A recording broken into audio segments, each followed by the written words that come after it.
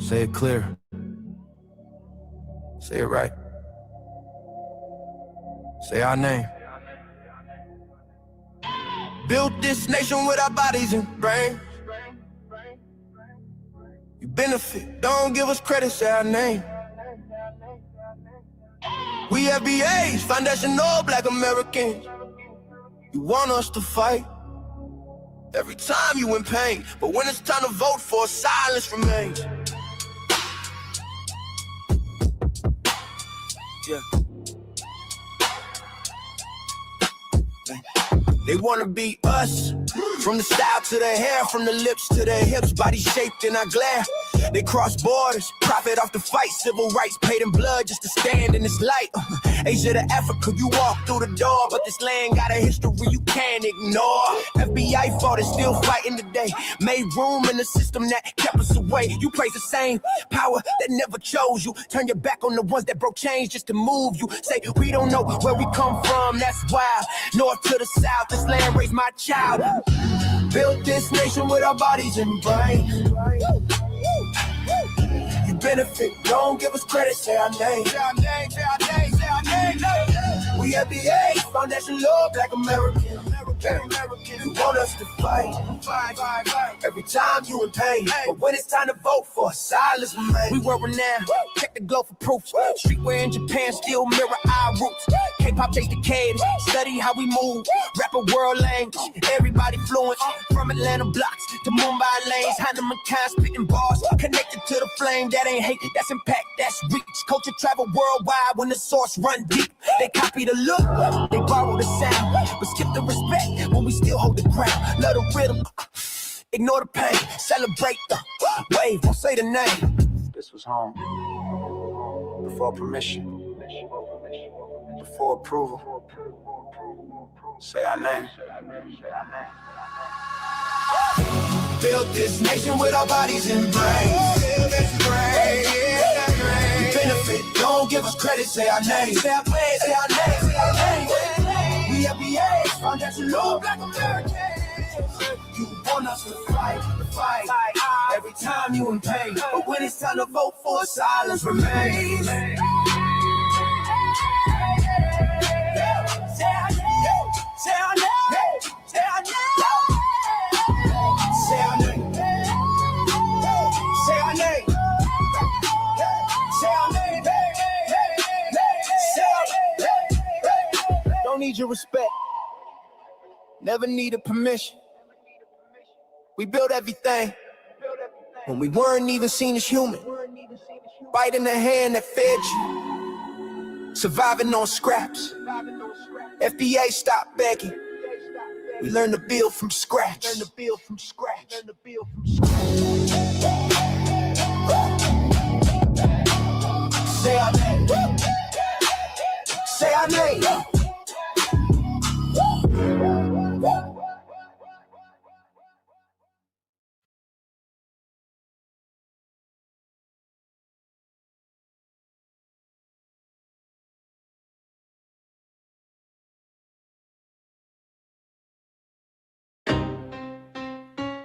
Y'all don't hear us. Pull up a seat and motherfucking listen.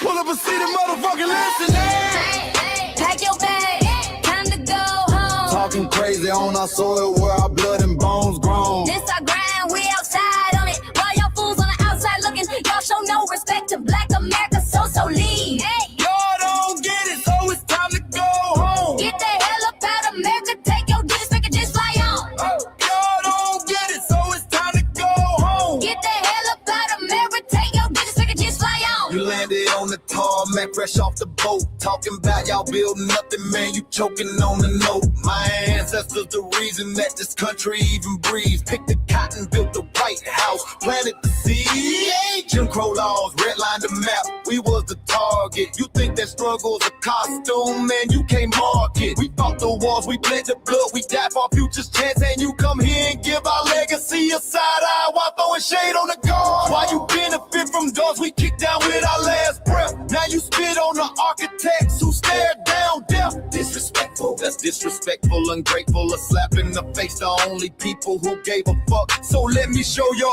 ungrateful ass to the right place. Pack your bags, time to go home. Talking crazy on our soil where our blood and bones grown. This our ground and we outside on it. Why y'all fools on the outside looking? Y'all show no respect to Black America, so leave. Y'all don't get it, so it's time to go home. Get the hell up out America, take your duties back just like home. Y'all don't get it, so it's time to go home. Get the hell up out America, take your duties back just like home. Passport, the visa, the privilege to be here. Cause my grandma did march for y'all, so disappear from our land. You cosplaying our pain. Think it's a trend you can borrow, but you ain't inherit the ghosts of our sorrow. We the foundation, the bedrock, the soil, and the root. You not no branch on our tree, and unproductive people always cosplaying me. Talking about we ain't do nothing, you lost your mind. We built this from nothing, time after time. From the beginning to now, we been the backbone and muscle. Why you look down on the struggle and cause a whole tussle? The energy sky was disgusting, it's whack. So let's make it clear, there's no turning back. This land is paid for in full. In blood, sweat, and tears, and dreams deferred. You don't get to come into a house we built from the dirt and telling Black America y'all ain't worth nothing. That's a violation, facts.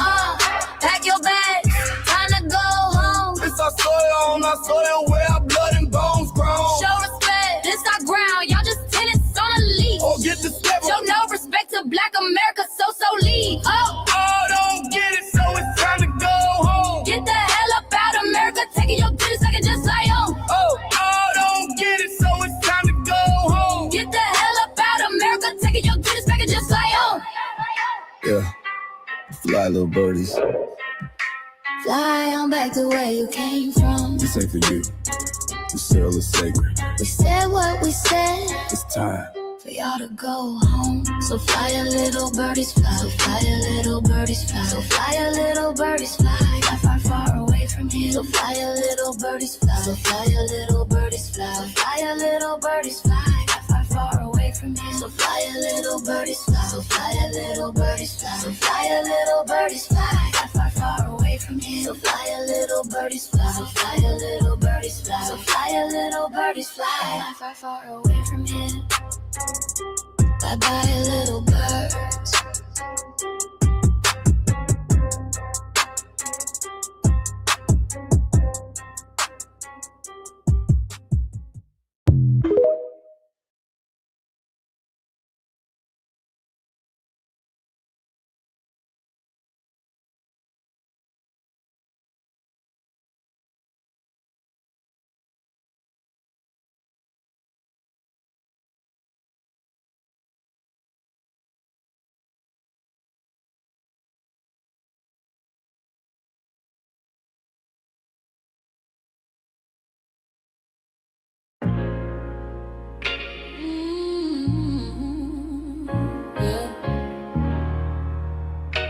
They thought we forgot, but we never forget.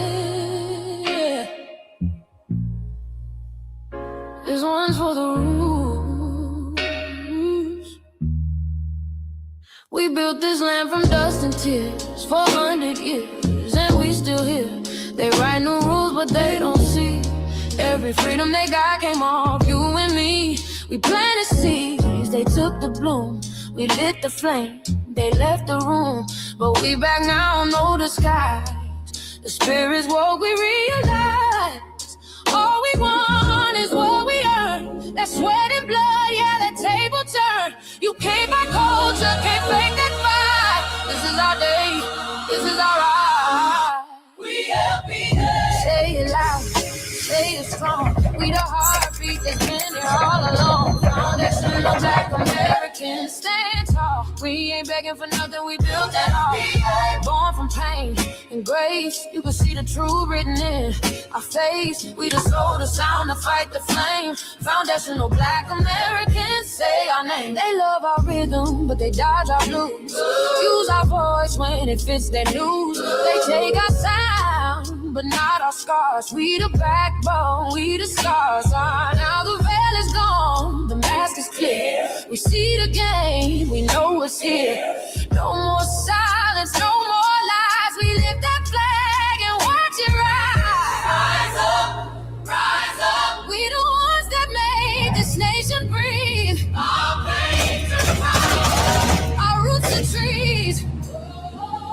We know worlds. It's rhythm and grace now, and now we're here reclaiming our rightful place. Can't copy courage, can't steal pain.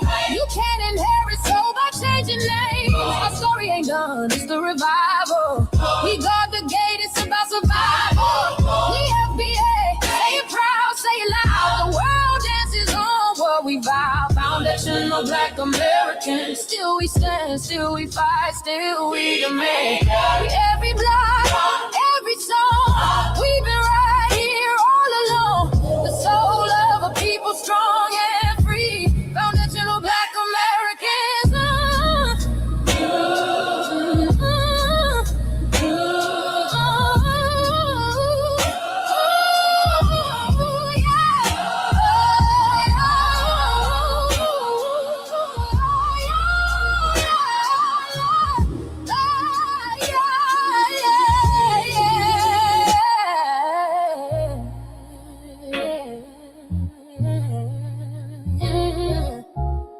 We the first, we the root, we the fire. Still rising, still here. Foundational Black American. We set the tone and they copy the cadence. Dance to our drums and deny the foundation. Wear the style but don't honor the source. Smile in the crowd and you distance and force. Say you not us but you rap like we breathe. Take the rhythm, then fuse the receipts. I ain't mad, I'm just holding the glass. Showing the mirror, now answer it back. I ain't here to cancel nobody. Just keep it honest, keep it solid. If you eat from the table we built, don't act surprised when we guard it. Do you like that? Do you like that? When I flip your sound and I ride like that. Do you like that? Do you like that? Do you like that? Cause that's how it feel when you borrow my culture. Then act like we never mattered. Hip-hop. Mike Larry. Now this shit here, it's what I see it is. We're not fighting your battles. We're not carrying your fear.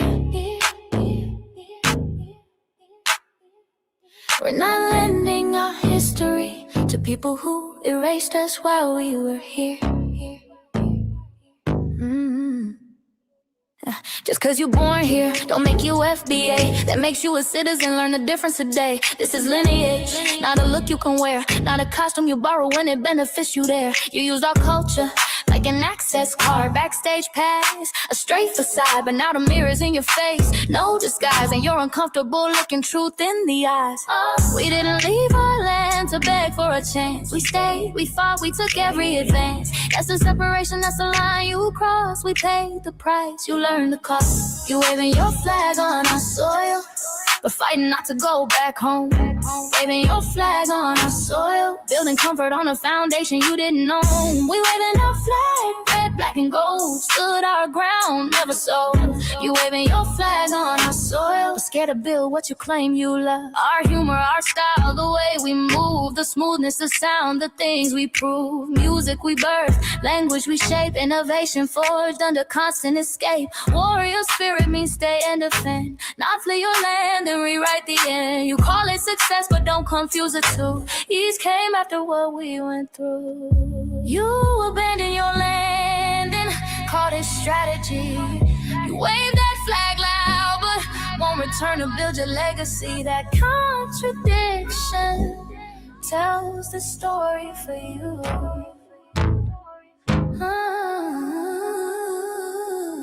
You waving your flag on our soil, or fighting not to go back home. We waving arms where we were forged. Every inch earned, every brick known. We can't be deported, and that truth changes everything. We can't be deported, and that truth changes everything. We know who we are, and now we see who you are too. Just because y'all born here doesn't make you FBA at all. It makes you an American citizen. It's biologically impossible to be us because it's a lineage, not some damn costume you can just put on to look cool. You immigrants and immigrant Americans has used our culture as an access card, a backstage pass to our culture. Now y'all have to look in the mirror. Our sense of humor, the aesthetics, mannerisms, the style of dress, the smoothness, the creativity, our genres of music, innovativeness, our slang, our warrior spirit by staying on our homeland and fighting and not fleeing to somebody else's land to beg for a better life and shit on the very people who fought to have us there. That's who we are. And we know who the hell y'all are waving your flag on our soil and fighting to make sure y'all don't go back.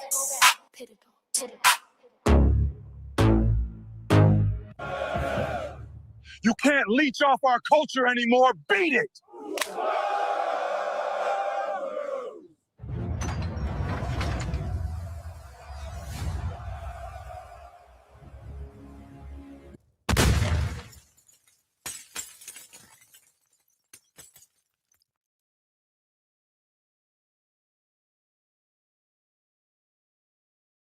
Mike Larry, man, you did it again.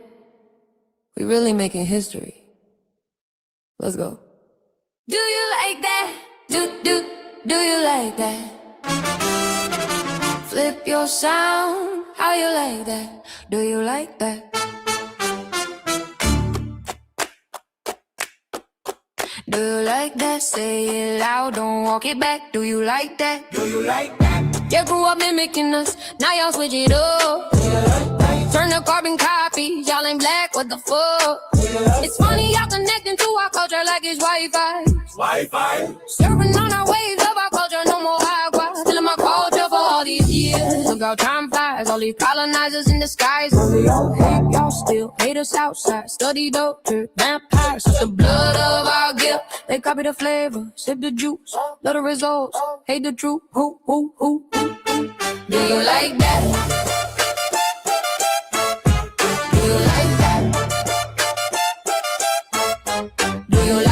Flip your sound, how you like that? Do you like that?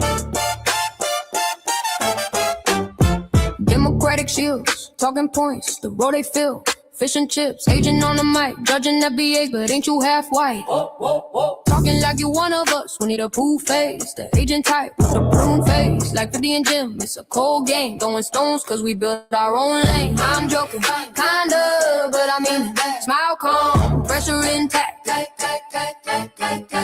Y'all proud, where y'all from? Where they flag, beat they drum. But when it's us, tone switch fast. Same pride, but it's too much. FBA pride, lineage solid. You can't put this on, can't try it on. Built here, stayed and fought, that's the difference. That's the car. Do you like that? Do you like that? Say it clear, don't twist the facts. Do you like that? Yeah. Do you like that? Do you like that? Point made. No edit. No care.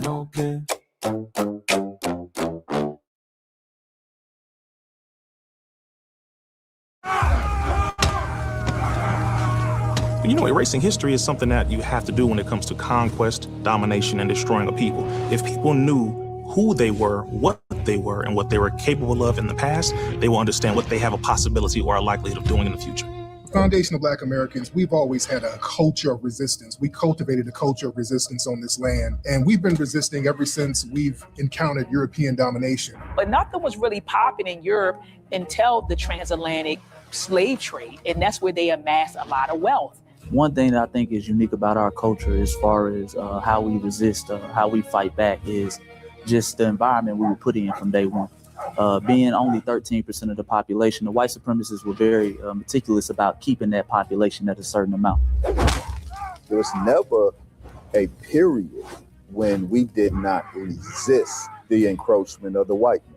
They have a natural behavior of authority no matter where they go. That's why they'll step up in front of us in the line at the store. We're not important. They don't even see us. We've never been able to excel. We've never been able to relax. We've never been able to just be, which means that existence is resistance. It must be something in our DNA, our historical background, to when something doesn't sit right with us, especially spiritually, in our souls and in our spirit, we just say no. We live resistance. You know, from the moment we're born, we're in resistance. And it's handed down generation to generation. And so I think that cultural resistance is actually in our DNA, in our epigenetics, and then it blossoms out into the culture. So there's almost nothing in America that we do, from song to dance to politics to the way we talk, the way we dress, having coded languages considered to be slang today. Everything about Black American culture is a form of resistance.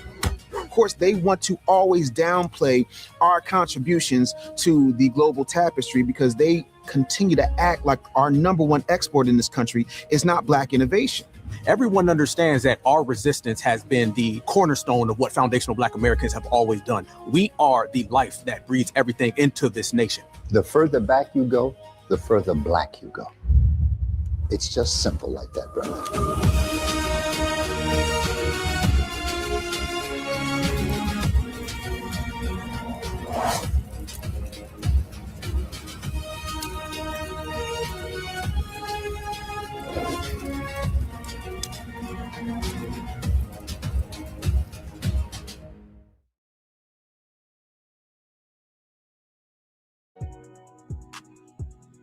Introducing the B1 Rolodex, the easiest way to search for and support FBA and B1 businesses.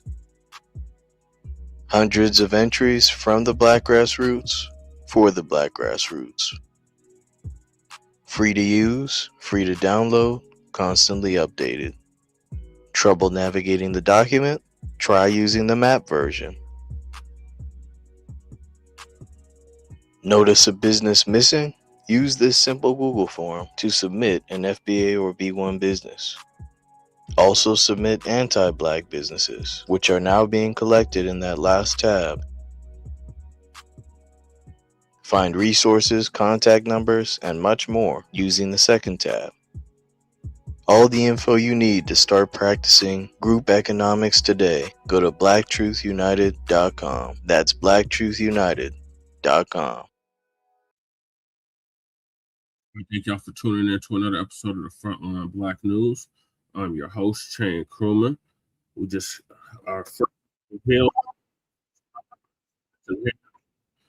did a Shabaka's Black Expression here, so make sure y'all check that out.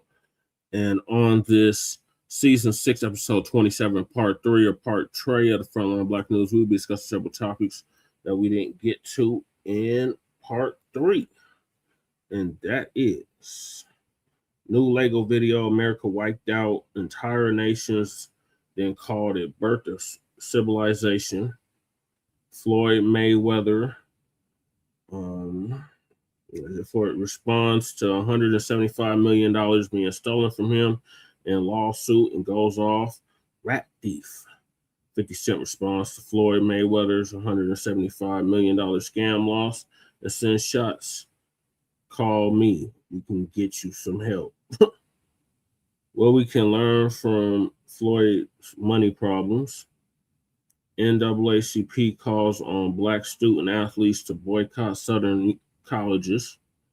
Justice Department accused of scrubbing January 6th from its website. Did African immigrants teach FBAs how to do modern braiding?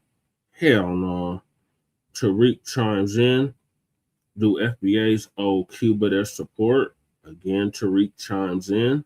And if we have time, Trump keeps it real with America.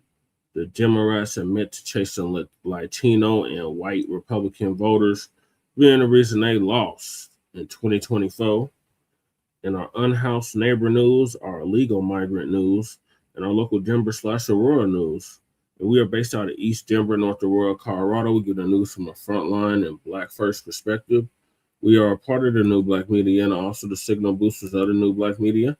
We have been around for 6 seasons now and counting, and we have several platforms that are part of the Frontline campaign. Frontline Black News is the first, which we started back in 2020, 2021. And Shabaka's Black Experience Enhanced, which we just had, is based off the 50th anniversary of the founding of the original Blacc Panther Party for self-defense. We started on Blogtalk Radio back in 2016 and have been around for 11 seasons now. Shabaka's Black Experience Enhanced covers Black experience from the beginning of time until 10 minutes ago. It is also a part of the Frontline campaign and has recently, within the last 2 to 3 years, moved from Blogtalk Radio, Streamyard. Hey, Young Riaz, salute from across the pond. And then please make sure y'all like and share the broadcast, family.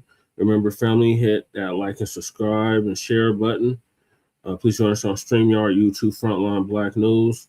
The links to all of our channels are in the description, including Frontline Black News, Frontline Black News 2, the backup channel. Seriously, y'all, make sure y'all subscribe to the backup channel just in case they try to take Frontline Black News down again. So let me put that link in the chat so y'all can hit that directly and subscribe to that as well. Then we got my personal page, Jesse Parrish, aka Chan Kruma. That's how we stream all the city council meetings here in Denver and Aurora, Colorado, and all the community events, the Black community events in Denver and Aurora. And basically whatever I feel like streaming for today on my personal page. So make sure y'all check that out. Then we got Lady Che's backup channel, Seduction Doll 91 or 5191, 5991. Make sure y'all sub to that as well so she can start going live on that YouTube channel. Then we got, and we are streaming on my personal page as well, just Parrish, aka Chan Kruma. So make sure y'all check that out. Then we got her main channel, the RBA, the Revolutionary Agenda. Make sure y'all sub to that as well. She's at 80 subscribers, so sub get her to 100 subscribers. And the link to that is also in the description. All these links are in the description.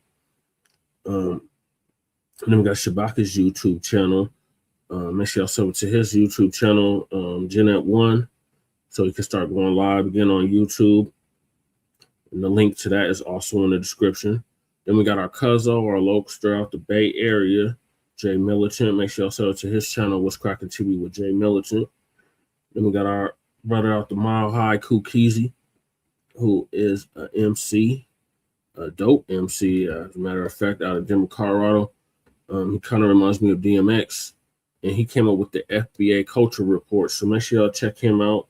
He's heavy. He's making waves in the new Blacc Media. So salute to Kukizi. Then we got our brother Breeze Omega, who was live earlier. Make sure y'all check him out. That's where I met Young Riaz. Salute, Young Riaz. Appreciate you tapping in. We got Michael in the building. Salute, Michael.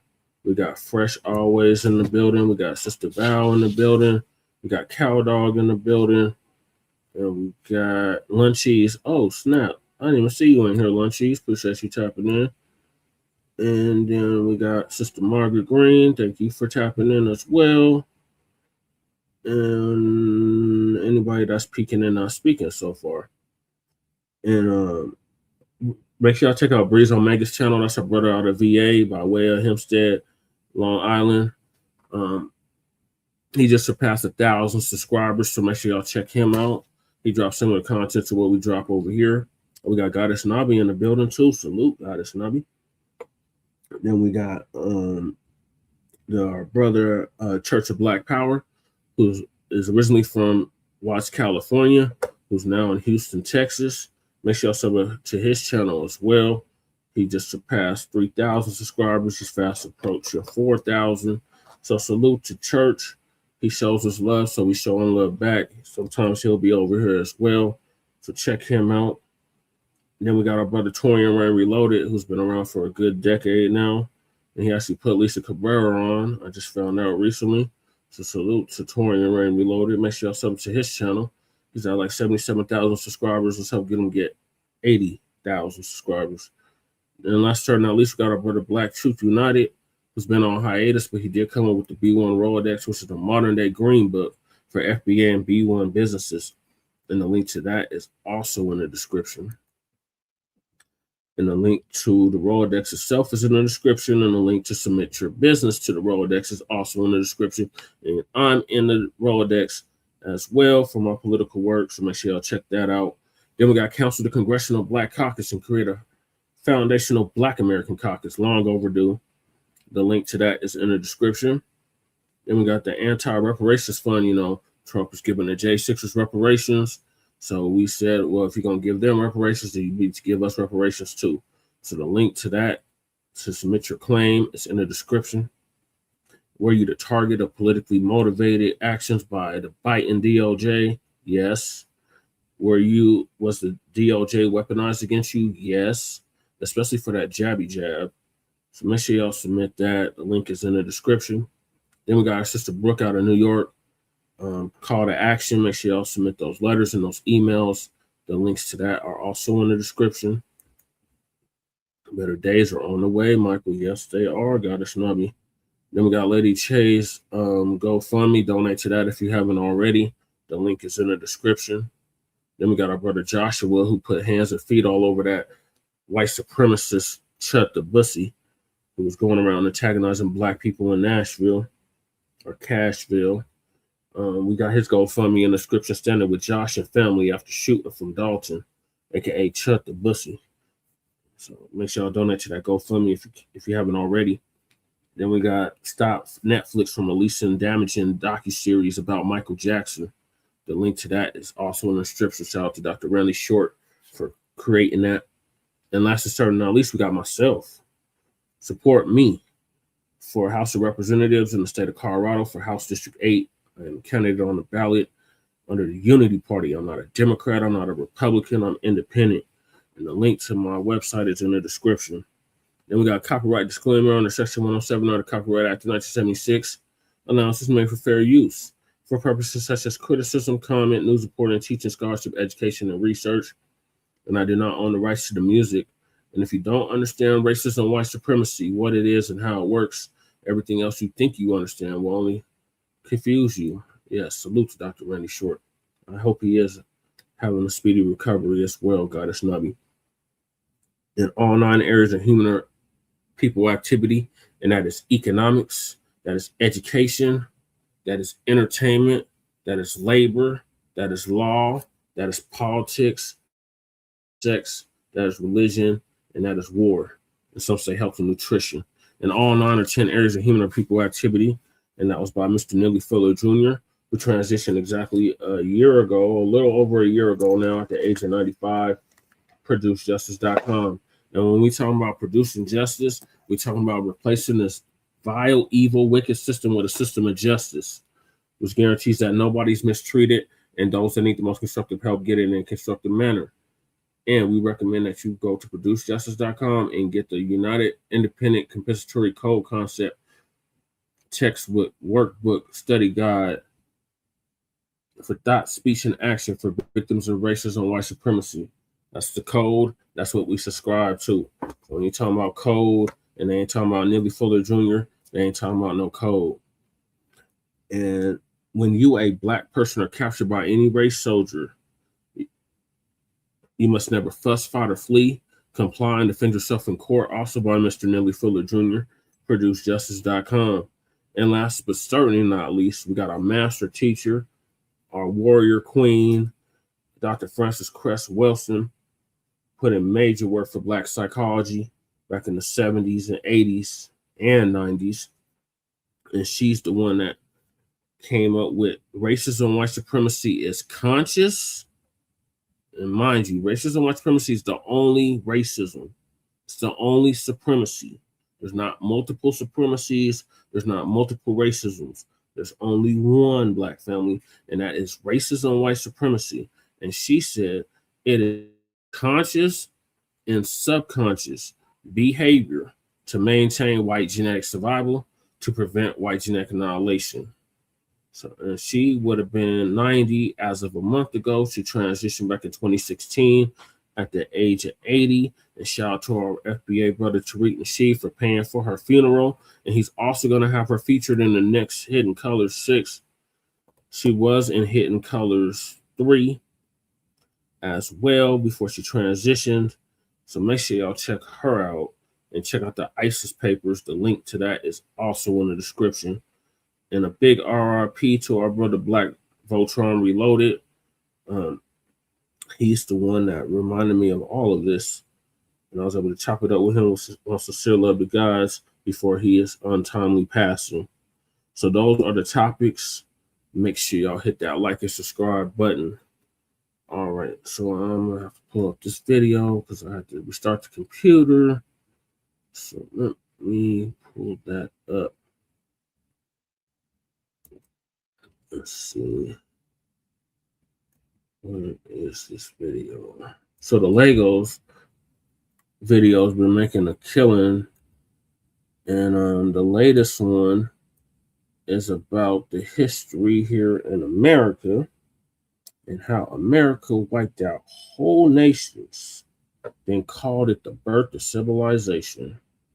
And mind you, Black family, we were already here on this land before the transatlantic slave trade. They didn't want us to know, but that information is coming out more and more each and every day, and we are reclaiming what is rightfully ours. So let me see, where is this video? It's somewhere in my history. Okay, here it is. I found it. All right, let me share my screen.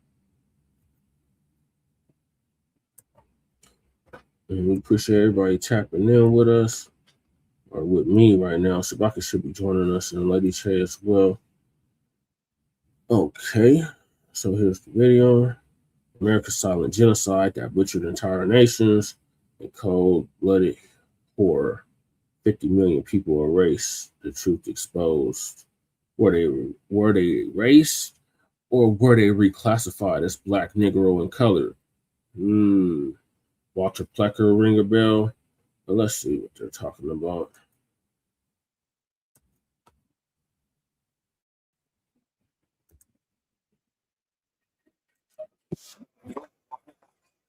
And the anthems were written. There were nations here. They had language. Before the flags were raised and the anthems were written, there were nations here. They had language, land, law, and life. What came next was not discovery. It was destruction. 50 million people lived on this land.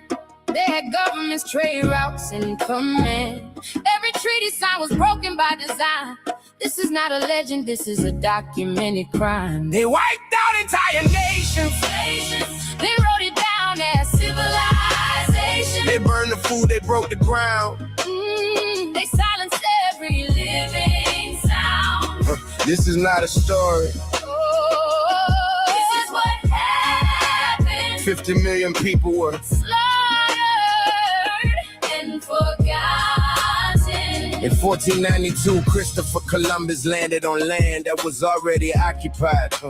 Over 100 million indigenous people lived across the Western Hemisphere.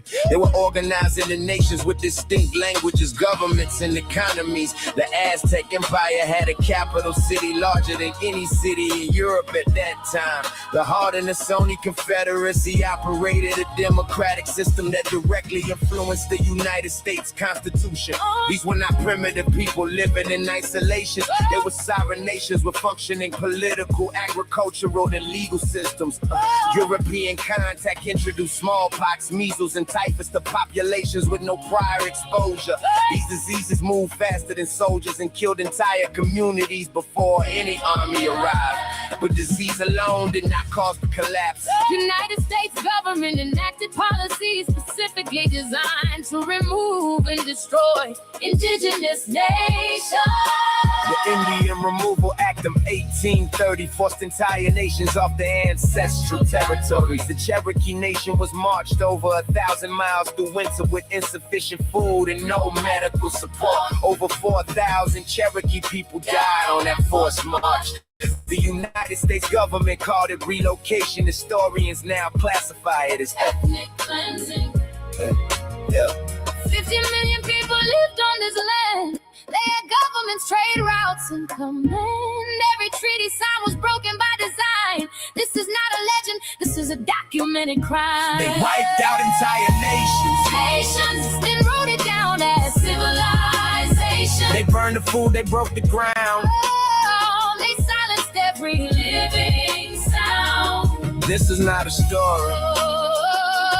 This is what happened. 50 million people were Slaughtered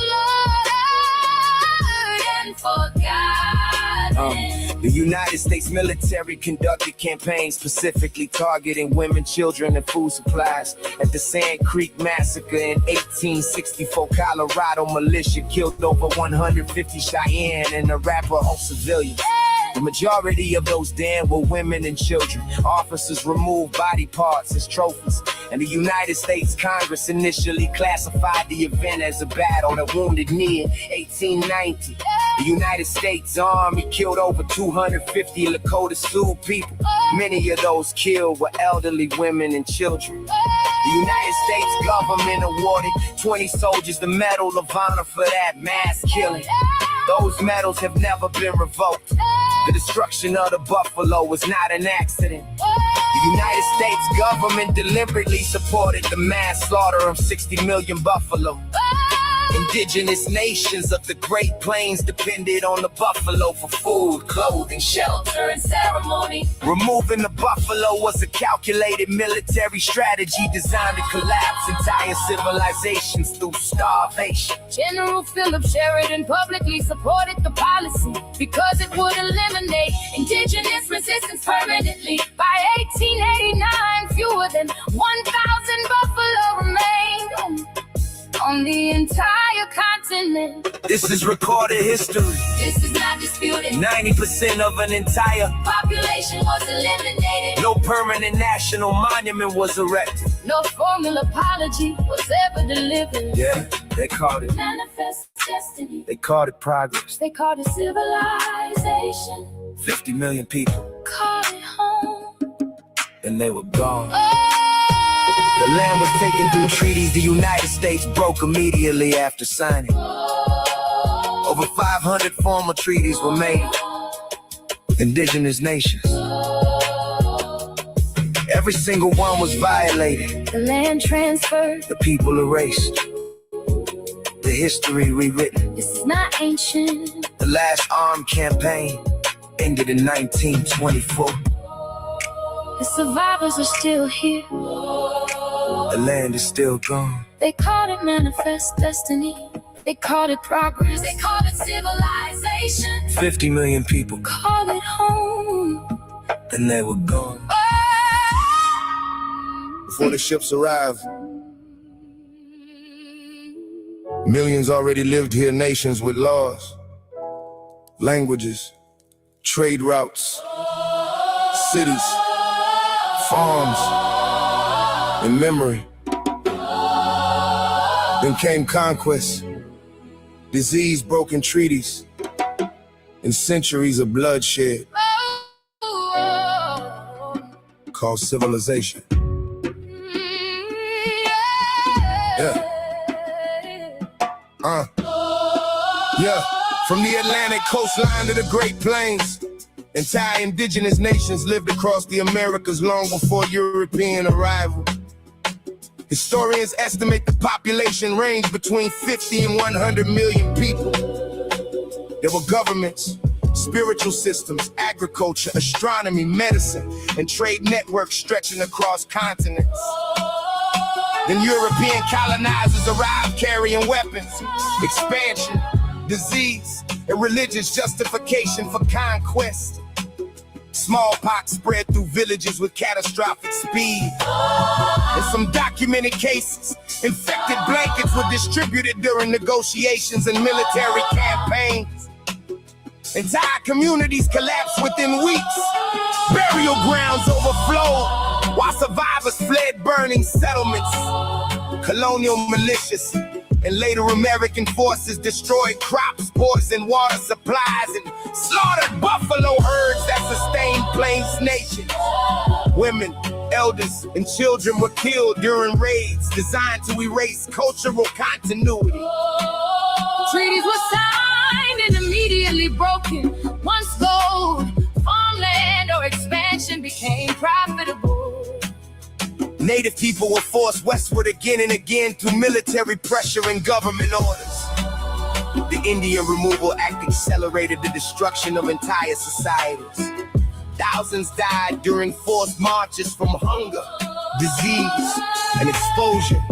Sacred lands became railroads, plantations, and mining territory, while surviving nations were confined onto reservations under armed control. History books called it expansion. Politicians called it destiny. But across the continent, Entire nations disappeared into silence. America wiped out entire nations. They called it the birth of civilization. Cities rose where villages burned. Fortunes grew where graves were hidden. For centuries, the truth is buried beneath monuments, flags, and rewritten history.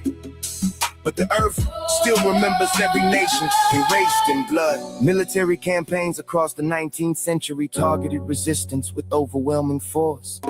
Massacres at places like Sand Creek and Wounded Knee became symbols of systematic destruction. Soldiers attacked camps filled mostly with women and children. Bodies were mutilated and displayed publicly as trophies. Federal policy separated Native children from their families through boarding schools designed to erase indigenous identity. Children were beaten for speaking their own language, and Traditional names were replaced. hair was cut. Spiritual practices were The outlawed. stated mission was to destroy Native identity and replace it with obedience to American institutions at the same time. Reservation systems trapped surviving communities in poverty.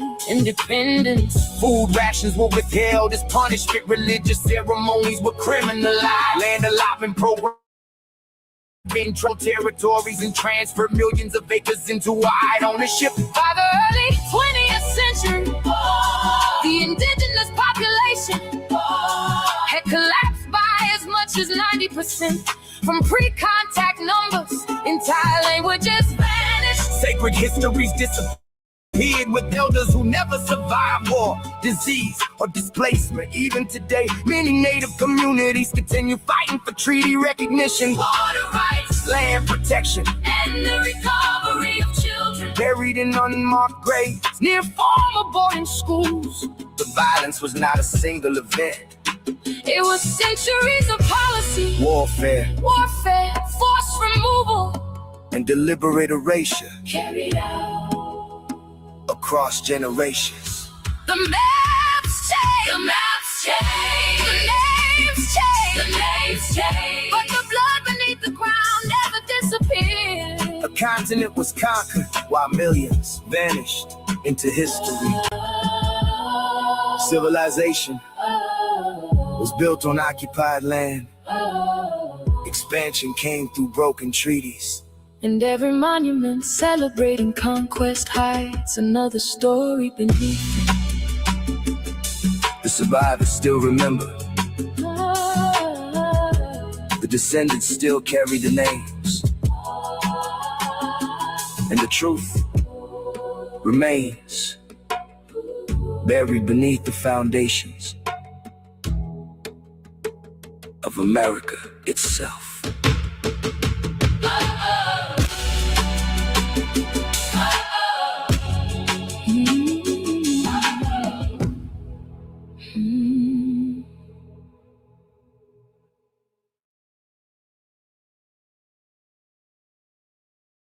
Which I think that was really good. They did a really good job on that one. Lunch, he said he glad he got to see that. Yeah, I'm glad I was able to play it for y'all. Yeah, so that's the history of our country, of this country, the United States of America.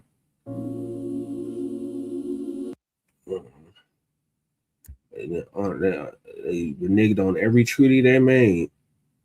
Everybody signed a treaty with these mugs, got lost their land, lost their culture, lost their nation, everything. That's what we up against. All right, so switching gears, we got Floyd Mayweather got finessed out of $175 million. Ooh-wee. Well, like I said in Professor Black Truth's video, maybe he'll learn to read and write now and hire his own people to do his accounting instead of the small hats, because apparently that's who got him. Let's see. This is kind of out of order a little bit. One of the videos is on. We add this. Move this up. Yeah, they're being on their best behavior, Nabi. For now, they're gonna want to get on camera here shortly, though. All right, so Big Ant, the spokesman, is gonna give us an update on Floyd Mayweather's responding to the $175 million being stolen from him in a lawsuit, and goes off rat thief.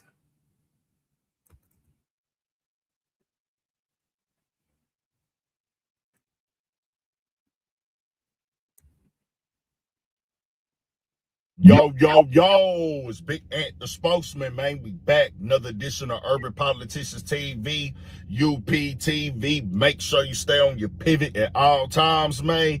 Had to come tap in as Floyd Mayweather has been all over the timeline a little bit in certain pockets for the last couple days for different financial conversations, litigations, and also a child support situation. And then now it then turned all the way to him filing a lawsuit claiming that somebody ran off with $175 million who was supposed to be a representative for him, handling business, doing investments, but he's saying it was all a scam and he got played and the dude took off and finessed him. Well, now he went on and confirmed this because he went to the Instagram page today and threw the guy up by the name of Jonah Resnitz and said that, hey, a liar, a thief, a rat, and a snake. Then he said, Jonah Resnitz is the worst person to ever walk this planet. And he put up like what it is, like a Google Wikipedia when you put his name in there that says Jonah Resnitz was arrested on corruption charges in New York and then became a star witness. His testimony led to the conviction of several officials. Now, the other conversation that hit with Floyd Mayweather this week, and it's crazy because it's all coming down at the same time, that he had fathered a club that he owned and he now owed $1 million in back child support and would have to pay $33,000 out every month now in child support, on top of the fact that he owes $7 million in taxes, supposedly. And then the other situation that was already in the air that I think we covered on here, where he was suing Showtime for $350 million, and it is just coming out there more and more that Floyd is having very, very bad financial problems. And this is crazy and wild. And the write-up says this: Floyd Mayweather says he got cleaned out to the tune of $175 million, claiming a former close associate ran a years-long scheme that allegedly drained his bank accounts, hijacked real estate deals, pawned off his jewelry, and even made his private jet disappear. According to a bombshell lawsuit obtained by TMZ Sports, Floyd claims Jonah Resnitz spent years gaining his trust before allegedly becoming the boxer's de facto money manager, real estate guy, and banking middleman. In the suit, Floyd accuses Resnitz, along with Ayo Frist Apex Ventures, and attorney Alexander Selisgun, on orchestrating a massive fraud operation that allegedly rerouted millions of dollars through fake investments, unauthorized wire transfers, and shady business entities. Yeah. Amongst the jaw-dropping claims, Floyd says roughly $100 million worth of bling was handed over to Miami jewelers for only about $13 million in return. It says a huge chunk of the collection is still sitting with the dealers. The lawsuit even includes an alleged text exchange where a jeweler threatened to start liquidating Floyd's pieces if payments weren't made. And Resnitz allegedly replied, "Agreed, thanks." Mayweather also says he wired $7.5 million into what he thought was an investment deal, but claims the investment never happened and the money disappeared. Beyond that, he alleges another $15 million tied to a realty settlement was transferred out without his permission. And it doesn't stop there. He says he has unknowingly signed paperwork transferring ownership of his Gulfstream jet with the buyer section left blank and says he still doesn't know where the aircraft money went. Floyd further accuses Frist of falsely presenting himself as a top executive of Vada Properties, despite allegedly never holding those positions. Litigation is nothing new for Floyd. The boxer has been involved in a rash of lawsuits recently, suing Showtime for $340+ million, with Mayweather accusing his former network partner, with the help of longtime advisor Al Heyman, of stealing from him. Now, the people from this, the source close to Rest This, disputes these allegations and says Mayweather's financial, tax, levy, and lien issues date back to 2018, years before they ever became involved with him professionally. The source claims his boxer's long-standing financial obligations and disputes were pre-existing and not caused by Resnitz. Nah, no matter how you slice this pie, we just got to call it for what it is. Floyd Mayweather's in deep financial problems and issues, bro. Never thought it was going to see this. I thought Floyd was straight. I thought he was investing. I thought he was good, cool, and smooth. Now, 50 Cent has been alluding to this, and it's like when you see the lifestyle that Floyd been living, of course he's been living above, way above average means. And it's like, you know, you got to think, you know, you keep living like that, you keep stunting, you keep balling, traveling with a big entourage, buying every new car that come out, taking trips across the world, flying private. It's like, if that money ain't coming in at that speed, how it was when you getting inside the ring and just collecting 50, 75, 100, then another 20, 30 mil on the back end, that money gonna go down. But seeing this happen with Floyd, man, this one here wild, because bro was supposed to be like $1 billion athlete, or just in what was around surrounding his name, even if he never had $1 billion liquid, just his name. Hearing Floyd Mayweather having financial issues, going broke, no matter how it happened, it's like, wow. Like, you know, it can happen to anybody, but to see Floyd Mayweather caught up and going down to one of those stories, possibly and allegedly, is wild and crazy. And I didn't ever want to come out here and say that Floyd was going broke. I never wanted to come out here and be like, hey, man, Floyd done lost it all. Floyd done blew his bag. But obviously, it done really got real in the field, because he don't even know where his money is. That's what he basically saying. He didn't put all his paper in the trust and hands of other dudes, and he don't know what's going on. And, you know, we've seen the things. I know people gonna say, well, this is why it's good to be able to read. That's a fact. You should be able to know how to read. But also, if you don't, even if you do know how to read, this happens to people that do know how to read. What happens is people put trust in people at times and they run off with the bag. Is this true? We don't know. Innocent until proven guilty. It's a lawsuit. But just because this lawsuit is going on, Floyd, maybe, if this is true, if what happened, because they gonna say, man, Floyd got an expensive lifestyle. Let's keep it 100. They gonna say, man, Floyd be spending money. We got the calculations. Look at his bank accounts. He's spending $50,000 a month on this, $50,000 a month on that. He goes shopping. He buy $1 million of pieces of jewelry. I remember 50 Cent was clowning him one time. I forgot how much the watch or ring or something he bought was in the millions, bro. And I was like, dang. And 50 was like, bro, why would you buy that? Like, that ain't even worth that. And it's like, I'm not one to count nobody's pockets. That ain't never my lane. That ain't never my game. That ain't never been my thing. Like, everybody ball. I can't tell you how to live your life. If you want to go broke and blow it, or even if you just ball it out of control, I salute it. I actually like, you know, it's like, man, go up, do your thing. But on the back end of that conversation, if you blow it all, when you that rich, you that financially successful, people are going to go back and look at the old videos. They're going to go look at them old moments where you clearly are showing like you did not value money, like they was printing it and it was never going to run out like toilet paper. Floyd has popped that. He has talked that. He has shown that.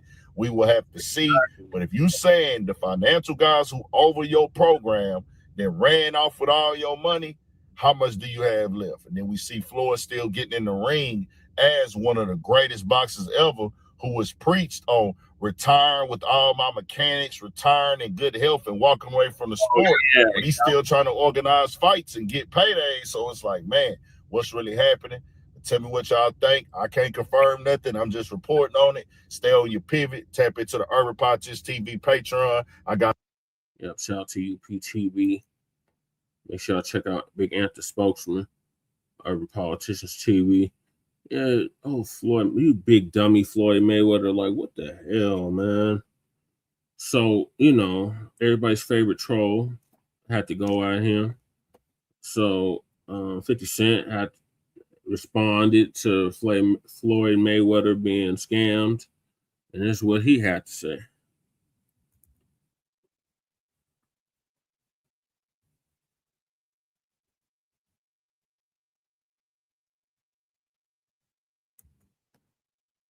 Yo, it's Big Ant the Spokesman, man. We back. Another edition of Urban Politicians TV, UPTV. Make sure you stay on your pivot at all times, man. Had to come tap in as it's been somewhat of a rough week for Floyd Mayweather when it comes to the news and the headlines. Well, first it came out that he had fathered a 4-year-old with a dancer from the strip club and was ordered to pay $1 million in back child support, and then for the future to continue to pay almost $33,000 a month. Now that hit first, that got reposted. It was going around everywhere, and then it came out that he had filed a lawsuit against a business partner and financial advisor / banker, or somebody that was supposedly had represented a financial industry for $175 million is what he hit them with a lawsuit for saying that they ran off with money, hundreds of $1 millions here in jury. Also took a jet that he had never seen that's supposed to be some money and finessed him out of some property. This on top of late last year, earlier this year, supposedly being caught up in the $300+ million lawsuit that he was having against a Showtime representative who was tied into his ex-partner and financial advisor or something along those lines of Al Heyman. You know his name in boxing as well. So with all this coming down, 50 Cent, somebody who's been... Yeah, you're right, Sister B. It is part of the agenda. Remember, he had to cape on hard for Israel. So, you know, yeah, they definitely... he's definitely in their agenda. Ooh, wee. On record saying before that Floyd doesn't know what he's doing. He's not making real investments, because we have seen the storylines where it would be on the internet where I was saluting him for buying the blocks and the properties, but 50 Cent was always saying that that's bluff, saying it's not real, saying that Floyd doesn't understand business, saying he spent too much. Well, 50 Cent caught wind of this and said, hey, congratulations, champ, beautiful baby girl. F the other bull-ish. And that was with the first news. Then he came out after that and said, hey, champ, call my phone. We will get that back right quick. It's a good thing you bought all them buildings in NY. And clearly with that response right there, 50 Cent is clearly being sarcastic, because he was mocking that and saying that's not what people thought it was. Now, I had covered when Floyd responded to that. I had saluted him for those investments. I'm like, hey, fam, I don't care what percentage of it he owns. I don't care how much of it is really his. Anybody I see making any type of financial investments, real estate, buying things that can benefit them in the future, especially something like luxury buildings in a block, I'm for that at all times, especially in New York. That's prime time stock, in my opinion, prime time real estate. Yeah. Well, 50 Cent was always questioning, going up to the internet saying, man, Floyd don't know what he's talking about.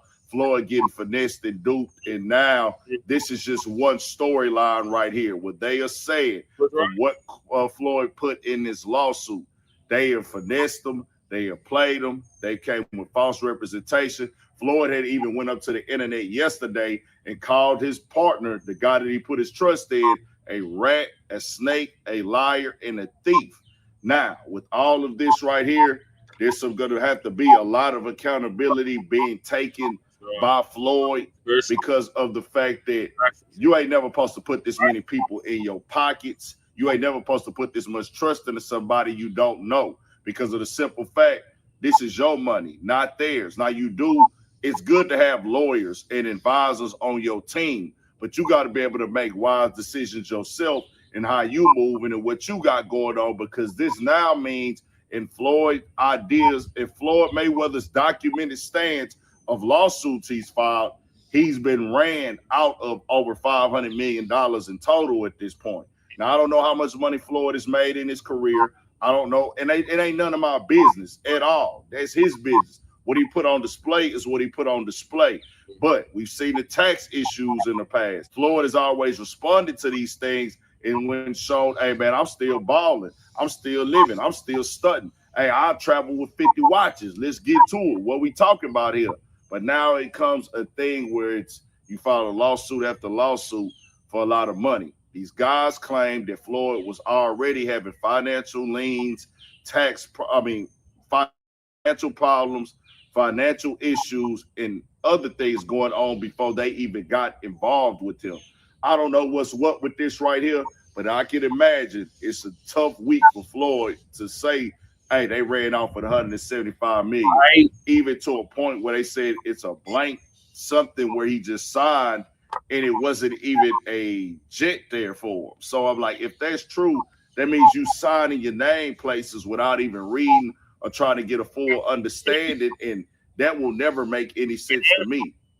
Now, the conversation has always been with 50 Cent. He was the one who would stamp it hard and press the line that Floyd Mayweather could not read. And then I've seen Floyd Mayweather go on the internet and read after that, but reading and understanding, reading and comprehending is two different things, because you got to be able to make wise decisions in life. One thing about money that I learned, and I'm nowhere near on Floyd level, 50 Cent level, or some multi-million-dollar level. But I don't care how much money you make, bro. After you get to a certain point, you can make all this money. Floyd made all this money in boxing, supposed to be like worth $1 billion athlete. If you spending that money every single day, but you haven't found a way to make the money come back in, you will eventually go broke before you know it.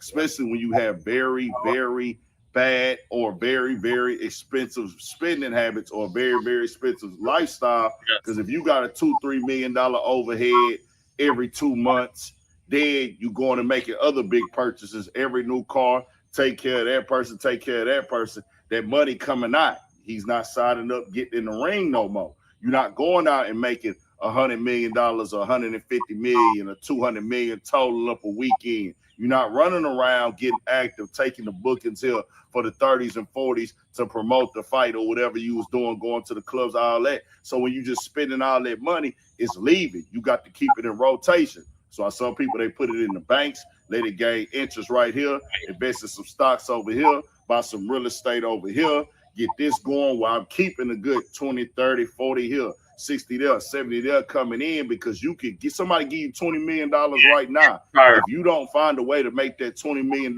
work for you in some form, shape, or fashion, or buy things that hold value or increase in value, you just going to be sitting up there spinning your wheels and going back to being broke.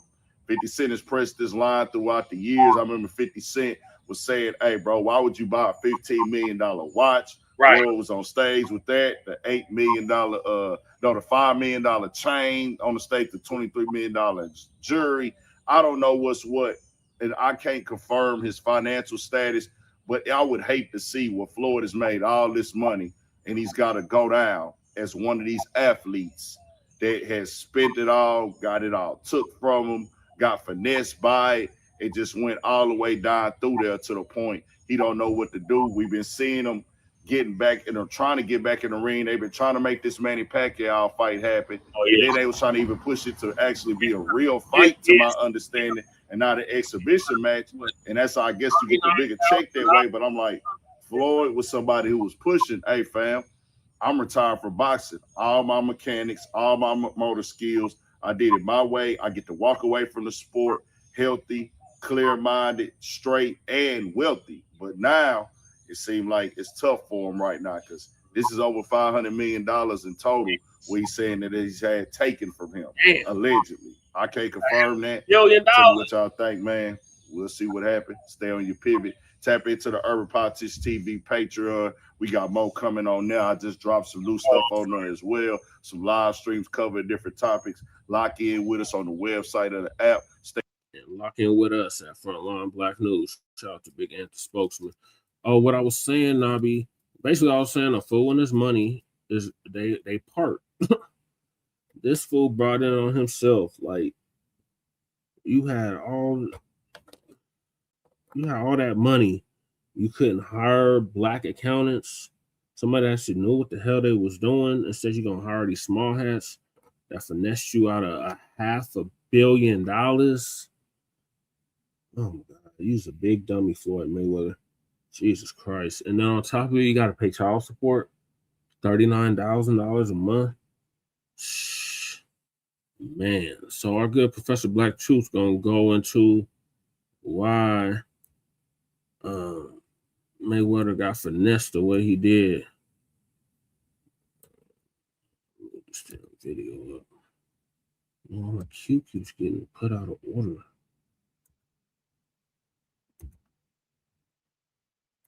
Okay, put that right there. All right, there we go.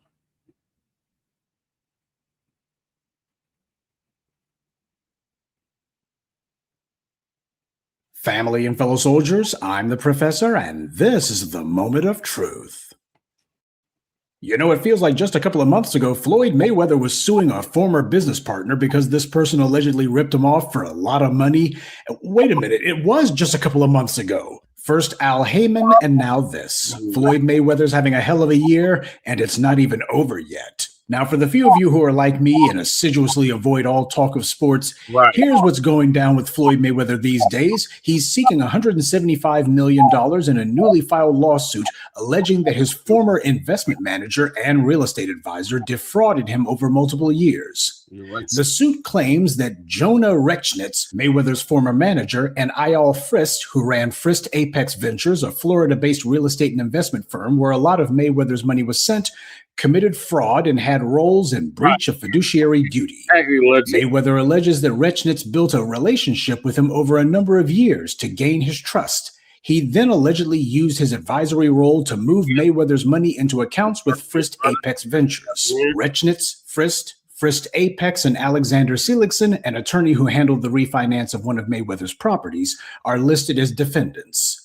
Quote, the conduct alleged in this pleading, including the diversion of settlement proceeds, refinance proceeds, and recurring real estate distributions to accounts controlled by Jonah Rechnitz through Frist Apex Ventures, demands a full judicial accounting. This coming from Leo Jacobs, who's Mayweather's attorney.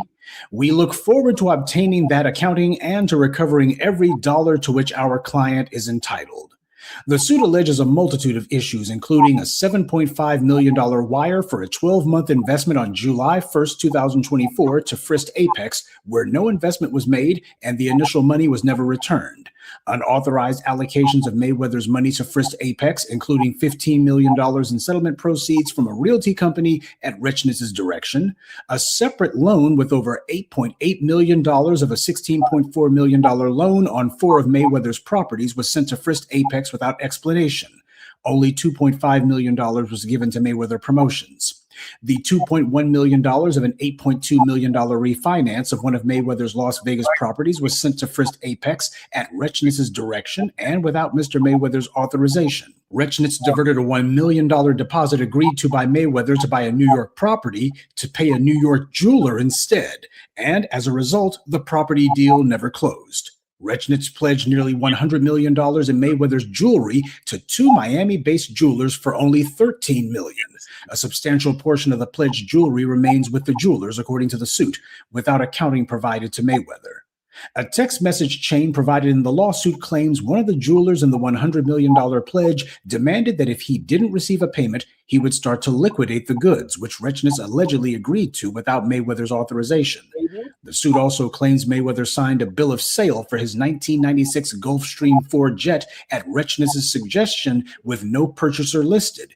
Mayweather alleges that he does not know who bought the aircraft and that the money from the sale was used for a Bugatti-related obligation and otherwise diverted to Frist Apex, with no money given to Mayweather. Frist allegedly represented himself as a manager of Veda Properties, Mayweather's real estate investment firm, without being appointed.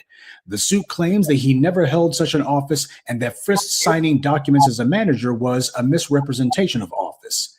Veda's website at one point listed Frist as the CEO. The suit alleges that Frist was never appointed Veda's CEO by Mayweather. The defendants in this case have already had their lawyer issue a statement, quote, "We have thoroughly reviewed Mr. Mayweather's lawsuit. His claims against our clients are utterly baseless and refuted by substantial documentary evidence, including Mr. Mayweather's own correspondence.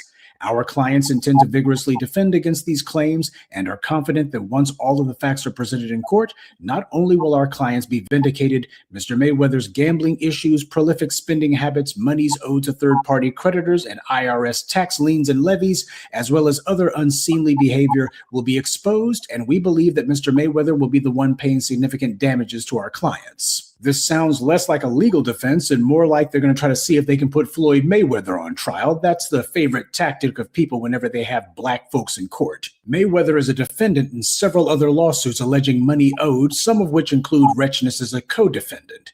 He's also the plaintiff in a $340 million lawsuit where he alleges that Showtime, the network he used to fight on, misappropriated funds as part of a long-running scheme of financial fraud. The IRS also filed a nearly $7.3 million lien against Mayweather in March for unpaid taxes in 2018 and 2023. So that's the background on the latest legal quagmire that Floyd Mayweather is stuck in. Yes, this morning's briefing is about pointing out that as the black grassroots, this is part of the reason why we do not put celebrities on a pedestal. We don't follow after them. They're not our leaders. And more than that, the people who are out here bragging the most are the ones who we find are tap dancing on thin ice. Not to be messy here, because I don't think that Floyd Mayweather's the bad guy here. In fact, I actually sympathize with him. But when I see these pro athletes out here boasting about how much money they're allegedly making and flaunting it like crazy, it reminds me of someone else, Hush Puppy. You know, the Nigerian scammer who bragged online about how successful he was, claiming that he was making so much money doing, well, basically everything. And yet in the end, he predictably turned out to be just another too-big con man and professional BS artist. And now the guy who thought to himself that he was so hot is cooling his heels in prison. Obviously, nobody has any sympathy for Hush Puppy. In fact, people just laugh at him, as they should. He made a target out of himself, and it was only a matter of time before somebody hit the mark. Floyd Mayweather, on the other hand, made his money legitimately. And that's a large part of the reason why this is tragic. And that becomes more so when you consider that he's being leaned on by the IRS for, well, liens due to unpaid taxes. Now, predictably, don't expect to see anybody in the white media doing any sort of in-depth exposés about this Rechnich character or Frist or any of the other people who Floyd Mayweather is suing. Why is it that we don't know any of the background of this guy? Because the truth is, if the situation is as Rechnich and Frist say that it is, in that case, then there shouldn't be too many instances where other people are accusing them of similar things, right? But instead, we don't even have anybody in the white media looking. They want to make sure that the entire narrative is Floyd Mayweather fumbles his own bag all over again, and he's blaming these guys. Oh, and by the way, he's got IRS problems. That's the way that the white media is reporting this. That's the slant that they're putting on it. They're not asking any questions about the backgrounds of the individuals that he's suing, whether or not they've been involved in this kind of thing before, whether or not there are other people who have made accusations and complaints about them. Does Rechnitz or any of the other individuals Mayweather's suing have any sort of IRS problems of their own? We don't know. I'm not even sure if the white media's even looked into it. They don't seem terribly curious. And when dealing with financially based lawsuits like this, the white media's silence on that score speaks volumes. It just goes to show no matter how much money you have as a black person, we are a hunted people. Whether you be a foundational black American who follows every law, or a black immigrant, or if you're some sort of Nigerian scammer, or if you're a big-time professional athlete and or celebrity. If you're black, there's a bullseye on your back. This is not to say that you should not make your money or that you shouldn't enjoy it. You should do both. But understand that there's one thing that white supremacy hates. It's seeing a successful black person, especially one who can say, I'm more successful than these white folks over here. That's something that they do not like. Since the days of Jack Johnson, white power has loved to make examples out of black boxers. Drawing attention to oneself unnecessarily is never a good idea. At the time that Frank Lucas had that big chinchilla fur coat that he was wearing, he wasn't breaking any laws at that particular moment. But merely the fact that he was a black man wearing an expensive coat that the white folks there couldn't afford, that was all it took to get the cops in New York all over his operation. Just that one little misstep. It's just a fact. As a black person, the more money you make, the bigger a target you become. And there's people at every level of the society, especially in government, who would love to put a black person's head on their trophy wall. So whether it's the cops or some IRS agent or whomever, they've all got it in for us. There's just too many black people out here who seem to believe that having fame means that white society absolutely loves them. Only it doesn't mean that at all. In fact, under the wrong circumstances, it's much more likely to mean exactly the opposite.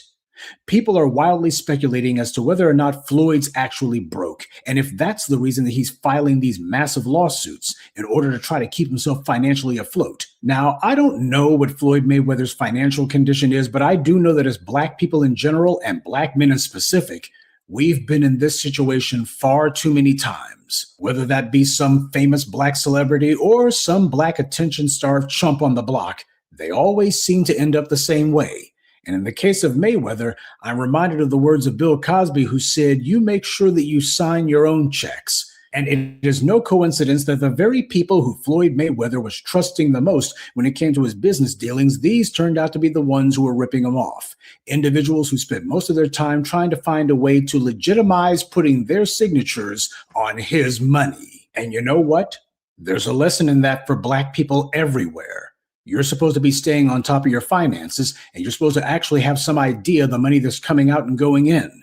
Sure, you can go ahead and brag about the latest $18 million watch that you claim to have bought, or the Gulfstream 4 jet, but the truth of the matter is, if you've surrounded yourself with a bunch of vipers and serpents, you won't have those watches or that jet for very long. So no, I don't like what's happening to Floyd Mayweather at all. Sure, we can go ahead and quibble about the man's devotion to black empowerment, if he has any at all.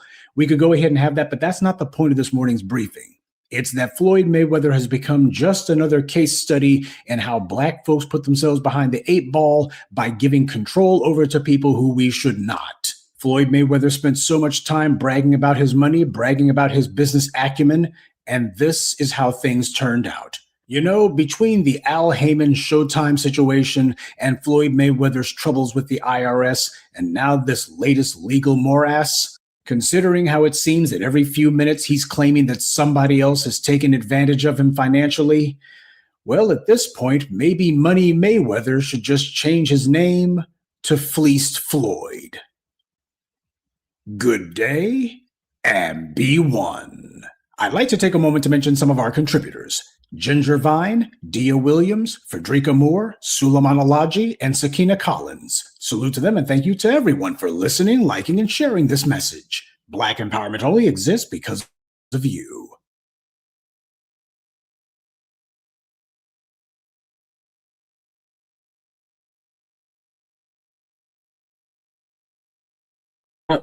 Couldn't have said it better myself, Professor. Right on. Yep, a fool and his money shall part, and Floyd Mayweather is a prime example of that. He had every opportunity in the world to invest his money, make sure his money was secure.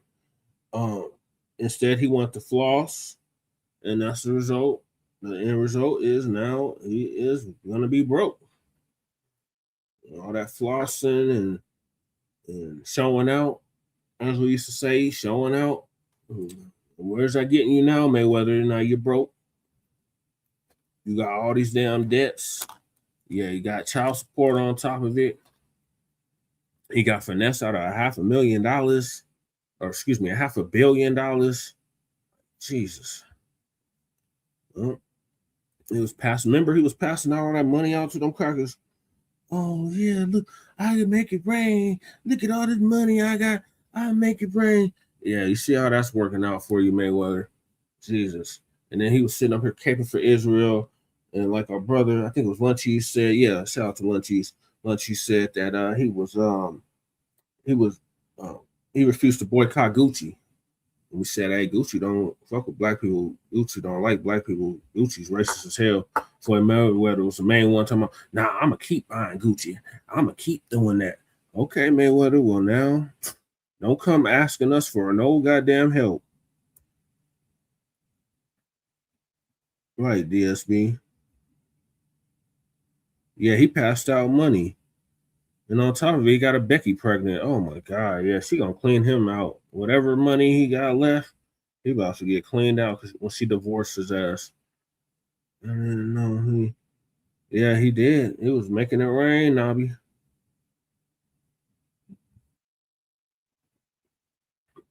He was definitely making it rain, but like they say, a fool and their money shall part. So we'll keep y'all updated on what's happening with Floyd Mayweather. We're gonna have to get back into the game to get recoup some of that money he lost. All right, so moving along, Sister Lisa Cabrera is gonna give us an update on the NAACP calls for Black student athletes to boycott Southern colleges and universities. That's not gonna happen, but okay. Let's see what Lisa got for us.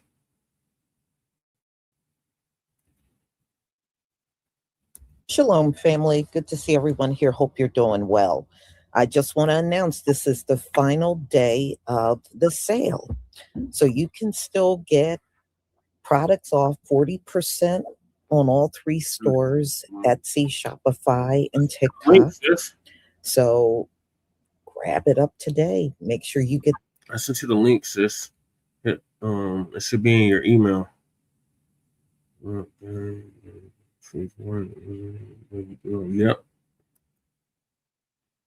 Becky's no look when they see one. Yep. They know a trick ass mark when they see one too. These good discounts, and I will try to have more because of the situation that's going on here in the US and the inflation. So I may not be able to do sales all the time, but when I do, I'm going to try my best to give you the best percentage off possible. So y'all, let's get to the real reason why we are here. And I have a lot of misgivings with this one. And I'm going to tell you why. Whenever there's anything going on political and they ask the people for help, it seems like we're always the ones they target for help, but we're also the ones they don't want to do anything for. Now, I would love to see our young people, work and benefit within our community where they don't have to go outside to all of these white colleges. But, I can understand why many of them are there. They are getting full scholarships and all kinds of help to be at that college. And the NAACP and the Democratic.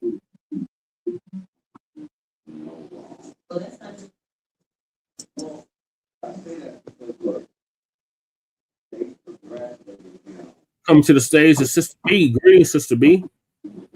Oh, peace and abundance, everyone.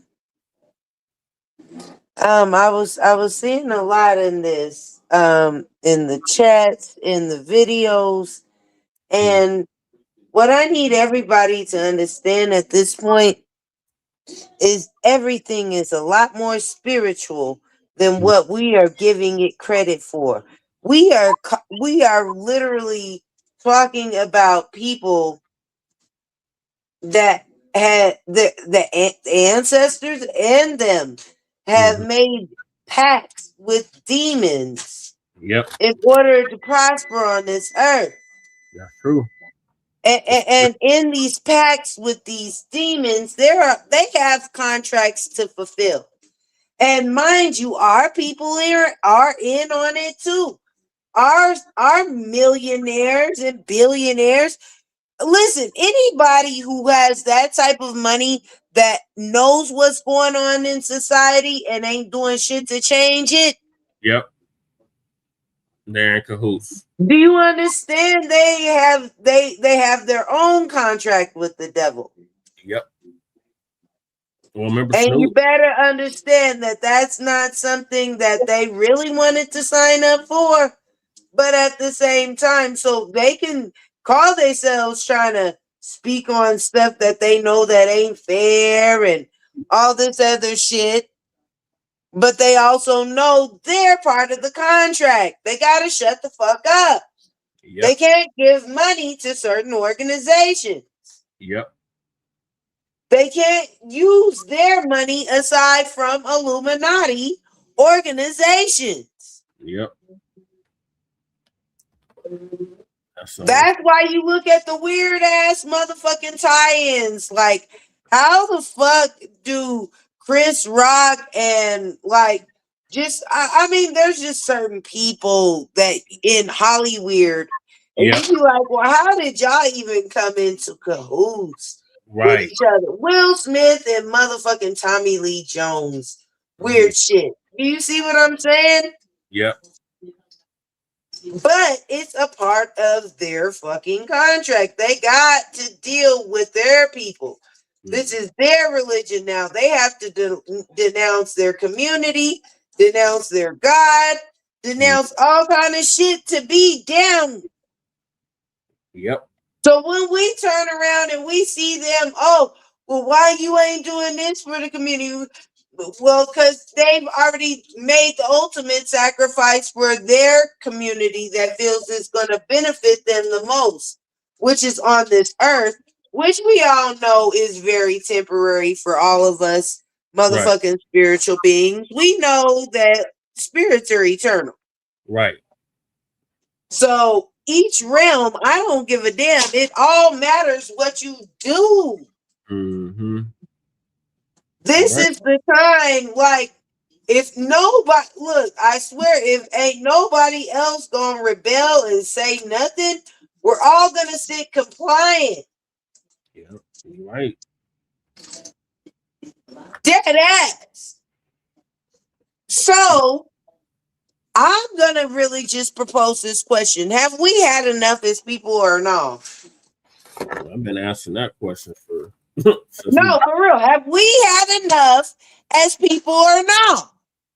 Because I don't see enough other motherfucking type of civil rebellions going on. Yeah. For me to believe that shit right now.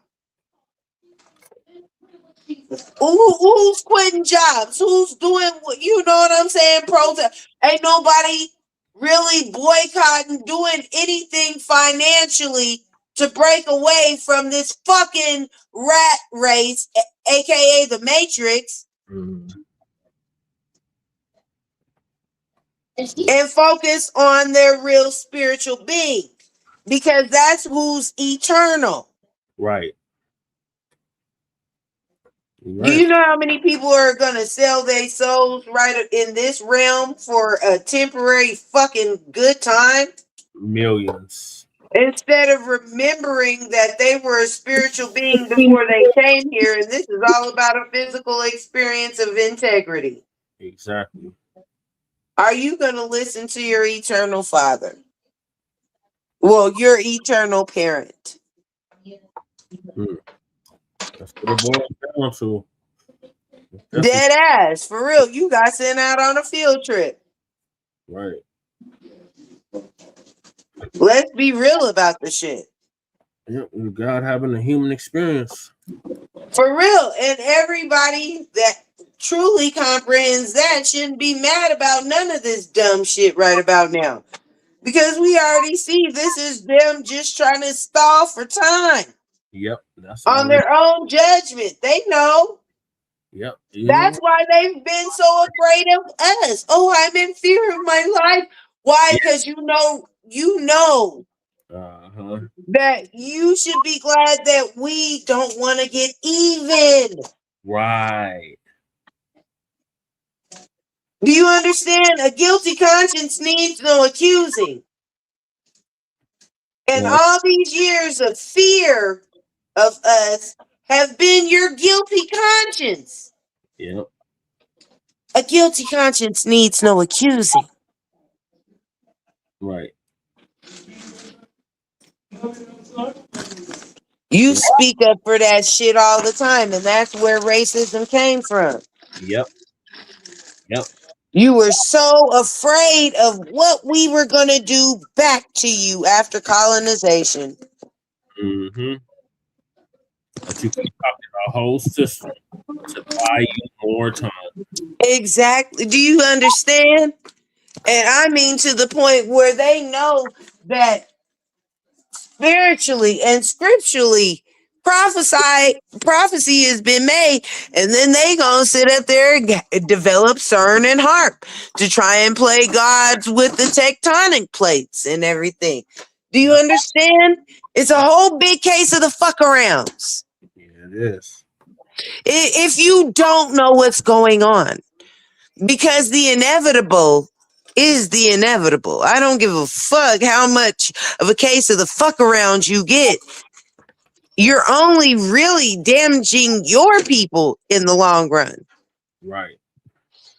Our people, once we have grown to detox and really just reset with nature again, it's over. Yep.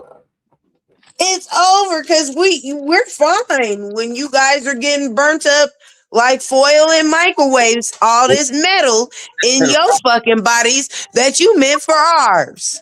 Right, that part. I'll tell you like this. This is something very simple, and I know a lot of old school people or older family members can relate to this. Yeah. The grave you dig for me, you be in yourself. Yep, that's right. Do you understand how many people do that for you on a daily? Mm-hmm. Especially as someone who can really see what's going on. Right. Because why? Why do you have to disturb my duvet in my cot? I feel like I'm free because it's a soft duvet. Mm-hmm. Aren't you still in a cell, bitch? Yep, we on a prison planet. The whole planet's a prison. That's all I'm saying. Aren't you still in a cell, bitch? Shut up. Right, you in an open air prison. Shit. Yep. Well, I said what I said. I'm not gonna stay on for long. You know I'm not. Yeah.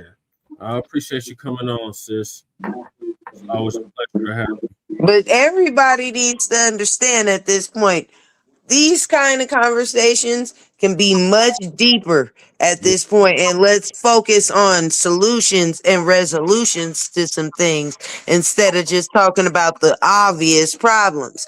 Let's talk about how we gonna escape this fucking matrix and things we can do to detoxify our body and stop fucking looking for reparation that this planet is not gonna give us, because especially if this is the devil's planet and we're God's children, that shit ain't gonna happen. Do you understand? We have to make sure that we give that type of reparation to ourselves by breaking from the matrix and being free. I said what I said, and I love everyone. I appreciate you coming on, sis. All right. Just know that everything is a lot more spiritual than what we think. This ain't about colors. This ain't about race. It's more about origin. And people need to realize that not everybody that's human walking this earth right now is of origin of human blood. There are Nephilim and descendants of fallen angels in other forms all over this bitch. Yep. You're right. So it's all about spiritual discernment. Shit, use your spiritual eyes. I don't give a fuck if this is a physical experience. Do you understand? Let me explain something to you. If you're wearing a VR over your eyes right now, did that really become your world? No. You can still hear shit outside of your world, or that, that VR. We better see life that same way for our spiritual being. Right. So you better start listening to spirit more than anything nowadays. Right. Yeah, definitely a spiritual warfare. Hell yeah. We are definitely under spiritual warfare. So that's why I said fasting is very important. Stop eating all these fucking metals and see what the fuck happens. Right. Eat For real. vegetables. Take you some chlorophyll vitamins. Swallow you some papaya seeds. Yes. Do you understand? I got some papaya. No, for real. Deparasite yourself. Yeah. Detox yourself and see what kind of messages you get. Right.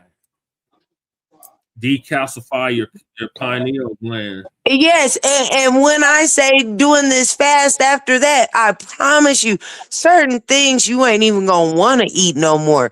Fuck when people be like, oh, it's gonna be hard for me to crave meat. Oh, it's gonna be hard for me to do this, or hard for me to curve meat and all this. You know what? When you go through a spiritual detox and you see what kind of warfare you're truly under, you won't even see it as food. You'll see certain things as a weapon. Right. Yep, they're trying to kill us. With food, with Do you understand? You'll see certain things as a weapon. Mm-hmm. Especially if you don't know it because you grows it type of shit. Do you understand? Right. That's why you gotta grow your own food. Yes. Well, a lot of people love complaining about how society is, but you put their own destiny in their hand. Mm-hmm. You put it in their hand. What they gonna do? Right. They have nobody else to blame for any of their shortcomings, any of that. And now, mind you, this ain't just white people. Right. This is black people too. Mm-hmm. Do you understand?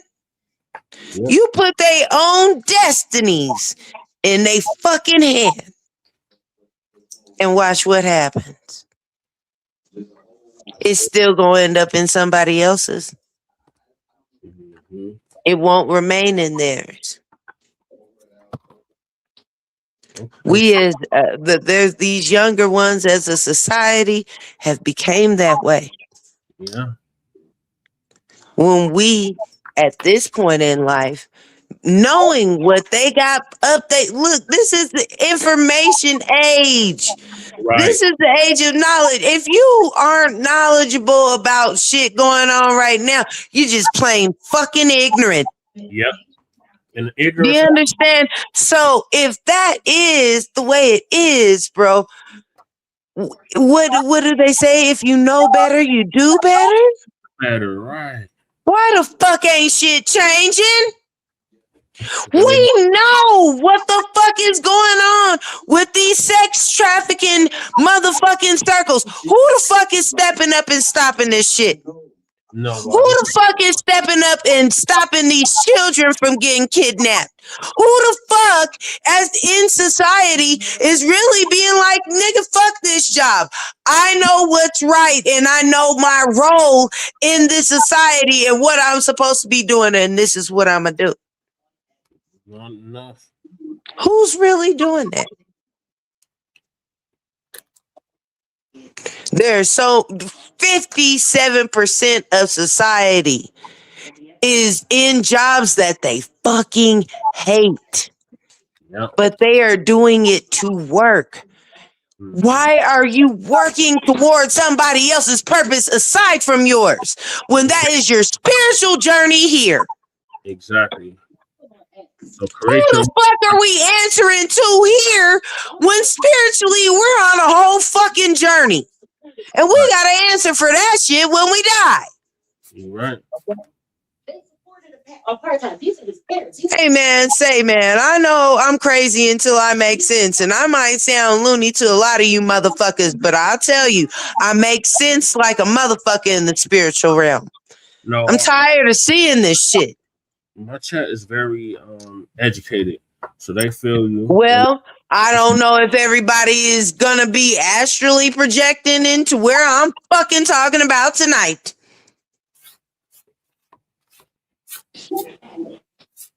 No, I have a very educated. We are under serious spiritual warfare. Yes. Not only from the motherfucking Illuminati and the devil worship, niggas CERN, motherfucking harp, all this other dumb shit. Yep. But amongst ourselves, do you know how many people? Okay, get this. And this is a perfect metaphor, right? I watched The Never Ending Story with my daughter the other day, right? Yeah, I used to love The Never Ending. Okay, so you know that second gate in the Southern Oracle that Atreyu got to go through, right? Yes. And that's him looking at himself, right? Yep. Mm-hmm. Do you know how many motherfucking spiritual motherfuckers cower the fuck out right there? For real, for real. They can't accept their duality.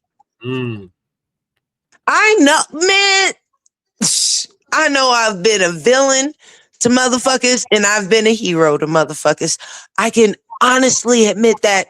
And that's something that can't be used against me. Right. So, you know, the shame factor that, but think about others that can be used against.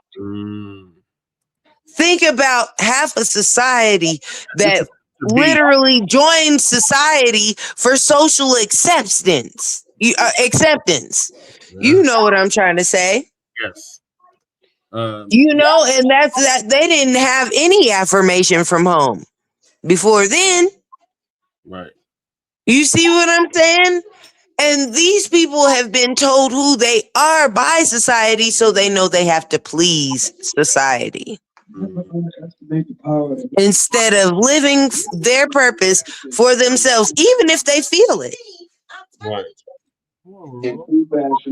Because your spiritual person will always tug at you and be like, this ain't where we supposed to be at, dude. Not at this point in life. Wait a minute.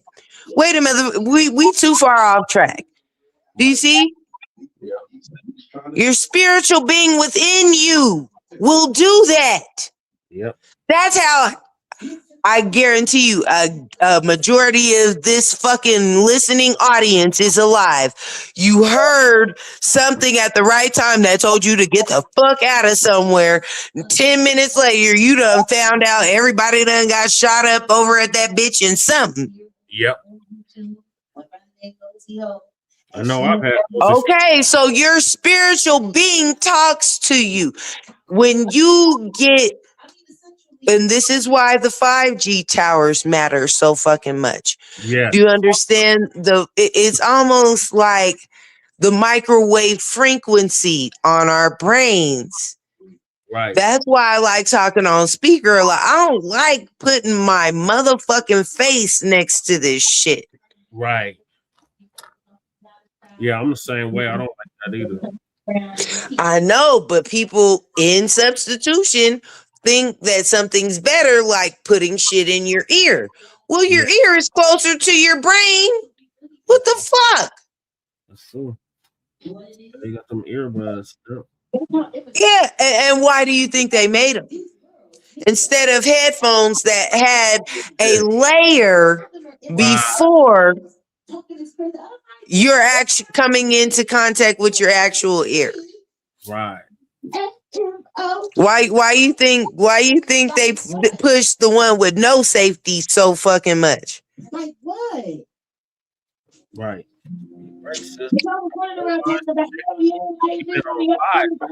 There's a lot. No, listen, there's a lot of shit that motherfuckers really need to just, if you take the time to think, it's not so easy to be controlled because they got everybody running scared right now. If you running scared, you can't run free. Right. That part. When you have time to come up with a plan, get the fuck out of some shit. But that means you've got to really numb yourself to shit that's going on around you and realize that this is in this realm. Right. This ain't the permanent shit. Nope. It's only temporary. And the only thing that's really at stake right now is your soul. That's it.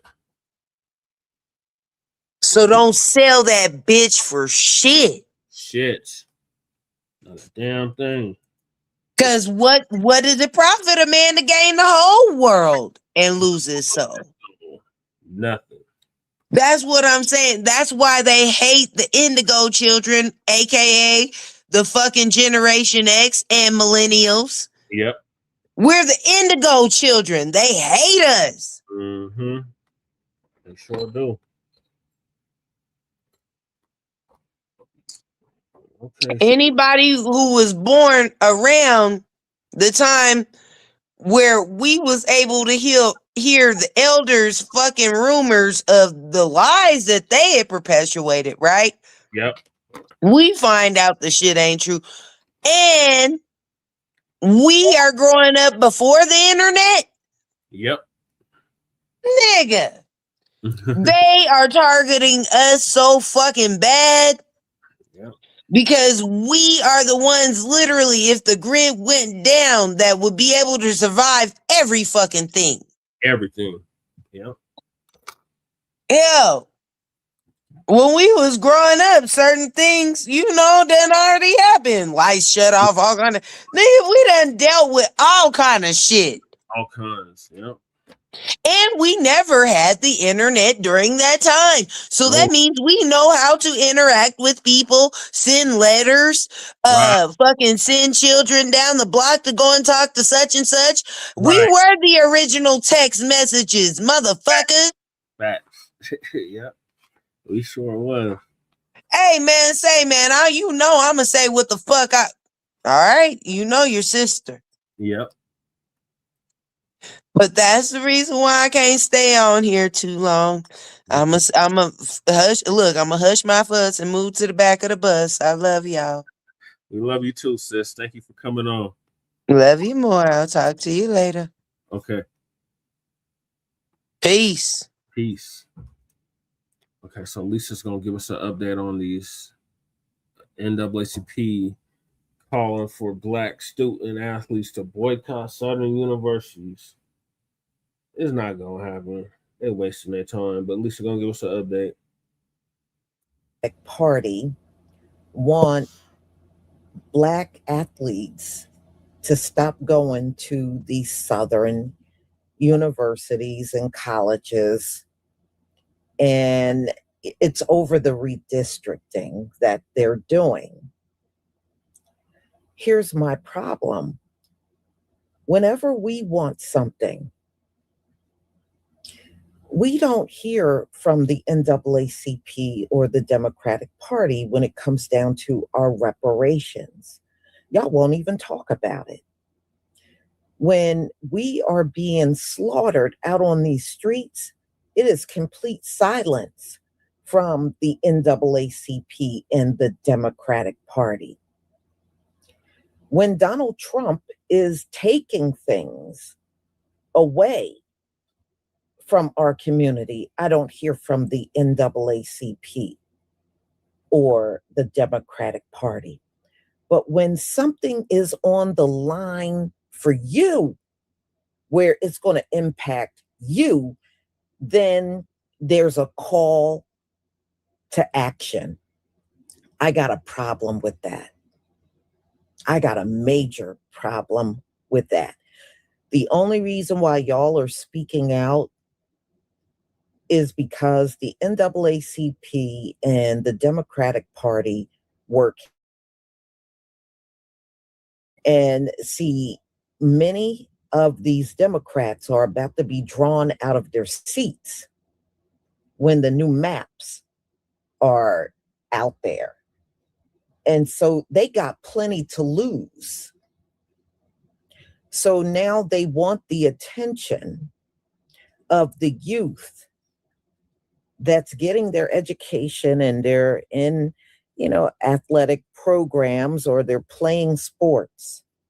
But those are not the young people you protect. Y'all don't protect them. Y'all don't, it's something can look, we had, didn't we have a lynching on a college campus? Yep, and yes, we did. Yep, so did, Lisa. Where was the NAACP and the Democratic Party? Nowhere to be found. Where were they? There was a young man that was lynched. Mm-hmm. We didn't hear from either one of you. University, yep. So it's hard for me to tell our young people to sacrifice something for you. Right. And I just don't want to, I just don't want our people sacrificing for politicians and organizations that on any given day, y'all don't care about us at all. At all. All they want is your vote. That's the problem I have. I wish we could get all of our athletes away from these people. They have gained billions off of our people. Billions. But yeah, I'm going to talk about Debbie Wasserman Schultz, but in another live. I know what you're talking about, Doris. And I will talk about that. But that's the problem I have. Now, you're asking them to make a sacrifice by not playing at these schools, but you don't do nothing for them. Nothing. And I can't blame any of them if they don't leave. It's really hot. Yes, what the Republican Party is doing is despicable. And it just goes to show you how weak and frail the Republican Party is. You got to redraw maps and cheat to keep your position.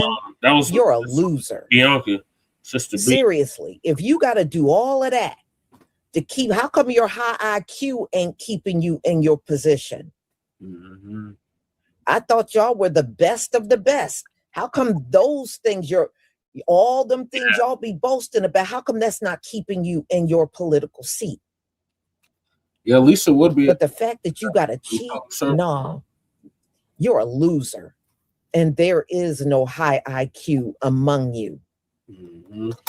So anyway, y'all, let's get to this story. Let's get to it, Lisa. Let me go ahead and share my screen so you can see how people, mainly within our community, are speaking out. What was it, 50 degrees? About how they feel with the NAACP making this request. And, you know, you organizations and the politicians have not served us well at all. And y'all ain't getting away with, especially the Democratic Party, y'all ain't getting away with that crap you've been saying before. Oh, well, what we do for everybody will benefit Black people too. Even Kamala was running around saying that shit. Dog, don't come back with that crap. That ain't gonna work for you no more. Exactly. The hell would command me. Donald Trump is specifically doing something for the J6ers. Yep. So we don't want to hear anything about what you can't do for us. You can't come back with that no more. And don't come back with that. What we do for everybody benefits Black people too. We don't want to hear it. If that's the case, why don't y'all say that to the J6ers? Mm-hmm. Why don't you tell the J6ers what you do for everybody will benefit them too? Yeah. We don't want to hear it. You're doing something specifically for them. And we want you to do specific things that we are requesting for us. Tangibles. Plain and simple. No more, or they don't, or the Roland Martin bullshit. Okay. They don't have to do nothing for you. No, Roland, they shouldn't have to pay you another dime. Right. Because you ain't delivering nothing. Right. You're just sitting over there running your fat mouth. Yep. Get them, Lisa. They shouldn't pay you one red penny. Mm-hmm. If they don't want to do for nobody, you are the person they shouldn't do anything for. Right. You ain't delivering the votes. Nope. You ain't doing shit. Nope. But running your mouth. That's it, Lisa. That's all he's doing. So let's get to it. Please give me a 1 if you can see my screen.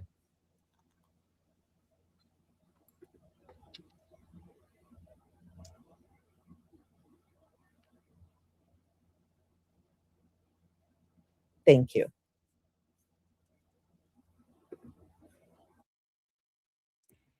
Oh yeah, that's hot, Young Riaz.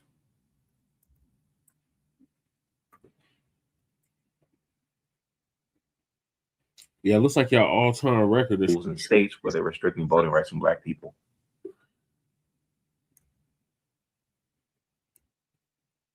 That's on Lisa's in. Yeah, she cracking me up too, Val. She going on. It was going on. This is having technical difficulties on this stream.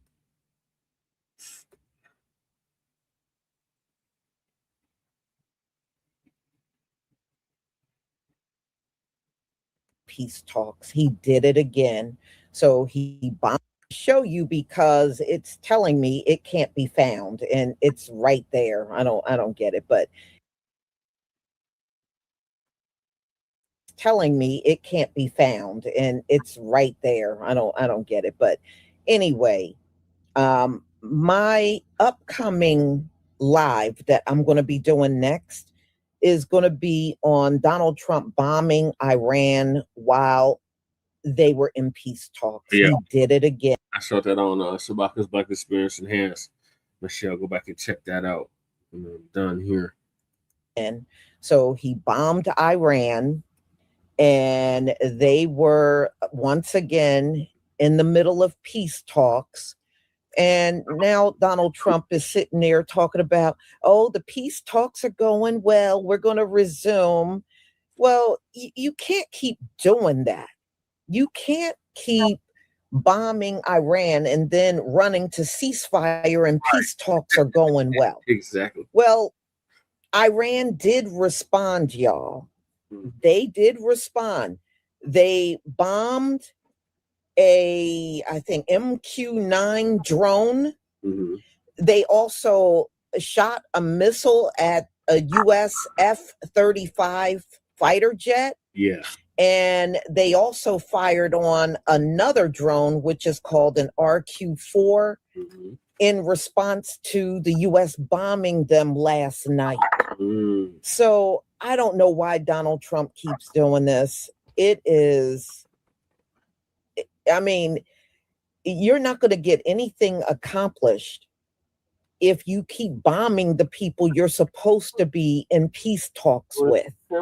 But he keeps repeating this over and over, like it makes no sense. But the only thing I can think of is he's trying to sabotage it on purpose and then turn around and blame the Iranians. That's the only thing I can think of, but yeah, in fact, I looked at some of the footage that came out. Yep, they keep bombing. Of the U.S. bombing Iran. Yes, exactly. Once again, and then Donald Trump jumping on a video talking about peace talks.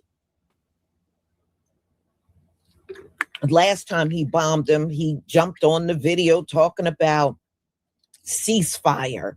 I was like, you know what? These little tactics y'all do, first of all, that's lame as hell. But they already retaliated.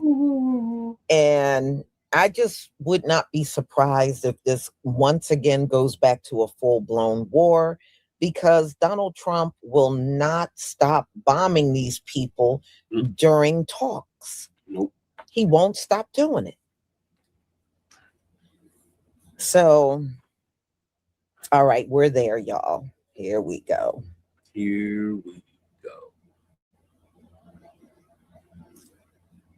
He needs to get a grip.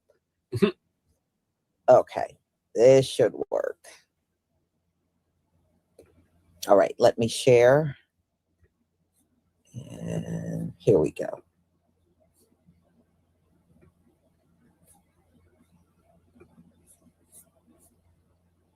All right, give me a 1 if you can see my screen. Hopefully this time it will work. Yes, Lisa, we can see your screen.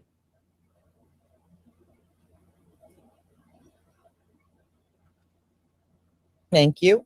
Thank you.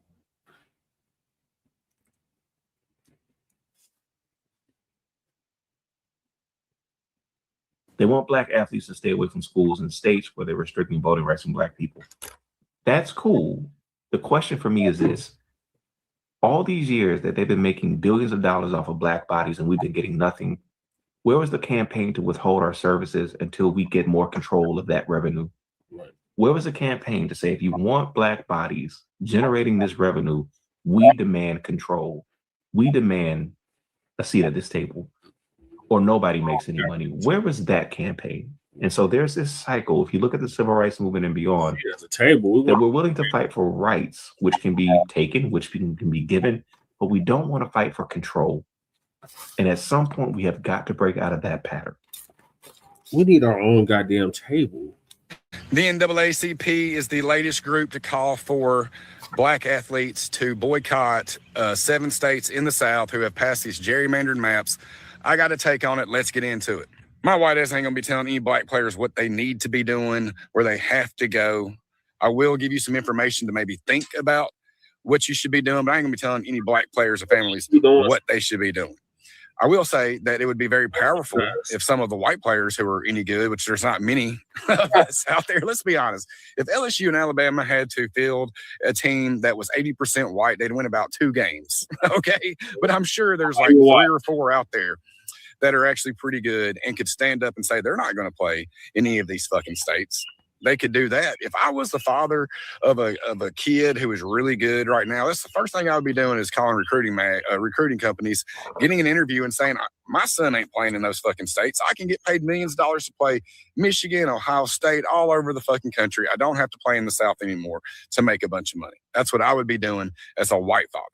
So white players, y'all need to be standing up first, in my opinion. It would make it a lot fucking easier if 2 or 3 of y'all would just go ahead and come out and say that you stand against this shit. But what I would say to any black players or families with black players out there that are watching this, like I was saying, you can get paid to play all over the country. You don't have to play in the South anymore. You can win at other schools. The Big Ten has won the last 3 national championships, okay?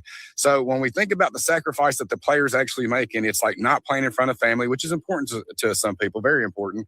But when you compare that sacrifice to Muhammad Ali, who didn't fight for 3.5 years, or, John Carlos and Tommy Smith, who were sent home straight from the Olympics, lost their jobs, Black Power and never got to run again.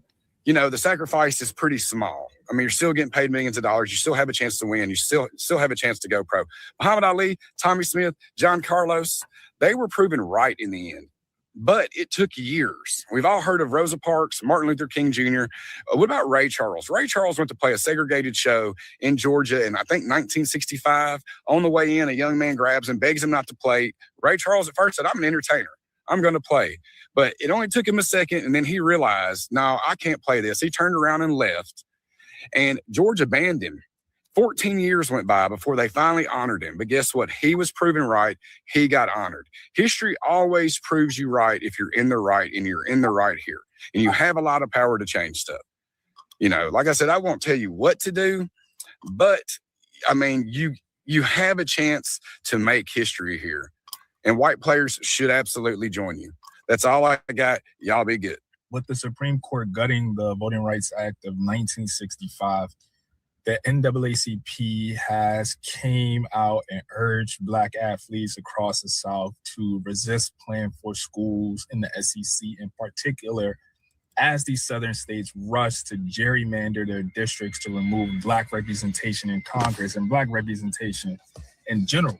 And this is kind of hilarious to me because I don't know when black people are going to get it across our skulls that these athletes are not coming to save us. They do not care. They are not our saviors. Do y'all really think that these young black kids are going to put their ability to make millions for them and their families on the line for you? Do you truly expect them to do that? When was the last time you saw a prominent black athlete put their careers and livelihood on the line to speak up about things and for things that was actually worth speaking up for? Oh, I got it. I remember. It was Colin Kaepernick. And you know what they did? They blackballed him so bad that he was never, ever, ever, ever, ever able to play for the NFL ever again. The only thing these black athletes will speak up about or against is their gay pride nights. They will speak up and quote Bible verses about people being gay all day, night and long, But let somebody lose their right to vote. Let somebody lose their right to have representation in Congress. They're going to be silent because they do not care. Most of these guys are capitalists, and they actually agree with a lot of the stuff that's going on in the first place. Look at Saquon Barkley. Was he not just posted up with Donald Trump not too long ago playing golf? And when everybody came for him on Twitter, he was up in arms saying, why are you guys coming for me? I'm just playing golf with the president. That's who y'all expect to come save y'all? And I think this lends itself to a larger conversation about sports and its inability to serve the purpose or purposes in which it was initially created to serve. To be conduits for change in communities across the globe, to unite people regardless of ethnicity, race, religion, background. And as long as sports is an egocentric vehicle to drive capitalism forward and to increase the value and net worth of these white billionaires, we will never get that change. And these athletes will never, ever be able to be conduits of that change. Look at Aziz Al-Shir. I think that's how you pronounce his name. He plays linebacker for the Houston Texans.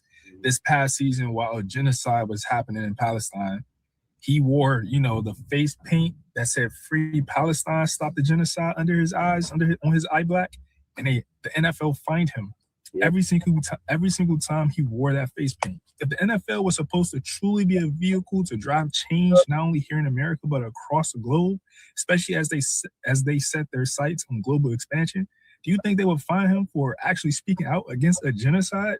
But that's not his goal. That is not his purpose. And these athletes, their goal is not to also drive change, especially in their communities. Now, there are some who will actually go the extra lengths to make measurable impacts in their communities. John Wall is one of those people. I am from DC, Southeast DC in particular, and he was a pillar in the community. And there are so many others like him. So I do not want to, forget about those people in particular. But in the grand scheme of things, these athletes don't care, man. And they're not going to resist playing in the South where most of the money is being given to them to play college football. I'm actually writing about this in the Black man's role in the NFL on my Substack. So if you're interested in reading that when it comes out, please go subscribe and follow me there. I have a link to my Substack and my Instagram. Otherwise, you can find it here. You could just subscribe and follow them. And you can born and raised in Birmingham, Alabama. Live in Brooklyn with my wife. The kids were born here. We're raising my kids here. And I am a lifelong Alabama Crimson Tide football fan. I had no choice in the matter. I was indoctrinated from birth. And I realize what I'm about to say is very easy to say as a white man living in America right now. I wish and hope and pray that every Black athlete in the SEC is in a situation in their life where they can take D.L. Hughley's advice and boycott every single SEC school because of the South's concentrated effort to eliminate the Black vote, strip it of its power, and send Alabama and every other state in the Southeast back to the pre-civil rights era. If D.L. Hughley and Black athletes could somehow organize this, just know you have this homegrown Southern boys' full support. Southern colleges boycott. The NAACP just launched a campaign to encourage Black student athletes to reconsider their commitments to Southern states that have already started or are in the process of redrawing their congressional maps. Our students who make those sports programs what they are not being represented on the state level. It's called the Out of Bounds campaign. It's more than about sports. It's about power, ownership, and accountability. We understand that Black athletes have helped build college athletics into a multi-billion-dollar industry. But so many of those same states benefiting from Black talent are actively working to weaken Black political representation and power. Here's a list of the states the NAACP is encouraging athletes to reconsider their commitment. Instead of going to flagship universities like the universities of Alabama, Georgia, and Mississippi, they're asking students, fans, and parents to reconsider their talent, time, and financial support, and consider colleges outside of these states, and consider historically Black colleges and universities. There are plenty of other universities and colleges and great athletic programs in other states that believe in protecting democracy and fair representation. We spoke with Yanari Lyons, who recently transferred from the University of Tennessee to Howard University to run track. And she says she considered and transferred to Howard after noticing how well the track team competed against larger schools. Go to some meets, even like when I was at Tennessee, and we would at meets where there are HBCUs, and I've seen Howard in the meets. So like at a lot of our meets, and like they were competing really well. I was like, okay, Howard, like my mom too, like she was like, okay, look at Howard. I was like, yeah, don't think about like the big, flashy things, the technologies, the resources, because we still have enough resources to where we can have the same accomplishments. NAACP. You know what that stands for? Negroes ain't achieved consistent progress. I said what I said. 60 years.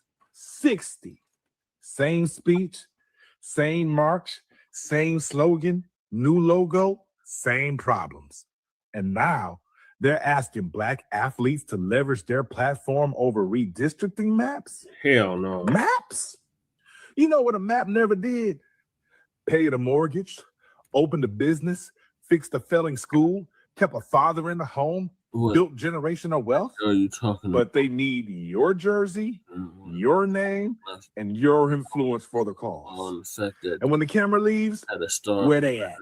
I'm not telling you not to fight. I'm asking you to ask a harder question. You're right, Tom. What have we actually owned? What have we actually built? At some point, the question isn't, are you down for the cause? It's, whose cause are you down for? Make sure you like, share, and subscribe, because I care. Barely. News. In the absence of fairness as it relates to Black political representation, there should be no athletic participation as it relates to institutions that are housed in states that are experiencing a dramatic return to racially oppressive Jim Crow. Shut up, Timu Obama. See, this is where I got my problem. See, the Democratic Party wants this done, and the NAACP, so their seats are protected. Mm-hmm. So that we, who they do nothing for, will fight for them to keep their seats. I don't want to do that. Right. I don't either. I don't want to do it. I say let them lose their seats. Yep, that's what I say too. Because you don't do nothing for us anyway. Right. I mean, seriously, y'all, how many in the comment section are you willing to make any sacrifices for Akeem Jeffries? Oh, God. I mean, seriously, are you willing to make any sacrifices for Akeem Jeffries? Hell to the no. I know we shouldn't be making these sacrifices unless they're doing the same for us. Right. And that's where I got a problem. Oh, they drew tonight. Oh, we're going to lose this and lose that. No, it seems to me that the politicians are going to be the ones losing out. You're going to lose all that money and kickback and APAC money, and you're going to have to go home. That's what this seems like it's all about. Whole new party altogether. You have a lot to lose. Democrat or Republican. And you want us to be concerned about that. Or green. But the problem is, if y'all would have had our back all this time, I could see us having yours and the fight would be on. But being that y'all have not lifted a finger for us, you just want us to get you in office, and then you spend the next 4 years ignoring us. That ain't gonna cut it no more. Nope, the days are over. So, yeah, what I think the Republicans are doing is wrong. Hell yeah, it's wrong. But what y'all have done to us in the Democratic Party is a hell of a lot of wrong there too. That's all I'm saying. Mm-hmm. So I don't know, what should we deal with? Wrong the Republican way or wrong the Democratic way? Because both ways are wrong the way I see it. Right, Lisa. And look, if y'all would say to us, you know what, we are going to work towards reparations. We're going to work towards this. We're going to do that. We're going to see if we can get a slush fund to put together reparations money. Nothing. Help us save our seats. Help us save our, they're redrawing the maps. Help us. That's what you might as well be up at the mic saying. and I'm loving every minute of it. I hope more. Seriously, that's what you should be. That's really what you're saying at the mic is the same thing. Help us save our seeds. Help us save our seeds.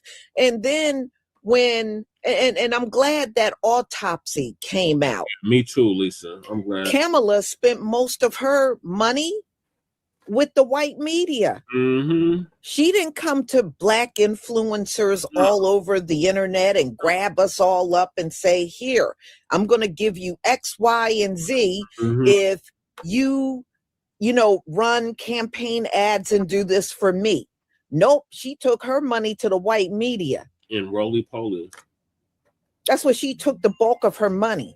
Yep. And so, no, you got to stop this mess with you can't do nothing for us. Right. You can't give us nothing, but we need to jump to action for you. No. And that's what Akeem Jeffries is asking for these young people to make sacrifices when he hasn't made any for them. Right. All right, let's go on. That's it. Like tactics. These universities should feel compelled to speak up. The power of our athletes is something that has been not appreciated in recent times. Young brothers and sisters who are into these college sports, listen, they are not lying. You hold the power. Those people need you more than you need them. Now, these brothers are doing nothing but just asking y'all not to go to those racist schools up in the South. You got UCLA, you got Illinois States. There's a lot of universities that you can go to without having to be in the racist South. They only asking you guys this because in those states in the South, they're making so many laws to go against Black people. You're not going to be treated fairly while going to these schools. So it serves you no justice. You have to understand, you are the talent. You have the power. Wherever you go, the scouts up in the NFL, the scouts up in the NBA, whatever sports that y'all play, they're going to come looking for you regardless. Whatever school that you choose to go to, they're going to go follow you. So don't get scared by these ignorant people telling you, oh, you're not going to make it to the NFL, or you're not going to make it big. That's bullshit and lies. Look at what Deion Sanders did to that HBCU. Deion Sanders went to HBCU and coached there. Got Travis Hunter, a first-round draft pick, number 2.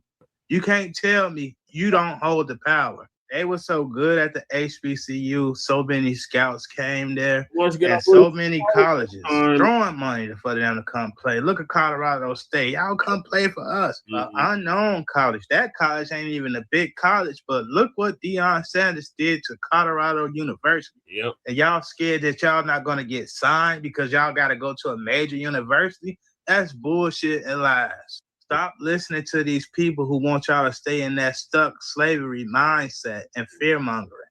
Whatever college you go to, these people are going to follow you, and you're going to still live your dream in the NFL just like you want to, and the NBA just like you want to. And for the parents out there, they're asking to protect your kids.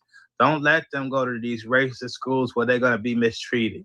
They want to make laws against Black people, but want to use our talent to play up in these sports. That's not gonna happen.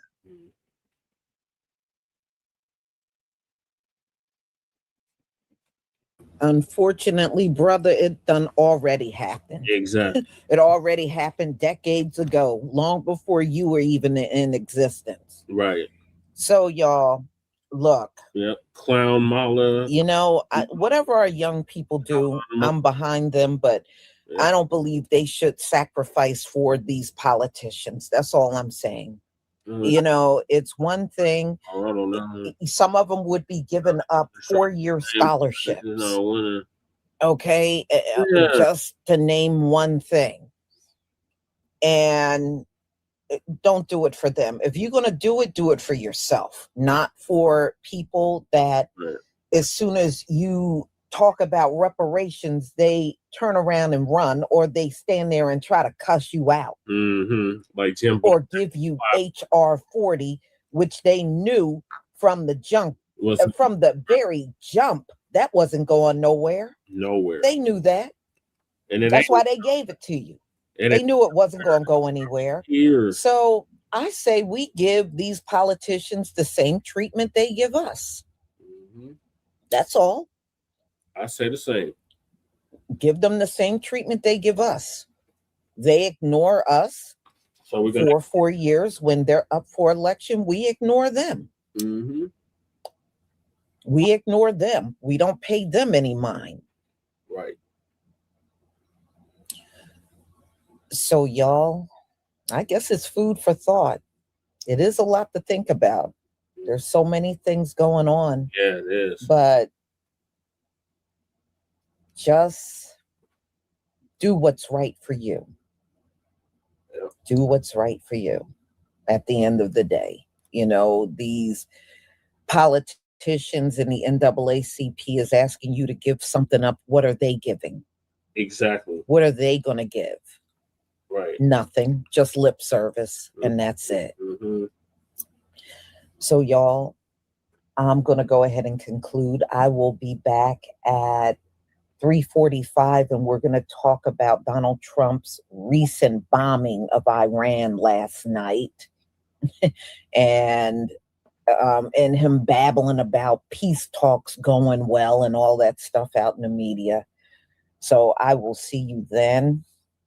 And I need to thank the Crawford Experience. Thank you for the 18-month membership. If my son or daughter got a full scholarship to play sports at an SEC school, they better take it because it's a once-in-a-lifetime opportunity. And the hell with the NAACP, Urban League, and CBC. That's what I'm telling you. Thank you for your support for my channel. And Douglas Ledger, thank you for the super sticker and your support for my channel. Thank you so much. And shalom, family. Shalom, Lisa. I agree with Lisa. To hell with the NAACP. Negroes always asking for Caucasoid's permission in the Urban League and these do-nothing-ass Democrats that want these young brothers and sisters to give up their dream for what? These mothers ain't gonna do nothing for us. They've been in office all these goddamn years. They had these seats all these goddamn years, and they ain't done nothing tangible for us. So the hell with them. I agree with Lisa wholeheartedly. All right, so moving along, we got these damn tethers. They back at it again. Now they trying to say that we, FBA, learned how to braid from them. So Tariq, give us an update on that. Oh man, have y'all been looking at some of these spaces on TikTok? I saw a space, I think it was yesterday. Boy, these tethers just be saying anything. I saw a space, and you know, I don't get on this. I don't talk on these spaces because I don't want to give these people no clout. But I will get in the comment section and check a few of them. And some of these tethers, they had a space. For some reason, these tethers have a bug in their ass about FBA women. I've noticed that the tether class, they really have a bug in their ass about FBA women. Yeah, the tethers in the DNC, yeah, they've been going wild. Oh, yeah. There have been a lot of spaces today, about 20, 30 spaces with FBA. Yeah, that's all they do. Yeah, they do all of these marathon spaces every day. You said the tether men are very aggressive. Not only that, the tether women too. The tether women too. The tether women, man, it was some East African women. They had a space talking greasy about FBA women. They were saying some stuff like, yeah, y'all FBA women, Black American women, the African women had to come over here and teach y'all how to do box braids and teach y'all how to do lockless braids. Yeah, y'all weren't doing braids like that until African women taught y'all that. So y'all tethering off us. They want that bullshit. Dude, Tiara, that's what I'm saying. They just be, yes, they were saying that. Yes. They said, y'all got box braids and individual braids from them. Did y'all see that space? They were talking mad greasy. They were talking mad greasy. Yeah. They were like, yeah, they taught y'all how to do braids. Well, they were standing on that. They were standing on that. Yeah, they were like, yeah, you are tethering off them, not the other way around. And they also said, yeah, we got lock hair from Jamaicans. Yeah, we weren't doing lock hair until the damn Jamaicans started coming over here. Dude, go look up. Reduced saying we got some foundational Black Americans from the damn 1800s who had locked hair. There was some famous brothers, George and Willie Muse, M-U-S-C. Y'all Google those guys. They were actually in the circus. There were some albino brothers from Virginia. Go look up their images. They were albino. They were born albino. And they put them in the circus. Them dudes had damn dreadlocks. They were from Virginia. The twins, right? They were from Virginia with locks. Yeah. They had locks. The Maroons had locks. When they described the Maroons that were in the swamps in Virginia and North Carolina, they were like, yeah, they didn't have a word for locks. It wasn't called locks. They were like those Negroes with the matted hair, they got matted, shaggy hair. Those were locks. Oh, boy, listen, tether class, sit down. Let me school you. Let me educate you. Because listen, we rebranded traditional plaits and box braids. We turned them into box braids. Let's get the terminology straight. We had plaits or individuals for generations. You know, you part your hair into a square and in boxes and then braid it down. That's not new. That's how Black mothers and grandmothers managed and stretched and protected their hair since damn slavery. No, there was no immigrant wave in the 90s to teach us how to part our hair in a square and cross 3 strands of hair. And again, I pointed out there's indigenous mummies with damn box braids from damn 800, like 1,000 years ago. Down in Peru, they had this indigenous woman, this dark-skinned indigenous woman whose body was very well preserved, who was very melanated, and they dug her up. Her ass had some damn box braids. She was here like 1,000 years ago. You know? Yep, I remember that. So, that one of the hidden colors too. There was a reclamation. It wasn't an introduction. Listen, I give credit where credit is due. There were some Black Americans that in the 60s and 70s that pulled some inspiration from certain parts of the African continent. Like Rick James. Rick James had box braids and stuff. He said he was inspired by Maasai warriors. But put it in the right context. That was an extension of the Black Power movement. Black Americans were reclaiming and deliberately adopting some of the African aesthetics to show solidarity. So they didn't bring that over here. We said, okay, what y'all got going on over there? Let's make that hot. Let's make that hot. They weren't doing it. You know what I'm saying? Let's just put this thing in the right context, because Tethers just be saying shit. Yeah, Rick James had individuals back in the damn 70s. That was something that we popularized. Even though you had the Maasai warriors and shit who doing it, but there were indigenous people who had braids for a long time. Shout out to Italy, somebody in from Italy. Yeah, Stevie Wonder had braids. Yeah. And also the massive boom of African immigration to the US, that didn't really hit its stride until the late 80s, 90s, and the 2000s. So, you know, when they start having their little African braiding shops and all that, you know, Black women had already been rocking individual braids, micro braids, plaits, and all that for decades.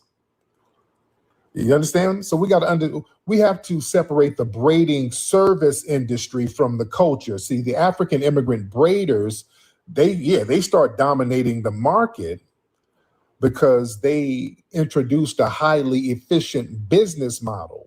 Let's get this shit straight. Let's put it all in context. The African women, they started dominating the braiding market to a certain degree because they put 5 women on your damn head for $40. So yeah, people are gonna go there. You know what I'm saying? It wasn't anything that you were doing that was innovative. It was just cheaper, and y'all had more people. It was cheap labor. So yeah, we'll rock with that. Y'all did it for cheap, and y'all had multiple people on one person's head. So yeah, that was cost effective. That's because y'all could afford to do that because 20 of you live in a damn apartment with each other. So y'all can do it for cheaper. Where Shaquita, the FBA girls, they charge an arm and a leg because she's doing it's going to take her 5 hours to do it. Shaquita does a good job. It's just going to take longer. And Shaquita's going to hit you up with for more money. We're going to get the money. FBAs, we're going to get paid for all the shit we do. We're going to get every dime. So people just went for a cheaper business model. You didn't come over here and just show us some innovation. Yeah, you know what I'm saying? Yeah, Shaquita.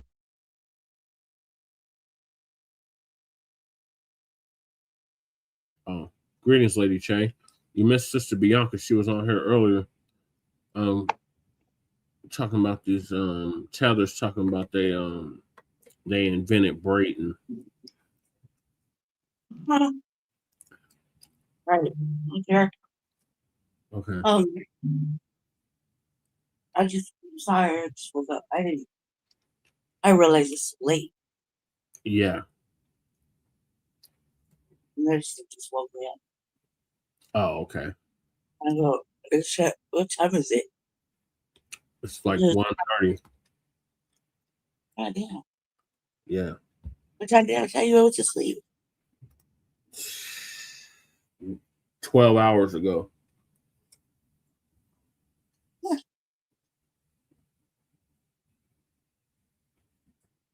I feel like me and Aquarius haven't really moved around, and like we've been like this the whole time. The whole time sleeping on my leg. Told you I'm not feeling good. Yeah. Anyway, sorry I woke up late. I'm sorry I'm late. I apologize. Anyway, so now that we're here. Well, you right on time for the braiding. So, did the African immigrants teach us how to braid? Hell no. No. I know that we know how, but I don't think it was them that taught us. It's just something we came with. Here, we got lunchies in the building. We got time. What time? Everybody. We got Goddess Nabi in the building. Goddess Nabi. I haven't seen that. No. We got You just didn't announce this because I'm in here now. Yeah, I'm trying to get you up to speed on what's going on. Y'all know look at the chat, right? We got I don't really look at the chat. We got Young Riaz in the building. We got our brother DSB in the building. I got everybody from Breeze's show over here. Everybody from Breeze's show. Everybody from a lot of shows. Jesus Christ, man. Give everybody back their people. Hey, they came over here. Go home, everybody. Take your asses back to where you belong, which is over at the other shows. Go home. They're making their YouTube streets. You don't need to be out these streets. You need to be at home. We got our brother Steamo in the building. I'm just kidding. Go home, Steamo. Go home. I'm just kidding. We got Daniel in the building, and we got. I think I got everybody. I hope. I apologize for everybody. So I heard all your names and shit. I don't really look at the chat right now. We got Fresh. We got Cal Dog. You know what you just said? I said fresh cow dog, bow, lunchies, a goddess Nobby. Go home. We got a new viewer, Margaret Green. Especially you, Margaret Green. Go home. She's new here. She just got here. Lunchy said, "Hey sis." He said it's 3:37 in the morning where he's at. He's staying up. Yeah, y'all don't understand. Like, I think I'm an Aries, so I can stay up for days and days on end. And I've been really sick. And just stop giving a fuck. So I have stayed up for days on end, and just working on a Jessica campaign. Really, just working on that, but I'm trying to read this book and stuff. And y'all read the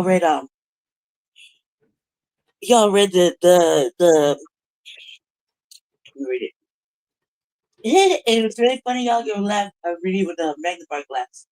It's called The Black as Fuck History Book. Ooh, who wrote it? History, the unwritten, the unwhitewashed story of America by Michael Harris. Oh yeah, I heard about that book. I've been watching Make It Rounds. Yeah, I've already kept it here. I already watching Make It Rounds around the internet. Mm-hmm. Because I've been moving around too a little bit. And this book though, I'm not gonna front. This book, look, I'm gonna write people a motherfucking letter or a review. I ain't opened this book yet, okay, really? And when and it's a hardcover. Yeah. I turned on the camera, y'all, but I just woke up. Shout out to the 20 viewers. In my underclothes. I'm not gonna do that. But this book is a hardcover. Yeah. Hardcover. Yeah. Anyway, so I'm watching Make It Round. I cracked this bitch open. That means I just opened the cover. Yeah. This motherfucker is laid all the way to the floor. Like somebody already creased this bitch wide the fuck open. The first 2 pages. As soon as I put my finger on it, I go 1 tip. And it show a picture. It has a little picture on the front, right before it's like blank page, and then there's a picture, and there's a picture, with then there's the next page with the title and the author, the publishing on it, right, and then goes to the prologue, right. Well, it looked like the first 2 pictures just laid. As soon as I opened it, like this motherfucker got too comfortable with this goddamn book before they sent it to me. You dig? Like they done read the whole motherfucking book. They decided to put it in a cover, in a box. Sound like you got a used book. Little bag and resell the bitch to a motherfucker like me who got it off of Temu. Thinking it was brand new. The contents just go straight to the motherfucking floor. Like I'm, left-handed, so I'm using my left hand. Yeah. The pages. I'm like, all right, now I'm opening to the content. I don't even move it hard because I respect books. Because my mama taught me how to read, so I respect books. I love books, right? So I'm like this, like in my mind, I'm making these little tiny turns, like with the next page, right? Yeah.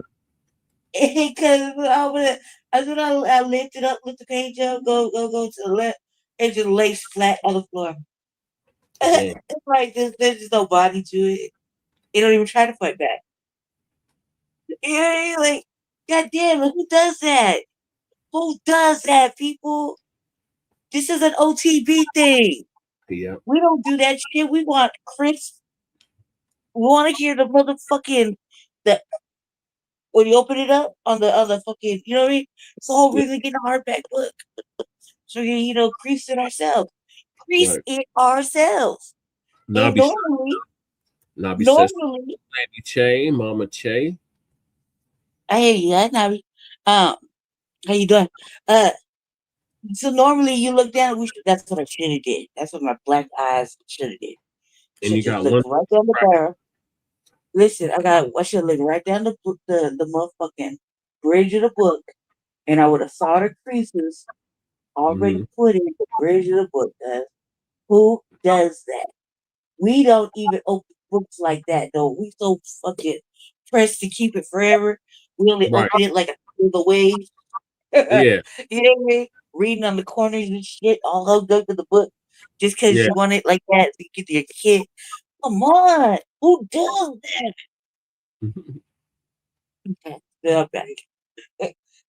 Yeah, I heard it's a very a very angering and powerful read. That's what I heard. Yeah. That's what I heard too. And it is going to upset the fuck out of us. It like this stuff we don't really know. We know, but we really don't know. You know. Yeah. That's what it said. And let me just put it this way: the front part of the face of the book already got an ugly little crease in the top, and I didn't really realize it. Like, who does that? Bad white people. I bet it's a white person who does that. Nabi says she's at home in her bed. Who said that? Nabi. Mm-hmm. Oh yeah, see, me and the dog is over here. Oh my god. I'm sorry for interrupting the show. I just want to make y'all laugh a little bit. The pretty black dog, Aquarius. She said, Get the dog ain't but feel better later. Thank you. Yeah, no, I don't know how I'm gonna feel better. But back to We're gonna try. I already figure out, like, I know I took my medicine. When I take my medicine, the medicine, like, it's, I don't know, I take it for sleep. But it's meant for other shit. It's meant for other shit, okay? Yeah. I don't have the other shit, so I have the problem that I don't have. It's this sleep. So, I guess I took my hair out. I guess I took my little braids down too. I didn't realize I did that. Oh, damn. I'm surprised I'm dressed. I'm surprised I'm dressed. I'm surprised the dog is here. Right next to me. Oh, good Aquarius. Good beat dog. She had left. Like when I went to sleep, I think we were sharing a cup of applesauce. I think I was eating the applesauce. Well, I was watching a documentary. Y'all know about about bridges and whatnot, right? I watched a documentary on the decay of the bridges. Oh yeah. Stuff like that.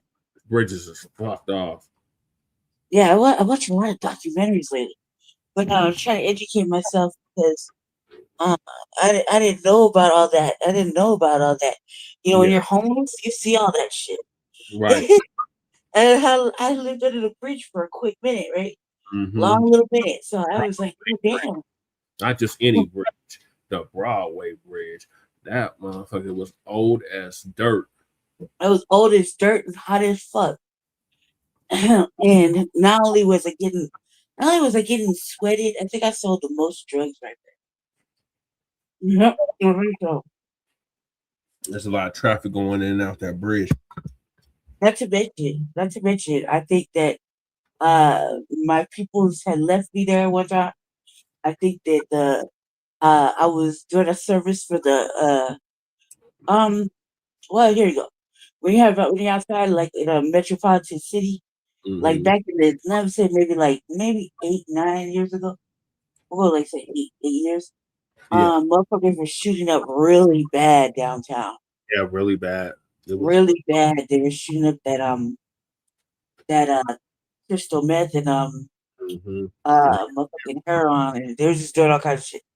And so the outreach people will come drop bags of syringes off for everybody, right? Yeah. And they were smart. Like, please, you're always welcome. Please come back anytime. Yeah. Yes. Okay. Thank you. Wait. I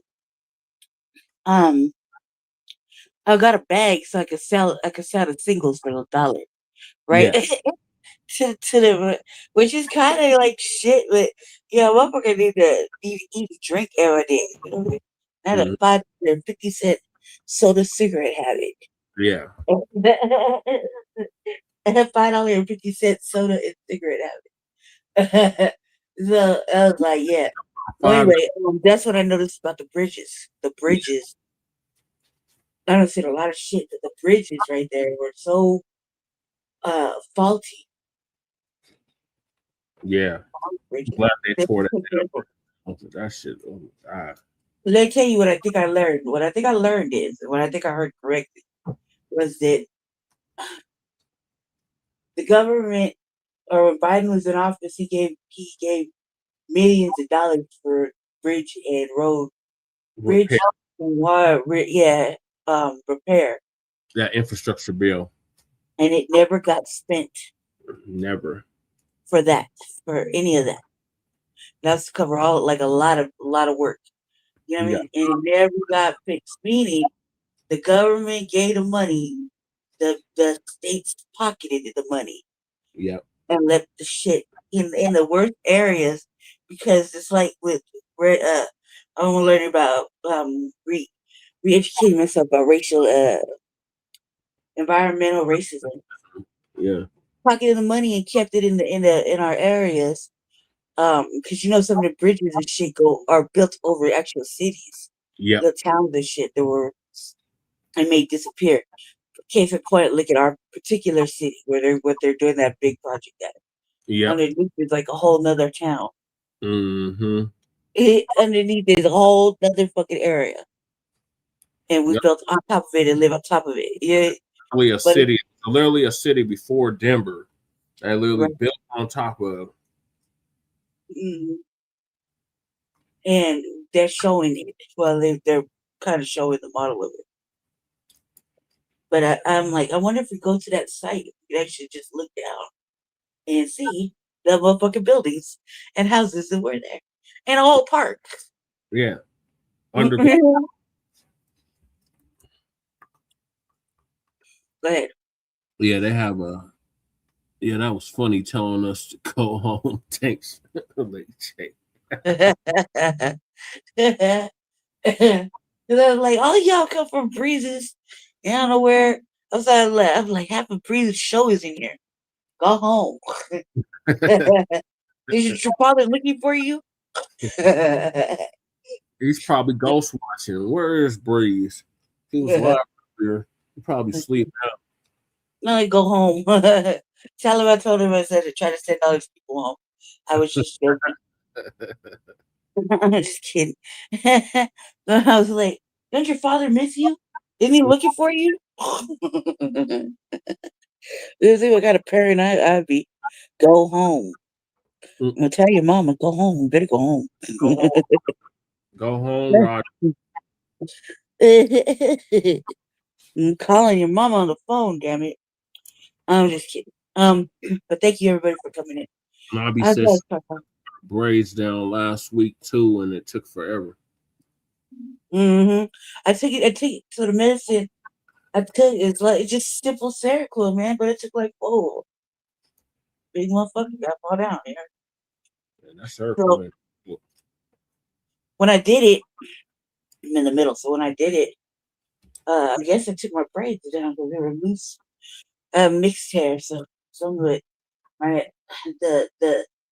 I'm not really fond of this silver tinsel now. It's coming out it comes out my braid. Embrace. That means you're getting wiser. Not only getting older, you're getting wiser. Mm-hmm. I don't know. But I'm sorry for interrupting the show. She said she had those braids up first week of April, and it was over. I was over them and tired. Yeah. Yeah, I had to do it. Well, I did it myself, so it took me there was only 16 of them. I had some dookie braids, and they started. I have to read, it's always the top part, man. The top part always grows fastest. Yeah. So the top part shit's getting annoying, and then it starts to fix one. And the next thing you know, I'm taking them all down, and I'm not even realizing I took them all down. And I put hair in a ponytail, and I was like, all right, now I can repart this. It was like, how the fuck does it all? It was all parted, all nice and clean, and then now it started to look like the braids were blending in, and I was like, oh no, not this new growth. Can't like that. Yeah, so these teachers are saying that you learn how to braid from them, Lady J. So what? The tethers are saying that you and other FBA sisters learn how to braid from them. I think it's already in us, and we knew about it when we was on the plantation. Right, that's what Tariq was saying. And I'll say this: we used to hide all kind of other shit in our hair too, like rice and beans. Yep. And the motherfucking and the patterns would show how a motherfucker needs to get out. Right. You know what I mean? Some patterns were going straight to the north, Mm-hmm. following a star. You know what I mean? Yep. I saw like some of us at night are real active at night. Don't know why. Mm-hmm. You know what I mean? And but we're outside following the moon, just outside with the moon. Just keeping everything nice and peaceful. Some of us are just outside. Like, I would have to say it comes from generations of that. Like, who knows where we really, like where we really stand from, other than the elements of the universe, Right. or the water, or up above. I like to say star seed. So all my energy comes from the universe. Funny you said that, because when Bianca was up here, she was talking about the indigo children.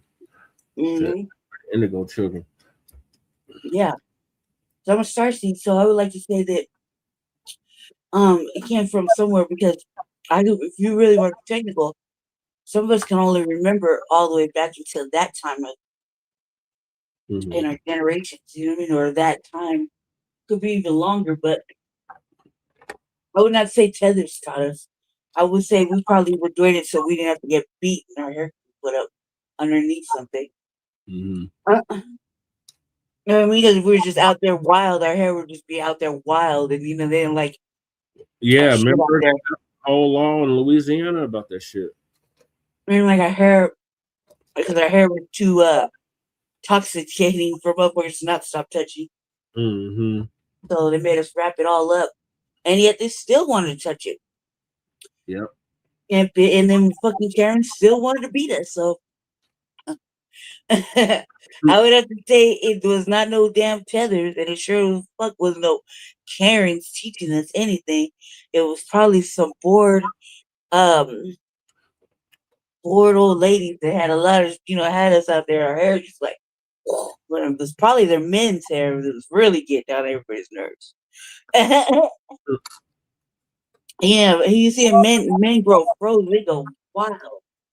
Froze will either start waking up or just laying just wild and all over the place. Mm-hmm. So I would have to say it's probably a lot of that, because our hair is meant to be controlled. Right.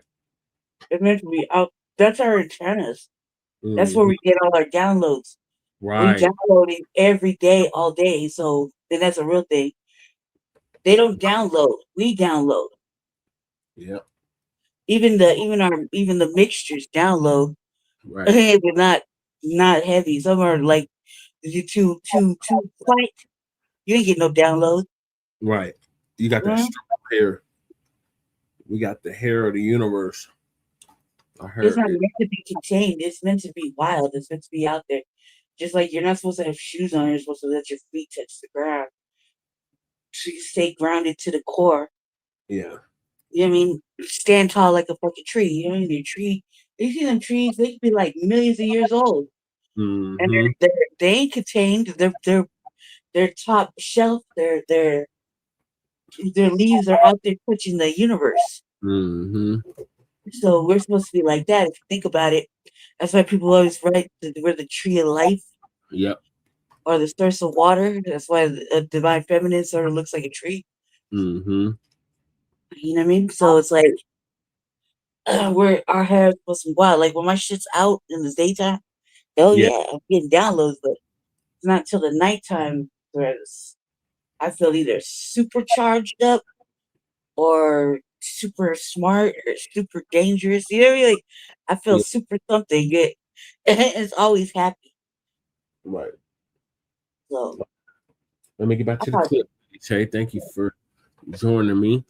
No, thank B for giving the breakdown ahead of time. Because, ooh, sister's so smart. Her shit is going to last a long time. Yeah?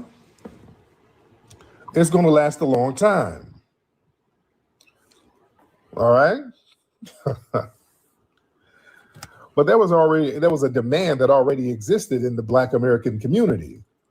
So supplying a service faster and cheaper, that's good business. I don't knock that. But that don't mean you're inventing a culture that we tethered on. Let's slow down now. And you understand it was a Black American, foundational Black American pop culture that globalized that look. The reason why there was such a massive lucrative market for the African immigrant braiding shops really starting in the 90s, that was because the foundational Black American pop culture created the demand. Janet Jackson was rocking those braids in Poetic Justice. Oh yeah, I gave you understand? We put that out there. There were no famous African women rocking that shit. It was Janet Jackson. Who else? Brandy. Remember Moesha? Yeah. People forget that was Brandy. What the ones that taught them how to braid with the smallest? Everybody's all little girls want the individuals like Brandy. You know? We're the ones that taught them how to sew in. And then I'm putting in kale and all that shit. You know? Man, we put that on the map. We made that look hot. We sure did. I remember all of that. You understand? That's what I saw. We created that cultural shockwave. It was Black American media and entertainment. We popularized that aesthetic. What the ones that we made created that figures? boom. You think about it like that. What the ones with the on braiding shops to thrive. When it took like under 2 inches of hair, and then we're the ones that can break down and intention-free braiding. Yep. See, knotless or the feed-in braiding, that's just an evolution of the traditional cornrow techniques, right, designed to basically reduce the tension and protect your edges. See, the Black American stylists, they've been experimenting with tension-free feed-in extensions for decades, so they can prevent girls getting there with the alopecia and all that shit. FBA girls, the stylists, they've known how to kind of lay off the tension. They didn't want those. We did Shabaka's Black Experience Enhanced earlier. I think he went to sleep. But shout out to Shabaka. Hopefully he'll listen to the playback. Tight braids pulling your damn scalp back like that. You know what I'm saying? So the FBA barbers and beauticians were experimenting with that. Yeah. So let's just tell the truth on it. Yeah, Patrice Rushen had the braids popping back in the day. Right. Patrice Rushen. Yep. But trying to do that, trying to sit up there and claim we got all that from them, you're trying to dismiss the generational knowledge passed down by foundational Black American women. What is it like white people saying they did it? You see. Yeah. That's worse. It's Sister Sledge, right. Yep. Sister Sledge was rocking that. They were rocking that look, those braids. Yeah, that's something that we made hot. Going all the way to the 70s, we made that hot because we were going through a Black Pride Renaissance. Yep. And let's be very clear. It was foundational Black Americans showing people not only Black pride, but even African pride. We were giving them props. We were pointing out some of the things that was great in their history that they should pop their collar to. Yep. We were doing that. We sure was, Tariq. Let's understand something. In the African continent, remember, in the mid-20th century, a lot of the Africans, they had been fully conditioned by colonial rule. Yep. They were told to abandon all of their traditional garments, their names and customs for all the European standards so they could survive and get a job. Foundational Black Americans, we used our cultural dominance and the momentum of the civil rights movement and the Black Power movement to resurrect those aesthetics. Right. Listen, the whole dashiki thing. That was us. We made that popular. Yep. Yeah. We made that popular. Sure did. A variation of the tunic existed in West Africa, the quote unquote dashiki, but it was like a little regional thing. It was foundational Black Americans in the 60s, people like Jason Benning, people like that, who started mass producing dashikis out of Harlem. Yep. They turned the dashiki into a global political statement. That started in Harlem. Did y'all know that? Yep. The whole dashiki wave. Africans weren't really rocking no damn dashikis. Like, they weren't rocking dashikis no more. She turned into They were. Twitter after that, right? It was us and people in Harlem getting that thing popping. Yep. They turned it to the Yeah. And then what they did, they got a localized garment, remixed the aesthetics of it, and put it on the world stage. And then when our icons started wearing it on television and in magazines and on album covers, that transformed the garment status globally. We created the worldwide commercial demand that allowed African tailors and merchants to import them and export them in mass. We made the dashiki the universal uniform of the diaspora. We did that, ladies and gentlemen. And also the afro and the political normalization of our hair. Look, during colonialism in Africa, they had to tone it down a little bit. The European grooming standards were heavily enforced. Yep. Africans were taught that their natural hair was unprofessional, and they were encouraged to cut it low or alter it so they can go to those colonial schools and get those jobs. We birthed the afro as a deliberate, radical political statement. You know, we grew our hair out in halos of defiance. So we, foundational Black Americans, we shattered that European beauty standard globally. James Brown, the Black Panthers, FBA activists, we pushed Black is beautiful. That shockwave hit the continent, not the other way around. Right. It came from us. Exactly. We gave the colonized Africans the psychological permission and the cultural armor to look at their own natural texture with pride instead of shame. Mm-hmm. You know what I'm saying? Yep. Yes, we did. The African spiritual necklace. Right. It was us giving up the game, going into their history, uplifting their history. We were doing that. They didn't give a shit about Kemet and all that stuff. Right. We were upholding that. What you doing? For centuries, European historians and Egyptologists, they worked overtime to visually and separate ancient Egypt from Black Africa. They tried to tell the world that the Egyptians were like some Europeans or Middle Easterns. Yeah. Foundational Black American scholars and musicians and artists aggressively reclaim Egyptian iconography for Black American or Black African heritage. Hell, look at our artists. Look at our music on Earth, Wind, and Fire. We're using all of that comedic aesthetics on their albums, putting the pyramids and the pharaohs and all of that. We push that stuff. Yeah. Yeah.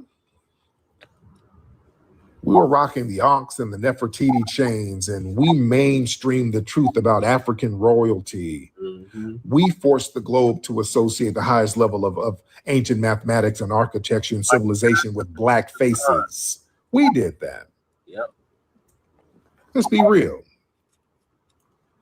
We did that, ladies and gentlemen. Yes, we did, Tariq. We sure did. So yeah, we gotta get the history. 10 minutes. I'll be right back. Okay. Okay, ladies. Yeah, Michael Jackson. Yeah, you remember the time video. Michael Jackson. They were playing pharaohs. Yep. You know, we were uplifting that. Yeah, they need to get a life. We were uplifting that. So we got to just tell the truth about this thing. We had afros, absolutely. Right. Absolutely. Introducing pop locking too. Yes, we did. All that. All right, let me get some of the family. We'll say we're African at the end of the day. Well, we're foundational Black Americans, Wall. Right. We're foundational Black Americans, sir.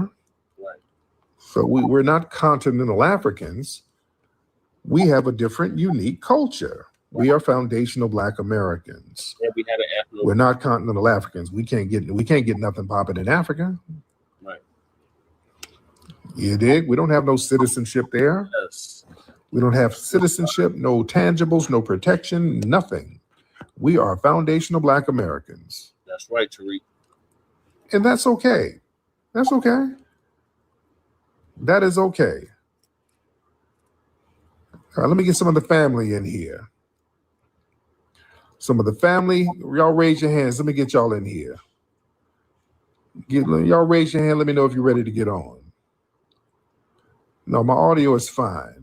My audio is fine. Y'all can hear me perfectly fine. All right. Let me see. Who is that? Satin Line Girl? Okay. What's your name? Satin? I'm still a descendant of slaves. Satin? So what you talking about? I'm a descendant of slaves. I'm still a descendant. You can't really change that. Right. Satin. I don't know where you're going with your narrative, but you can't change that. I'm still a descendant of slaves. I'm still a foundational Black American. I'm still Solon. I'm still a descendant of freemen. See, that's why I like how we can use different terms Right.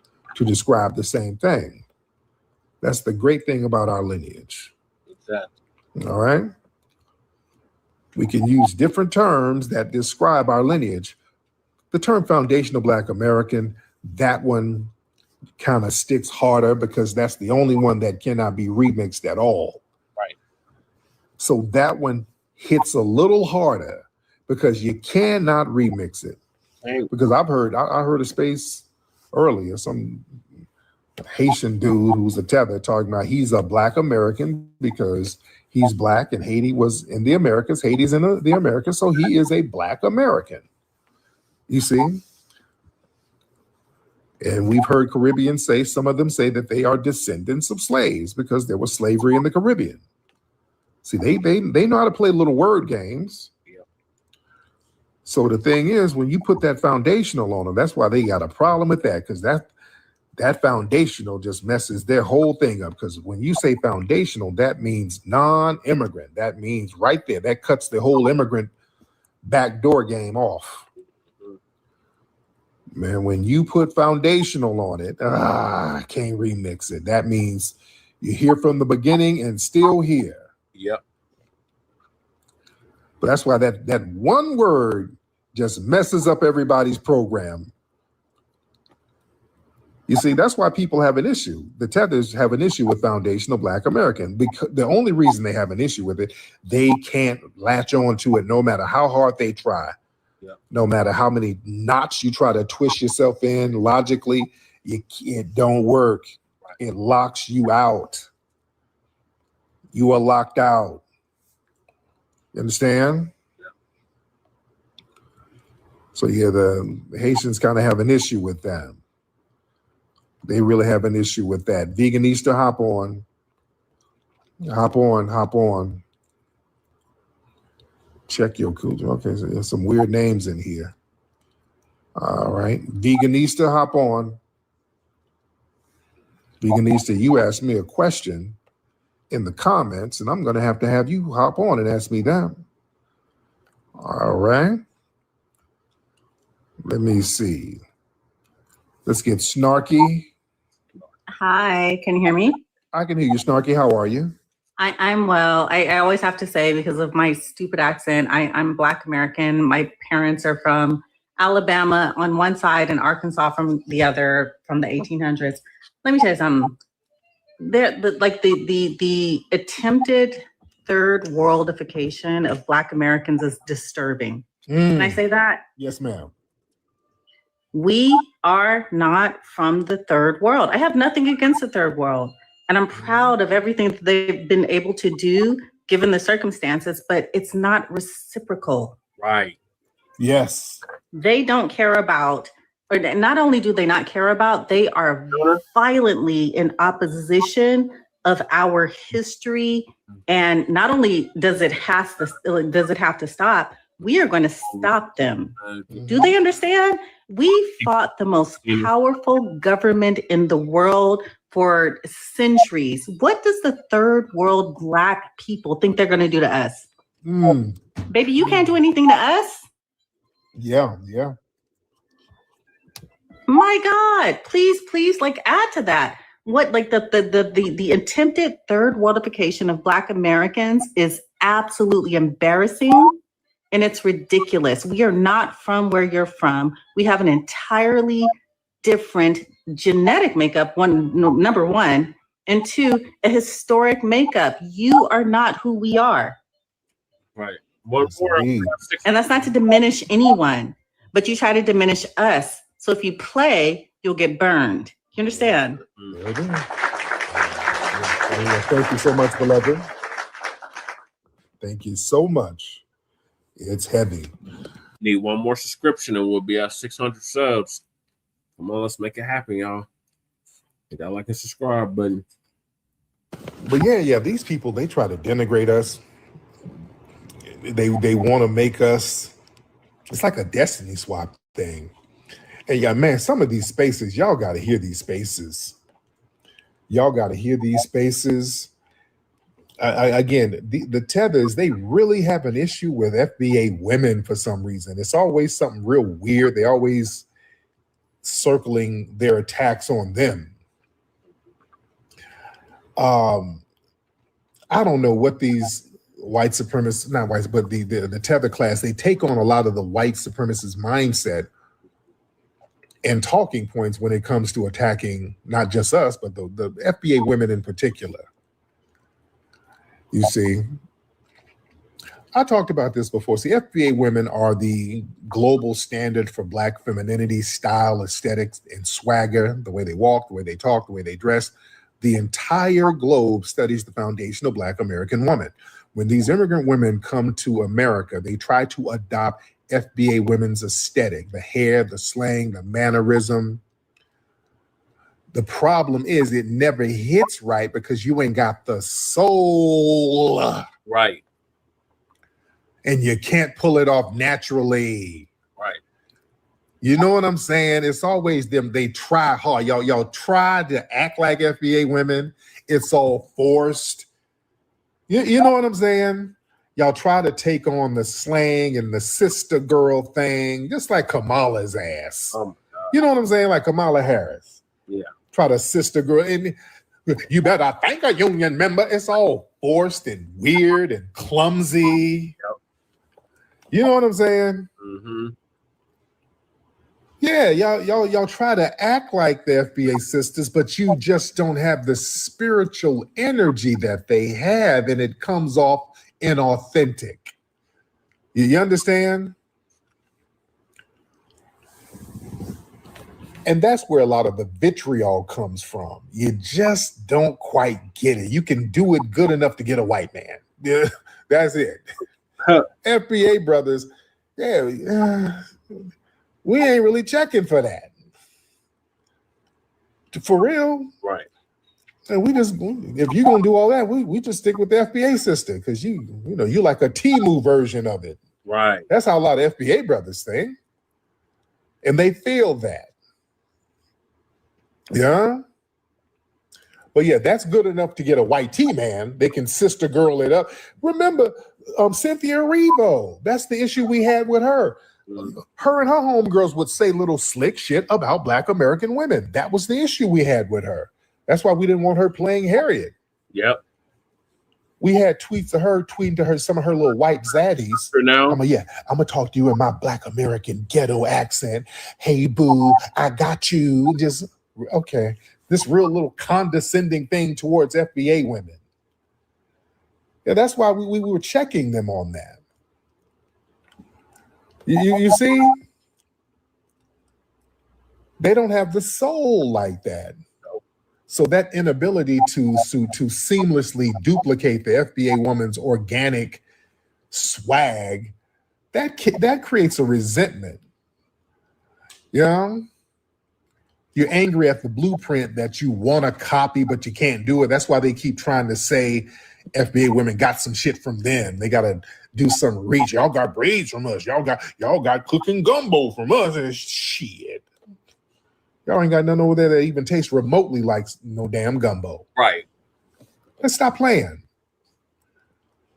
Yeah, when FBA women cook, everybody line up. When their women cook, everybody walks the other way. They right. They feel a certain way about that.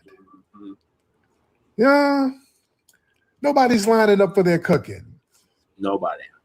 I'm not trying to be mean. Nobody's lining up for their cooking. Now, when you let an FBA woman get on somebody's stove, everybody's showing up. Come on. Well, they got it from us. Well, how come ain't nobody at your damn table? They got to try to crowbar their shit in with us like they tried to do with Essence. We had the Essence Fest. They're going to try to shoehorn some damn Jollof and all this foo-foo and goosey, and everybody was like, hey, no, we don't know. We didn't ask for that now. What are y'all doing? It messed the whole festival up. Everybody was like, no. We didn't ask for none of that. You see what I'm saying? They feel a certain way about that.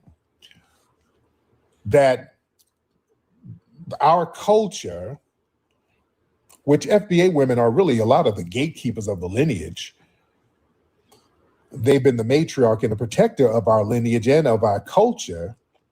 They see people gravitate towards that, and then they try to say, well, they got it from us, but nobody's gravitating towards them. They have a resentment, man. I'm telling you, it's a deep resentment. And they're always attacking FBA sisters. And, man, some of these women, they had the nerve. I know some of y'all were in one of them spaces. They were like, some African women tried to say, well, FBA women are bad built. Y'all just mad because FBA women don't have the body shapes like those African women. I said, are these people smoking some Swahili narcotic? What, really? Were you in their timeout? Were you in that space? Man, did you hear them talk about how they had the nerve to say FBA women are bad built? Yeah, Great Black Shark, dude. And it was a bunch of, yes, that is right. They're shaped horrible. Really? FBA women are bad built? Are you out your mind? Dude, FBA women, that's the blueprint in the global aesthetic. They've been the blueprint for the curvy dynamic aesthetic for decades. The media uses that aesthetic that the entire world emulates. That's high-level delusion. And that's a projection, family. I'm not trying to beat up on people, but these people come from cultures and regions where they're in third world conditions, so they have a heavy starch-based diet. They got to depend on Red Cross rice and UNICEF grains. So your stomach all big and swole and your feet big and dry. You really? You bad built? We got Megan Thee Stallion, we got Beyonce, we got Coco Jones, we got Kelly Rowland, we got phenomenal looking FBA sisters over here. I mean, come on, y'all got, there's some nice looking women from Africa. I'm not trying to beat up on you, but I mean, come on. Y'all not at liberty to point fingers to talk greasy about bad built, and y'all got them women running around, them sagging titties down to them stomachs with flies on them. And come on, we done seen some of what's going on over there now. Come on. Does Oprah count? I'm not trying to beat up on nobody, but damn. Yeah, them swole stomachs, that's not a flex. You know, swole stomach and flies and ashy toes, that bless your heart. I'm not trying to beat up on nobody, but y'all need to stop smoking whatever y'all need to smoke. Y'all been smoking on. You know? Yeah. Man. Turn off the paint then. Y'all need to chill out. They tried to run her in 2024. It was like, what the fuck? Oh man. Let me see. Yeah. Show the African Pam Grier. Right. You understand? Just all types of naturally fine. Let me see. Who's that? Mac. Let's get on Mac. What's up, Mac? Hop on, Mac. Or Mac or just Mac, what's up, brother? What's going on, man? Tariq, I got an off-topic question. Yes, go ahead. I was on Rootwork Style today because I ran out of deodorant. I saw that you have a new flavor up there, the Majara Magic. Yes. My question is, what scent is that? It's a new scent. It's its own scent. We developed a very unique scent, and it kind of has a little sandalwood vibe to it. But it smells very, very good. That's everybody's favorite, actually. Really good. Everybody, when they get that Majora Magic, they're like, "Oh, this one is the best." I'm literally wearing it right now. Oh, yeah. It smells very, very good. It's almost like a cologne to a certain degree. It smells real, real good. You understand? All right. Yeah. So get that. Get that. Definitely. Yeah, I'm a cop. Thank you so much. Thank you, brother. All right. Yes, indeed. All right. Let me see. Yeah, that Majora Magic is not no joke. All right. Let me see who we got. Man. But yeah, bless these people's hearts. They just be saying shit. They just be, yeah, that lavender is not a joke either. That lavender is not a joke. Yeah, I heard the lavender. Yeah, I might have to just do a cologne. Because that Majora Magic, it smells very, very good. Big Zico, let me get Big Zico in here. Big Zico, hop on in, sir. All right, Big Zico, hop on in. Zico, where you at? You're OG. I can hear you. What's up, brother? How you doing, OG? Good to talk to you. I'm on my way to the. What's on your mind, brother? Oh, you breaking up? Ooh, hello? Yeah. Go ahead. Something you're kind of breaking up, brother. My fault. I just wanted to give you an update on the sister up there in North Carolina. You know, Yeah. What's happening with that? So apparently, she was actually living next door to some white tea supremacist member, a Grand Wizard of the Klan, and they were to her house. The state kept her from getting her mother's remains. They were withholding information whenever she got sick. Apparently, she contracted 2 different forms of E. coli. Just the state really drove that sister through the ringer. Oh wow. Oh, you're breaking. Yeah. You're breaking up. But thank you, brother. You're breaking up. Yeah. It was a lot going on with that sister, and I'm still monitoring the case. I want to see what some of the arraignments and all that, what's coming out with that. So yeah, we're really monitoring this case to see what's going on. Yeah, we love TikTok Shop. We love TikTok Shop. It was hard to hear that, brother. But yeah, that was horrible what was going on with that sister. And unfortunately, she felt like she had to take matters in her own hands, and it's heavy. But we're gonna give some updates on what's going on, because I'm gonna look and see what's happening with the charges and everything. I need some more work, baby, tonight. I need some more work on me tonight. I need some more work, baby, tonight. I need some more work on me tonight. Yeah. I need some more work on me tonight. I need some more work, baby, tonight. I need some more work on me tonight. Yeah. I need some more work. So you got a new deodorant out, huh? Yeah, Majaro Spirit said it's really good. That's what he said. What are your closing thoughts on the braids? I just feel like how we all said, how everybody said. It's just I think they just need to say they need to feel included about shit and stop making up shit. Right. You know? Just say that you feel abandoned and you need to feel included, and maybe we'll include you in some shit. But come on, like just making up stuff is ridiculous. Right. I concur.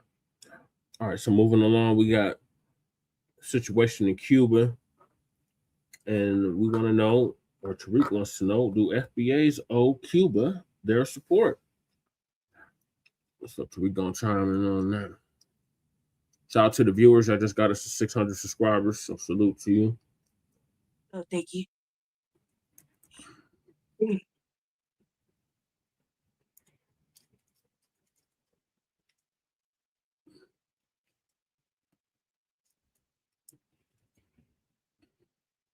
So it's heavy, man. So yeah, delineation was needed, and I just had a zero tolerance policy of these people denigrating us all the time and just talking grease, all that baby mama. Man, fuck out of here. Hood rats, baby mama, gangster rap. Man, if you don't shut the hell up, because when I start going to these people's countries, I'm like, oh, you really don't need to say nothing. When I start going to all these countries, and I'd have been everywhere. I'd have been to damn near every continent. I've been to every continent except Antarctica. I'd have been in every nook and cranny on the planet. I'd have been all these islands in the Pacific. I'd have been everywhere. Can't nobody say shit. I'm telling you, I've been everywhere, and can't nobody say nothing. You better not say nothing about us. You've been everywhere at all. Remember that song?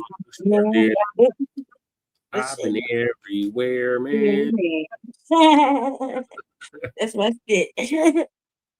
A video just justice. Did it so dirty? Yeah. After I done seen how y'all living, you can't say nothing. Nobody better fix their mouth to say anything. No, you cannot criticize us under no circumstance. No. Yeah, Dubai is cool. Dubai is cool. It's just hot as hell out there. I'm not a real big fan of Dubai. It's way too hot out there. That's when he got a suntan or sunburn, remember? When he came back from Dubai. Yeah, Wani's been to every like, we'll get sunburned if you do. That's why Wani be cooking. 30 degrees out there. So yeah, some of us who've been all over the place, that's why they're mad at us, because we can tell you how they live. Also, that little Dubai trip. See what they do, and I think this is what got a lot of FBAs for a long time. See, what happened with a lot of foundational Black Americans, these folks would come over here and play the whole Prince of Zamunda game. They come over here and tell foundational Black Americans that they're wealthy princes and shit over in their homeland. And y'all will believe in that bullshit. All right? They were running the Coming to America game. They were like, yes, I'm over here. I'm over here. I have a mansion. I am a prince in my village back home. I'm very rich. My sister's I'm coming to America. I have to lay low. I have to be low key. The prince. I have to drive Uber. So they start telling you that they're pretending to be poor. And they got it real popping back in their homeland. Stop. Remember that all of them would tell us how popping they got it. I have so much land. My family has a business. If you listen to a tether, they got their homeland is paradise. If you let them tell it, cracking off. If you let them tell it, they got everything cracking out there. Okay, if you got it cracking, why are you over here? Well, I'm buying more property to invest in my portfolio. I'm here for a student visa. I hate to go to school. Then I'm going to go back and yeah, nigga. All right. Yeah. Yeah, y'all used to believe that shit. Y'all used to believe it. They used to tell y'all they got all of these diamond mines and they got an import-export business. And they got all this real estate. Oh, nigga, why are you musty in a studio apartment right now in Cleveland? Right now. Oh, no. I have to lay low. I get kidnapped if they see all of my money. Live with their meager means. You go to these countries, dude. If y'all don't stop lying, dude, I just left your homeland, nigga. You were shitting on the sidewalk, my nigga. You do not have diamonds. All right? You shitted a diamond. To stop it. Right, Cardenas, that part. I love TikTok Shop. Yeah, so no. Zero tolerance for disrespect. Lies and flies. Zero tolerance for disrespect. Let me get let me see who we got. Right. Y'all raise your hand. Let me get you up in here. Let me get you up in here. Who is Rita? Miss Rita, hop on in here. Miss Rita. Hello, Brother Tariq. Hey, beloved, how are you? I am doing great. What's on your mind, dear? I wanted to know your opinion of what happened at the with the Ghanaians when they went to California asking for reparations. You mean New York, right? I don't remember them coming to California. Well, some of them went to California too, but I didn't know about New York. Yeah, I didn't know about California. When they come out here to California? Well, it was brought to my attention that after they did the thing at the UN, allegedly they were saying that some of them were like going over in California trying to ask for reparations on behalf of FBAs. And I just wanted to see what is true from false, because, you know, you can't believe everything that what about Candy? I said this situation with the reparations thing is like reminds me of Candy Shabaka. Oh, when yeah. I went over there and they was trying to steal off your brain, right? And I was over there doing a PSA on Facebook that whole day, and telling them about how you telling her that that I was gonna sink her battleship, but she kept talking about reparations, and that reparations wasn't a black and brown thing. Yeah. And it's not that. And just cause you see it's a wave making the fucking national news does not mean you got to get on board and remix it the way you feel like remixing it. If you stop, I'm gonna sink that battleship, right? And then I sunk the battleship, and then that's how we got Tether Watson. Yep. Right. And that's also too a redistricting gerrymandered map as well. Yep. Because of that. And they knew that right before the election and didn't say nothing to nobody. Really, that's what was going to cause it. They had community meetings. They had us choose what maps we wanted. Majority of people wanted to keep the same map that we had since 2015. Mm-hmm. Went ahead and introduced their own map and passed it without community approval. Yep, and then that's how we got Tether Watson. Because I didn't think he out-debated her, outbid her, or anything like that. Oh. Apparently, that's how the map made it happen. Mm-hmm. So that was by grand design, right? So, Pops had called at Sekou. He said that they was gonna get that seat back. So, this reminds me of that is that when Ghana was over there doing at the UN or whatever, talking about reparations. Yeah. And then everybody want to put their little stank on the shit.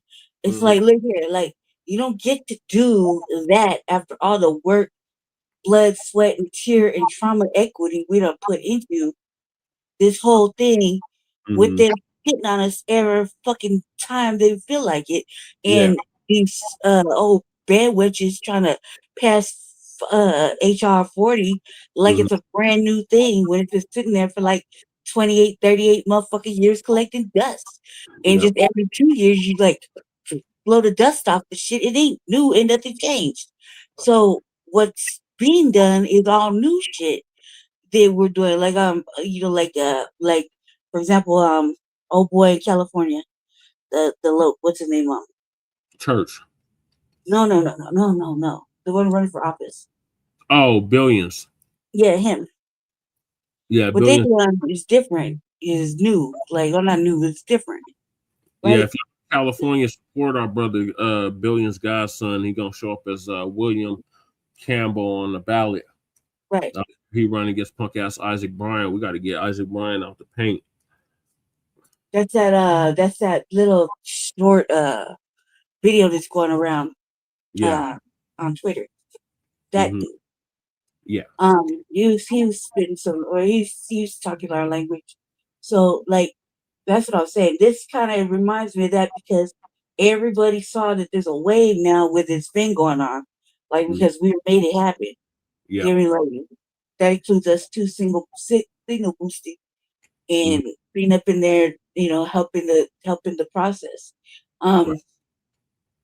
So it reminds me of that because it's like, look, y'all just coming and eating off of the table again. Like this whole couple of years has been to say that we are doing our own thing and we're doing it this way, and you get to come in and leech off the culture, eat off the table when we're barely establishing ourselves at the table in our own way and still not wanting to be at the motherfucking table yet. You know what I mean?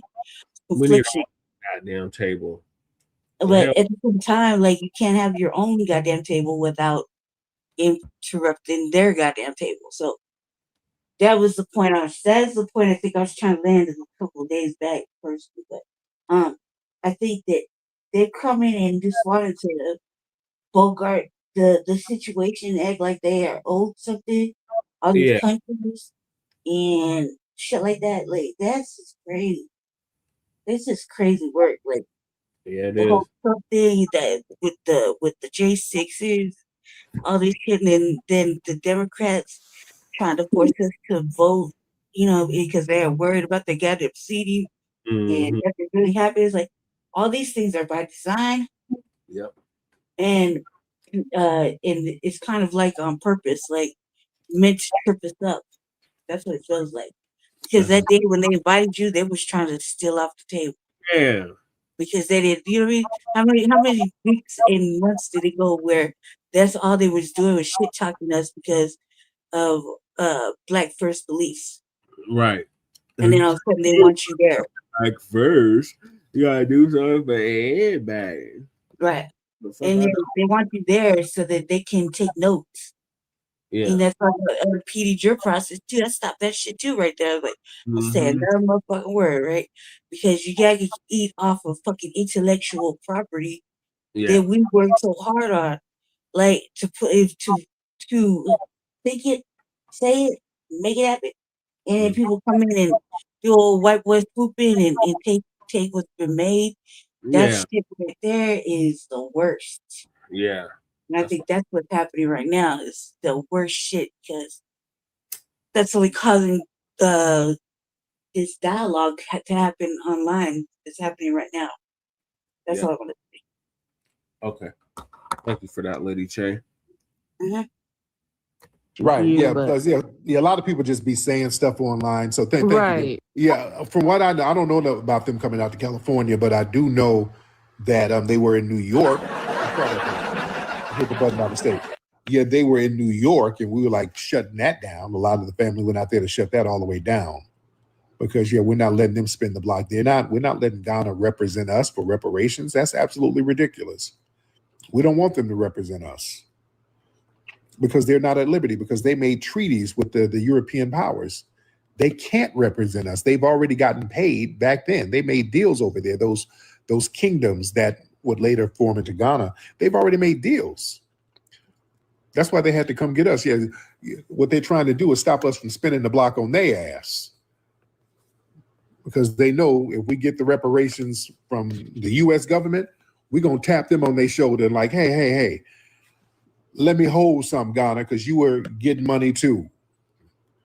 Yeah, they trying to get in front of it. That's our brothers. We want to give reparations for our brother. No, because y'all was selling. That's why y'all got y'all tourist attraction, Elmina Castle. That's your tourist attraction. So now we're going to have to pat them pockets too, Dudu Tunde, because they know them pockets are going to get patted too. So they're trying to get in front of it. No. Sit your ass down because them pockets will get patted. All right. So just calm down. All right. Let me see who we got. JJ. What's up, JJ? Hey, Terry. How you doing, man? I'm good, JJ. What part of Africa are you from, Jay? I'm from the central part. Which part? Which country, sir? Oh, Congo. All right. You're in the UK, right? No. Actually, I'm not. I'm in Australia. Oh, so okay, there you go. What's on your mind? Yeah. I mean, listen, man. I did hear that part about that guy, the pygmy that was sent to the Bronx. You were right. That did happen. And also the who's that reporter that you said that did the thing for the it was Washington or something. I forgot his name. Yeah, but he worked for the Black Press, and it was the Black Press that made it an international thing to let the world know about those atrocities going over there in the Congo. Yeah. So you were right about that. I remember reading something about that as well. What's his name? He brought it up to the human rights with like King Leopold was doing. So I mean, listen, that's true. That's all and true. Like you know what I mean. Like you can give credit where credit is due. Mm-hmm. But in 2026, Tariq, I don't think what you as FBA can do what Ghana did and actually bring up a proposal to the United Nations, and it passed. Like I don't know what you're saying that we stopped it. You did not stop it. The resolution passed. If it wasn't, So I think they got no money. It did not pass. They didn't get no money. No. But I mean, listen. No. Nothing. Reparations is money. They didn't get it, so it failed. They didn't get nothing. No. So it's a resolution, right? So it's like a resolution. No.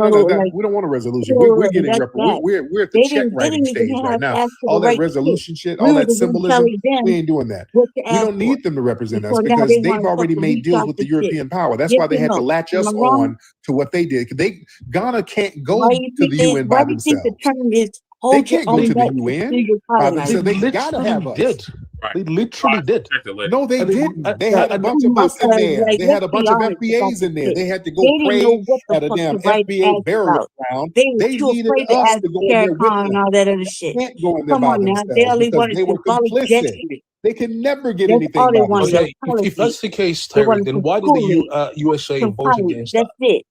How come your FBA vote was not enough to assist? That was a nothing burger. We don't care. All of that was a symbolic nothing burger. It was nothing. We don't care. We don't want them representing us. We don't want them representing because you're not our representatives. No, you gotta have political acumen. Like you have to understand how political. No lies detected, Lady Cherry. I mean, let's put that in mind. Like, let's really rewind the track.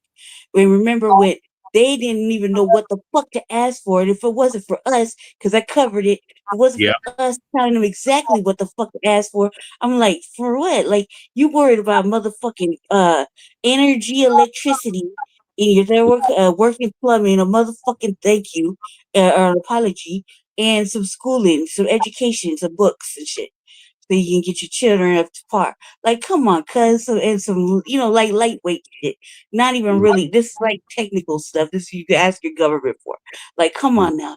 That's what they were asking for. They were too afraid to fucking hold their own goddamn nuts to their own fucking colonists. That's part of tangible. Hold your own nuts to your own motherfucking colonizers instead of fuck up out our way. But we do this shit. Isn't that not the truth? That's not the facts. No, that's no lies detected, Lady Cherry. So for them to come in and be like this and that, and on the big world stage, and act like they came and they did something. All you did was fucking sit back, take notes, and write some shit. That's it. That's all that's been going on under the legend motherfucking diaspora. They're sitting there watching us make moves. And then go rewrite some shit and think it's way better to put their fucking representative up front and make that happen. And now we sitting up here with our fucking hair all frizzed out and shit. Now fuck all that, cuz. Fuck all that. I remember very clearly when I said, hold your own nuts and look, this is what we're asking for. We're not asking for basic fucking shit like working water and electricity and a couple of books and a fucking apology statues. Like, what the fuck is wrong with you? Right. No, that's not reparations. Right. That was a long time ago. What was that, 4 years ago? Yep. Something like that. I was sitting there fucking rolling my eyes like the fucking nerve. I covered it. So on Line Blacc News, covered up. And what the fuck is you talking about? Like, no. So you don't know. And then you don't come in and ride the motherfucking boogie board, ride the wave, and then think you're gonna do something and then sit here and make it feel like we ain't did shit when we in every state. I promise you, in every state, there's like 5 motherfuckers working on this shit. Yeah, and we've already like 5 motherfuckers, okay? Like we're not talking about 550, 1050. No, we talk about like 5 motherfuckers working on the legislation on the backboard of each and every motherfucking slate. years behind. We already went to the UN about reparations. We did that back in the 70s. Right, but this is a new wave of shit because the old stuff wasn't working, right?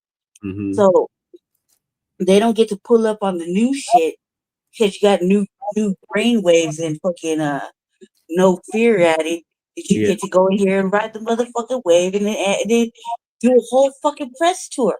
Are you serious? Yeah. Like we barely are getting into the room protesting. They won't even let us in the room. Like they hadn't been letting us in the room in a long time. So we barely are in the room now, and here you come on the backside. You know what I mean? Like backdooring it. Like And shout out to Sister Brooke and Brother Devon and Brother Melrose and Sister BX that shut that shit all the way down in New York. Yeah, let's see what happened, but I'm sure that went down like that. I'm sure of it. Because that shit is disgusting and disturbing. It's like you want to wear our drawers. Yeah, that's exactly what After the fact. You know what I mean? Like after we took them off and put them in the laundry basket, now you want to wear them. Yeah. And try to think that you gonna get a little bit of funk is gonna rub off on you and be groovy. No. No, sir. No, ma'am. Go ahead. With no Ghana, no. Ghana didn't get nothing, and they're not going to represent us. We don't want them to get no money for us. We'll never see it. Are you insane? If Ghana got money for reparations, we wouldn't see a dime, and you know it. We ain't dumb, bro. If we don't do this, you will never get anything. Yeah. We're going to get it, sir, and you're not going to get a part of it. Thank you so much. I'm not listening to tether babble. Right. Y'all think we're dumb. Y'all not going to represent us. You sound dumb as hell. They didn't give us no bread for it, so why would you think they give us bread now? Right. You're not going to get nothing on our behalf. If Ghana got something, you're not going to double dip. You already got paid for selling some of us. Right. That part. Right. And you never returned the bread. You said, hey, can we buy them back? No. This is why we delineate. These tethers think they're slick, trying to undermine the shit. They think they're slick. Yeah, they think. Hey, let's do it. You need political. No. What they want to do is come in and undermine it and finesse it. Mm-hmm. That's exactly it. Tethering is what they do. Lord, you out your damn mind. Tether your ass to your own collar. Nothing on our behalf. You are not our representative. Right. That's why they hate when we delineate. Because when we start getting this paper, which is going to happen, we're going to get it. Right. But the fact that we've delineated, see, they ain't got us stomping for them. That's why shit is left for a lot of them. Mm-hmm. See, the minute we stop stumping for them, and it's their fault because they want the bullshit. The ICE trucks run up. There's travel bans on their countries. Yep. There's immigration restrictions on their countries. Mm-hmm. You see? And now it's going left for them. Mm-hmm. Some of the tax dollars that go to their countries are drying up. Yep. All of that. Oh, this is why they don't like delineation. I was trying to let somebody up and I just hit the cheer button. But yeah, this delineation, they seeing a lot of shit is drying up for them. Mm-hmm. You see? Yeah, not our fault. A lot of stuff is drying up for them. Oh, it's heavy. I love TikTok Shop. I love TikTok Shop, ladies and gentlemen. Yeah, that U.S. aid is dried up. Yep. Yeah, man. That's why they're mad at delineation. They can act like, just go ahead and delineate. We don't need it. Yeah, you do. That's why you mad. Who said we need him? That's why you mad. Right. Well, we ain't never going to get nothing. That's what they said. Let's get Scotty. And tourism is slowing down. People ain't. Yeah, those Africa tours, people ain't going over there like that. What's up? What's up? How you doing? What's up, Scotty? How you doing, brother? Ah, man, I'm just driving these 18 wheels from Detroit back to Cleveland, man. Listening doubt. to you. And shouts out to broadcast. Man, you took the words right out of my mouth. I'm glad that the whole entire delineation. I have this argument trying to explain delineation to my elders who are in their 70s and 80s. They're the vote blue no matter who crowd. Oh, And trying Lord. to explain this to them is it's like pulling teeth, man. Yeah, it is. But when you spoke about the delineation, I was just gonna say, you're right. Ghana ain't getting no money. You're not. All they gonna get is symbolism. Yeah. And also, when they did pull the USAA, that was one of the biggest scams that I didn't even know. That was wild. Oh yeah. Oh yeah. And a lot of these countries are starving because of the USAA and the delineation. So Yep. I salute them. You took everything I was gonna say, but I will leave off on land a plane on this note. You got to stop throwing Cleveland under the bus. I'm born and bred Cleveland. No, I love Every it. time you have a good joke, it be like, you better take this back to Cleveland. But you Yeah. know Cleveland is tethered up. You know it's a gang of tethers in Cleveland right now, though, right? Dog, man, dude, I'm seeing it grow, man. From when it was back in the day to what it is now. Yeah, man, I get it, man. I do see it, man. Yeah, and I got a lot of family in Cleveland. Thank you, brother. I got a lot of family out there. But yeah, Cleveland is tethered up, boy. Damn. Heavy. You know? That they send them right out there to Ohio. Yeah, they send a whole bunch of them out there to Ohio. Yeah, that's why I use Cleveland. Cleveland is right in the middle of America. So that's why these folks call up talking about how proud they are of their homeland, and they has to be right in the middle of America. Mm-hmm. Yeah. Man. A lot of East Indians in Cleveland. Yeah, man. Let me see. All right, let me get one more person in here. Let me get one more person in here, ladies and gentlemen. One more. Because I've been on here for a long time. Ladies and gentlemen, let me see. I'm looking in the, who is this? Momocha? What's your name, man? I'm trying to get some new faces in here.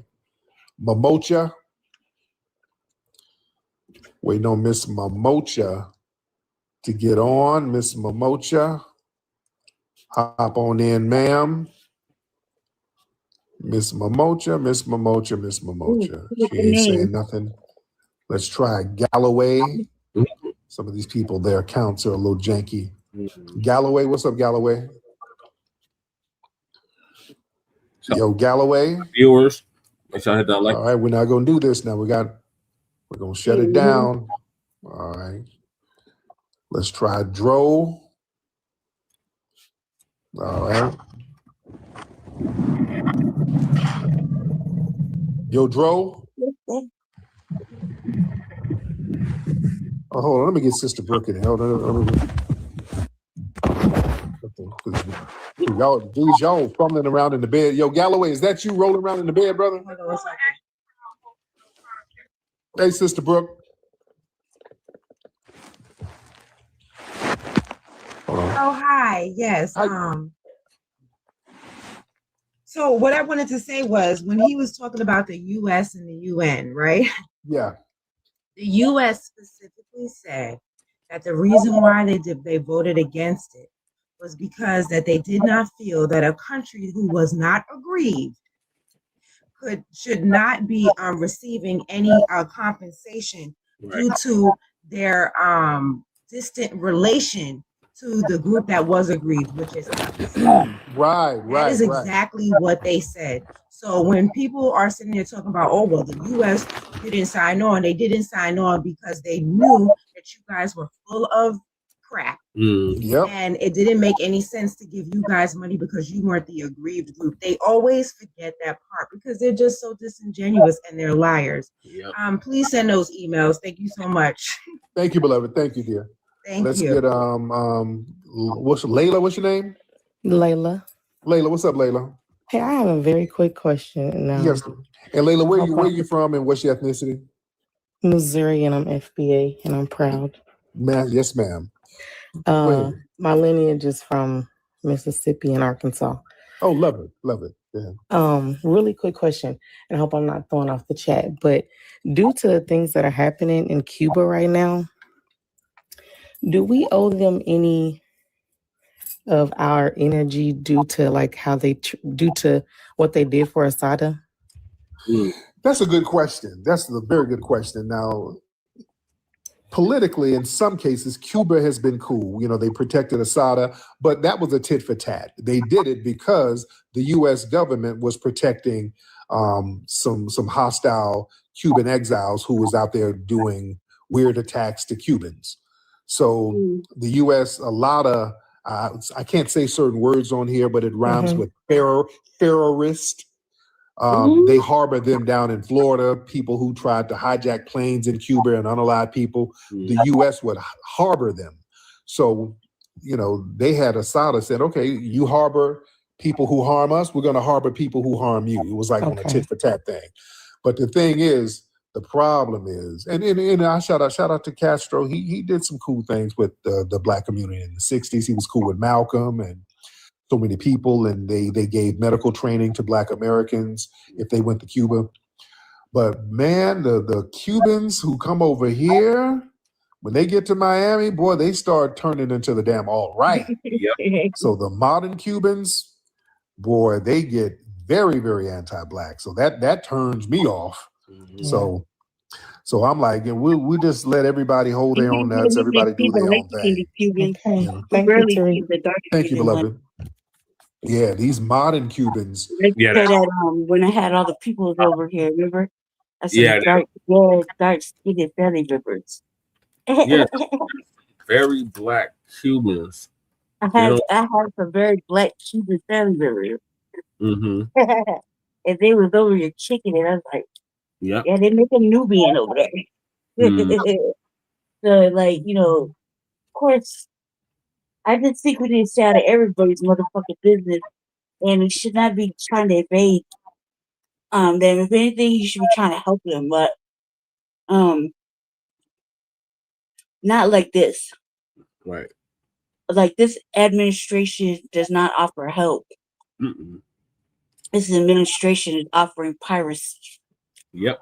And thievery and shit like that. And, you know, their country is already having enough problems. But, you know, they deal with a lot of colorism out there, too.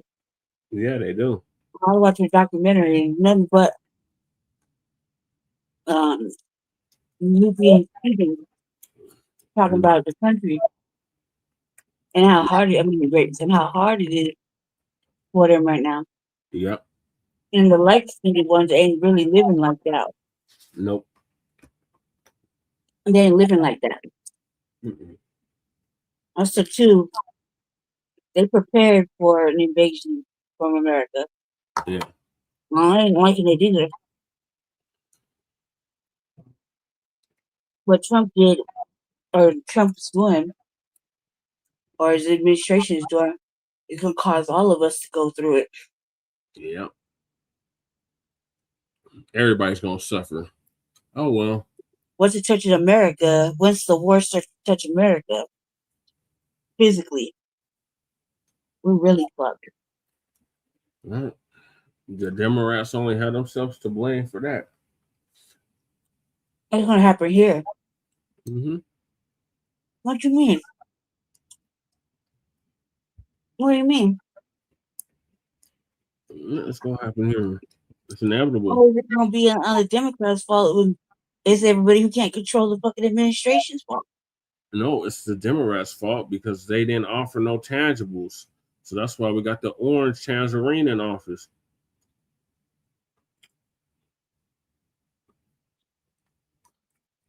What do you think is going to happen after midterms? Depending on how they go. If the Democrats get the House back, then they're going to try to impeach Trump. If the Democrats lose as they lost in 2024, then this madness it's going to continue. Either way, it's going to be madness. That's what we say every year. All right, carry on. Yeah, they are a piece of work. Yeah. Yeah, they come over. Yeah, the Marco Rubio Cubans and the Ted Cruz Cubans. Yeah, they can kick rocks. Right. Yeah, they can go ahead and kick rocks. Yeah, them Blanco Cubans. Man.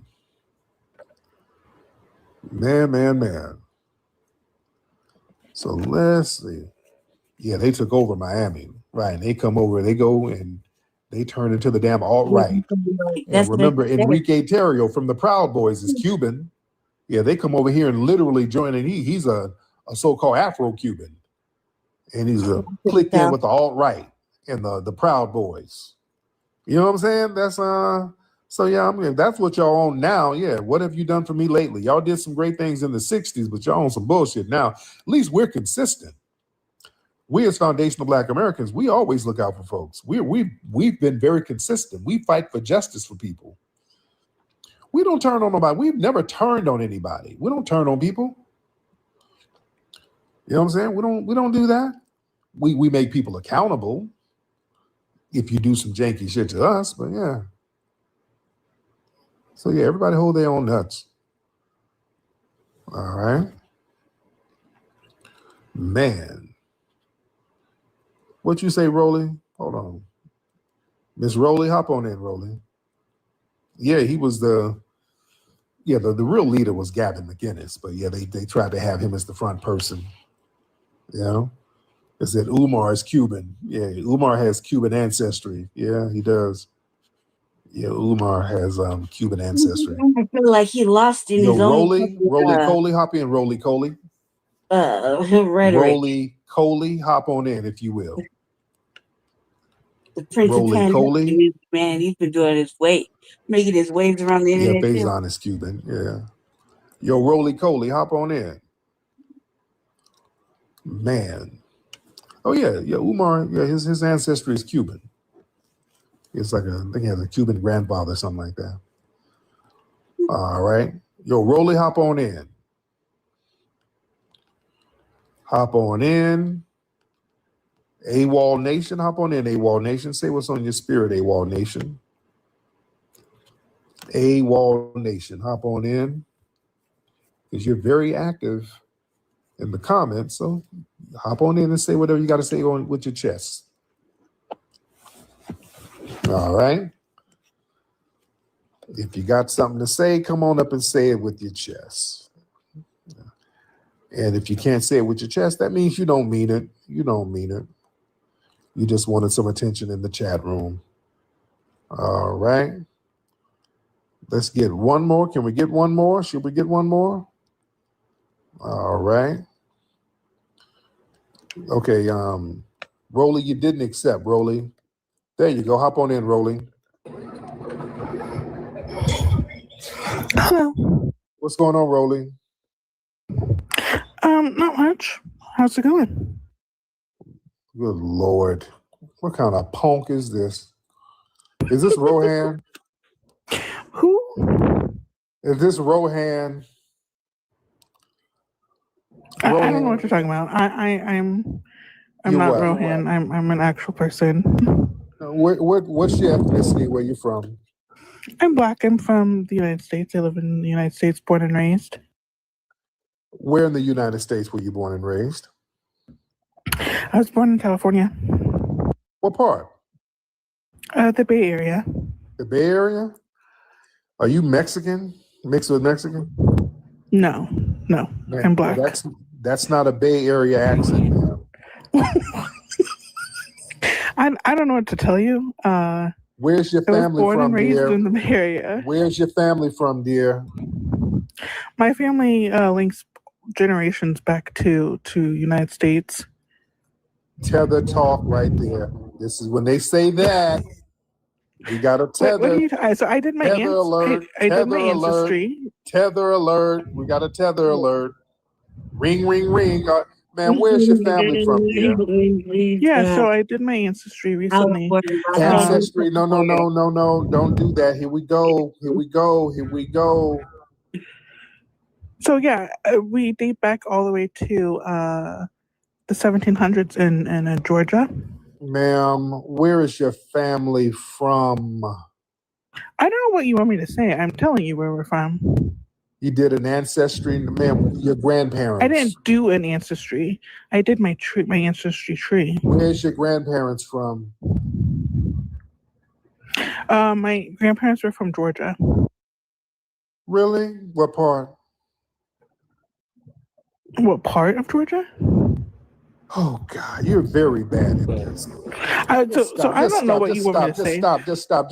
No, Okay. no. Now we've established who you are. Now what do you have to ask? Because now this is wait. So now you're not going to be. So okay, now we've already established who you are, a tether. Now what's on your mind? What's on your mind? Okay. Y'all be cracking me up, yo. All right, just a tether. But what's on your mind, ma'am? Yeah, so I just find half the shit you say to be absolutely ridiculous. Because you're a tether, right? Because you're a lying tether. I know you do. Tethers do. Tethers don't like us delineating. So it's ironic to me that you're assuming that I'm a tether. You are, even though, because you sat up here lying. Calm down. Ma'am. Calm down. Yes, ma'am. You sat up here lying your ass off. Yes. Sweet boy, I know you have big boy emotions. Let me just. And you got big back. You got a big old back, but it's okay. And there's a lot of lies coming off that back. There's a lot of lies coming off that big back. You got big lies coming off that big back. I know you have a lot of emotions. Ma'am, I know you have a lot of cholesterol. I know you have a lot of cholesterol. All right. Look, so I'm calm not down. actually lying though. You are lying. So I date generations back to the United States.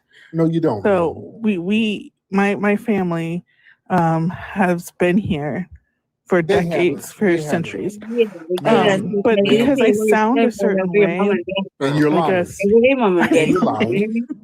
Right. Ma'am, you're a big back tether. It's okay. You're a big back tether. If I'm lying, where am I from? Ma'am, you're a big back tether. You're probably from Wakanda somewhere.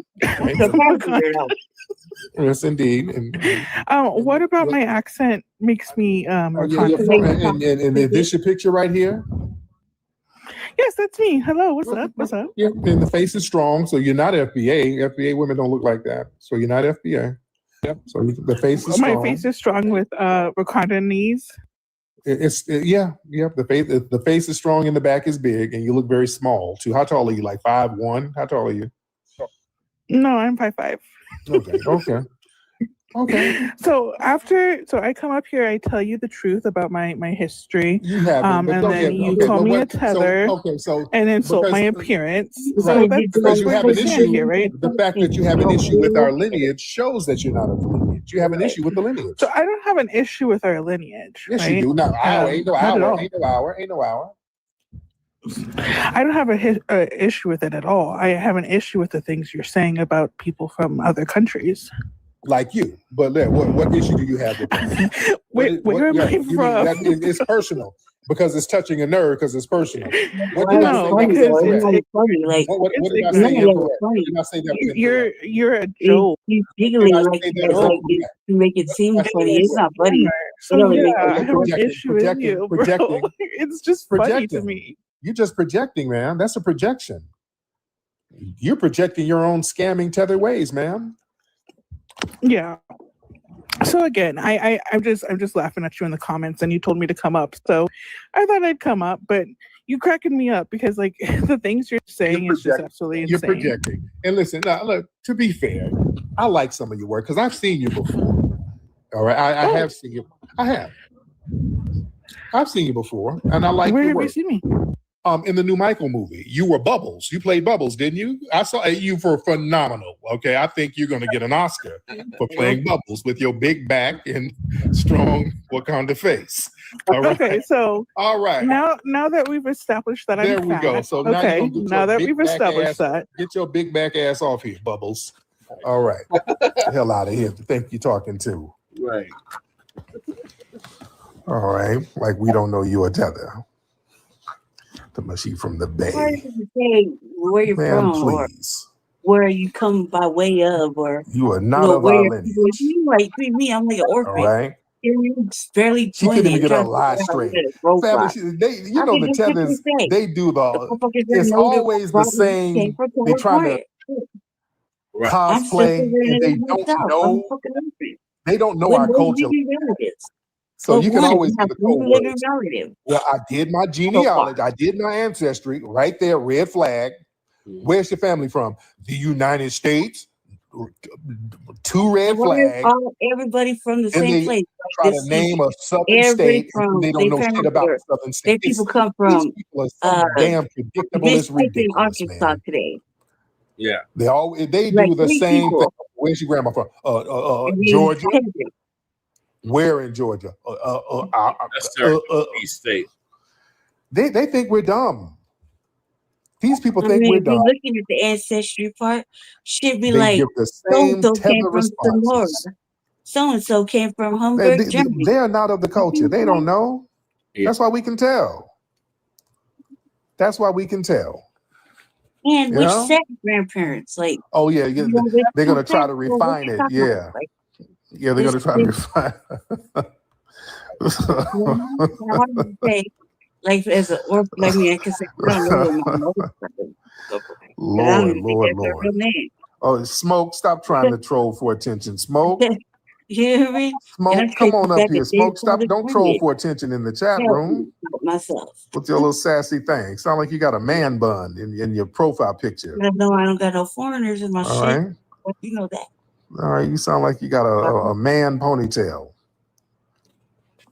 You mad? This delineation is whooping on you. It's okay. Giggly is like stupid. Yeah, don't get mad, sassy punk. Go ahead and build your homeland up. Don't get mad at us because we standing on our lineage And business. then don't get frustrated and be And y'all got to stupid. sit up here and try to cosplay us and can't even name the places you trying to cosplay. Right. Who y'all think y'all talking to?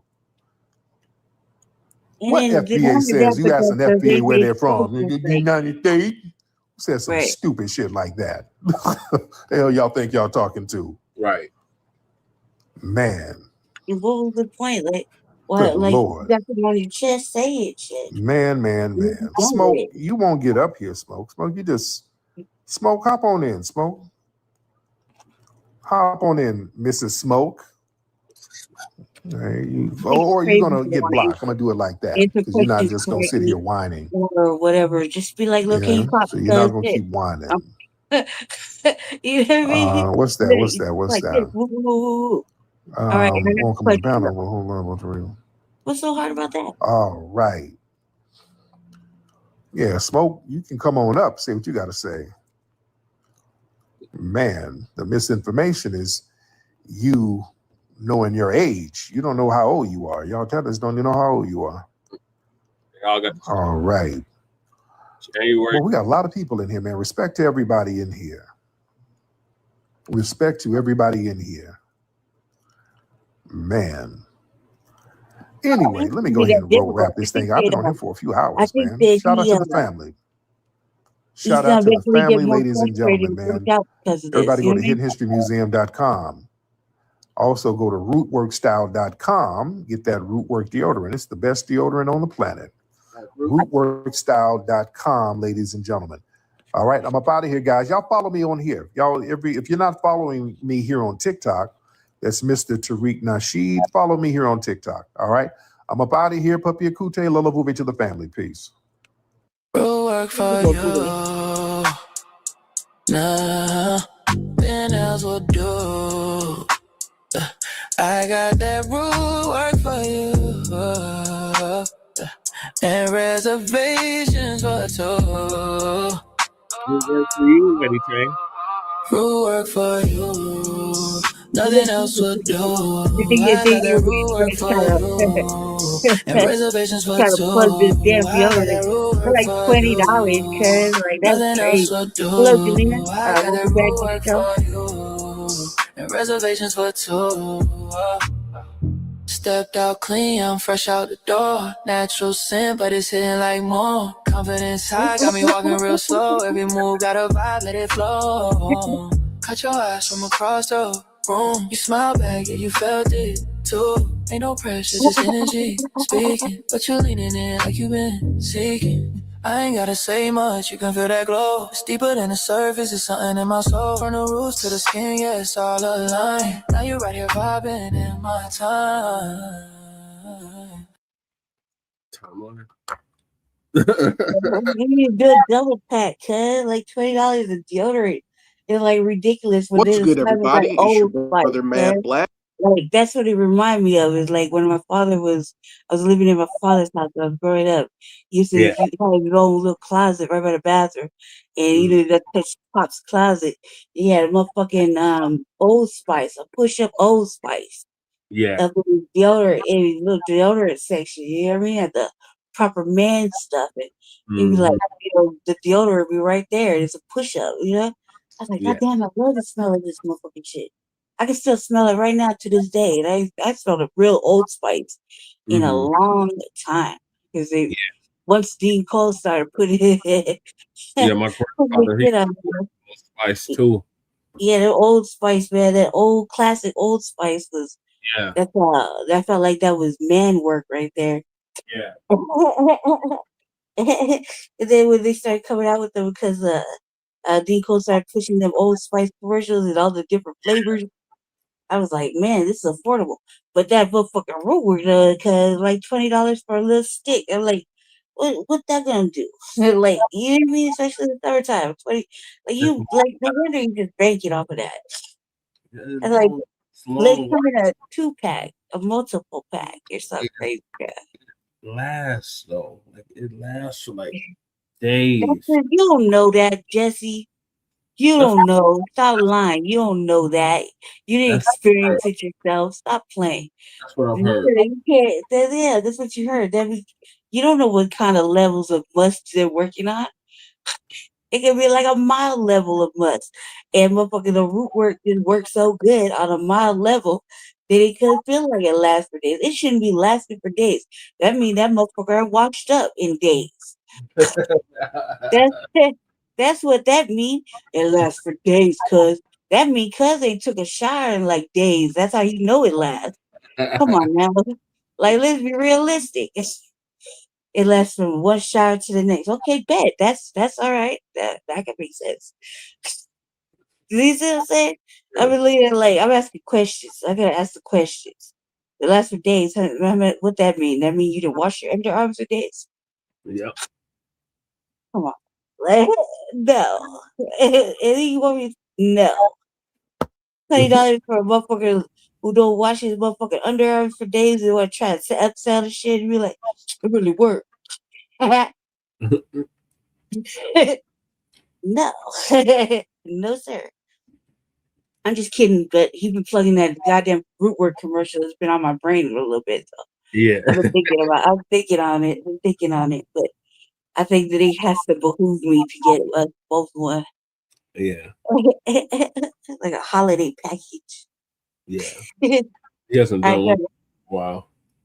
Yeah, it's been the last time we got a holiday package was like 2 seasons ago. Years ago. Yep.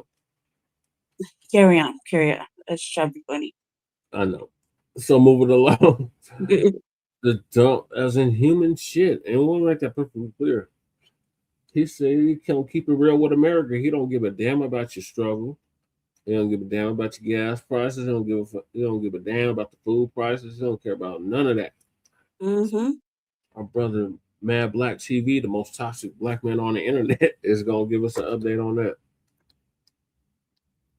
The most dangerous and the most toxic black man on the internet. And I am Black up in your face again with some more pro-black commentary. So people who have followed me on this channel know that on several occasions I have said that Donald Trump is actually one of the best presidents that the United States has ever had. Now, before any of you weirdo liberals get mad and want to like try to ban my channel for saying that, or any of you MAGA mutants want to start applauding and throwing your drawers on stage at me for saying that, I want you to truly listen to what I mean when I say that Trump is one of the greatest presidents of the United States. Donald Trump is what America truly represents. He is the United States without the mask of civility and without the mask of courtesy or politeness. Donald Trump is the true representation of what the United States really is. Ignorant, arrogant, warmongering, and just a bigot all around. He is the truest representation of what the United States really is. And he represents that to the fullest. Like he doesn't mince words. He doesn't try to hide it. He just comes right out and says what's on his mind. And usually what's on his mind, if it's not just outward stupidity, it's always something that's very crass and it's something very disgusting and very honest about how the United States just likes to take things or how it likes to treat its own people. And very recently, Donald Trump had a statement where people were asking him, you know, do you have any consideration for the American public and the American citizens and what they're dealing with right now when it comes to their finances? You know, you're waging all these wars overseas and, you know, it's hurting a lot of the American public. Do you have any thoughts about that? And Donald Trump says he doesn't think about the American public whatsoever, right? I think his exact quote was, the only thing that matters to him is, you know, when he talks about Iran, is that they cannot have a nuclear weapon. And he does not think about Americans' financial situation. He said that doesn't even cross his mind. And, you know, there were a lot of, you know, MAGA mutants trying to make excuses for that statement, trying to make it seem like, well, he just misspoke or, you know, that's just Trump being Trump. But he doubled down on it a few days later where he said that was the perfect statement. Like he doesn't feel any regret about even saying that because there are a lot of people who were appalled by what he had to say, right? That he doesn't think about the American people and their financial situation, which is funny because that's what he ran on, right? Anyone remembers the election season, that election summer before he got into the White House? That's all he talked about was how he was going to make the economy better for the American citizens because the Biden administration was doing such a terrible job, right? And, you know, when I saw him say that, it didn't surprise me, first and foremost, but, you know, once again, it just confirmed for me what type of scumbag Donald Trump is and why he is a great representation for what America is. And here's the thing. Here's the thing that a lot of people are missing about that statement in particular, because a lot of people are hyper focused on the fact that, you know, Donald Trump is such a low life that, you know, how could he dare say something like that? How could he not care about the American public or care about the American people and their finances? I'm here to let you know that no politician gives a shit about your financial situation. Not one of them. It doesn't matter if they have an R after their name. Doesn't matter if they have a D after their name. And truth be told, even though I'm an independent, most of the independents don't give a damn about your financial situation either. Okay? That's not how you don't get into politics to actually help people. Most of these politicians these days, anyway, they get into politics to help themselves, right? It's to get into a power position. So not only are you getting government benefits, you know, it's so funny to me when you got so many of these politicians who vote against the government giving like set-asides for actual citizens. Like they always vote against like welfare and stuff like that for people. But when they get into government, they get set-asides, right? They get government health care, not just for them, but for their families, right? So the government pays for them. They get a salary, they get health care, and on top of all that, they get into a power position where they can get on these committees that can vote on certain aspects of the country where they can get a kickback. So if they're on a committee where, you know, let's say like they're voting for some sort of new technology or something like that, and then it needs to get passed into law, they get on that committee and get it into law, and then they get a kickback from that corporation that created the technology. You see what I'm saying? So all around, they're fleecing the system. That's how so many of these politicians, they start out, you know, they're just regular citizens getting maybe like $45,000 to $50,000 a year, but by the time they leave Congress, they're millionaires. You see that? So that's what a lot of them are. A lot of them are opportunists. They only care about their own financial well-being. They know it's hard out here, especially a lot of the ones that start from the bottom, a lot of the ones that start out as just regular citizens. They know that the world that they created is shitty, that they're not actually helping anybody. So what they figure is, well, let me get in here and help myself and my own family and my own immediate circle, and I'll just worry about that, and to hell with the American public. Once again, no politician gives a damn about the average American citizen and their finances. They don't, that doesn't even cross into their mind. All right. If the only citizens' finances that they think about are the wealthy ones, right? The wealthy ones that are lobbying, or the corporate finances out there, and like the banking system and whatnot. That's the only finances they think about. Your average blue collar, white collar working American, they don't think about people like that. Even though we're the bottom of the pyramid, we're the ones that's keeping the system together, right? But they don't really think about us in that regard. So don't get too caught up in the fact that Trump said this, because he's only expressing what a lot of them feel. Because there's a lot of people out there, a lot of, political analysts and people who, do political commentary are saying that all the Democrats have to do now is take that quote by Donald Trump and put that in their political ads. And once again, you have a lot of these Democrats thinking that they're going to get an easy win during the midterm elections and be able to just, completely wash and beat all the Republicans in the midterms. And I'm here to tell you that it's not going to be as easy as they think it is. In fact, that type of thinking by the Democrats is why we're in this position in the first place, right? Because they thought that, well, it's going to be obvious to the American public that Donald Trump is the bad guy. We don't have to actually do much, and we don't have to offer anything in opposition to what the Republicans are offering, right? Say that. People will just. I literally just said that, like, 15 minutes ago. Mm-hmm. Automatically assume Trump is bad and vote for us. It doesn't work that way. Democrats, you have to offer something tangible to the American public. It can't just be you relying on people thinking Trump is bad.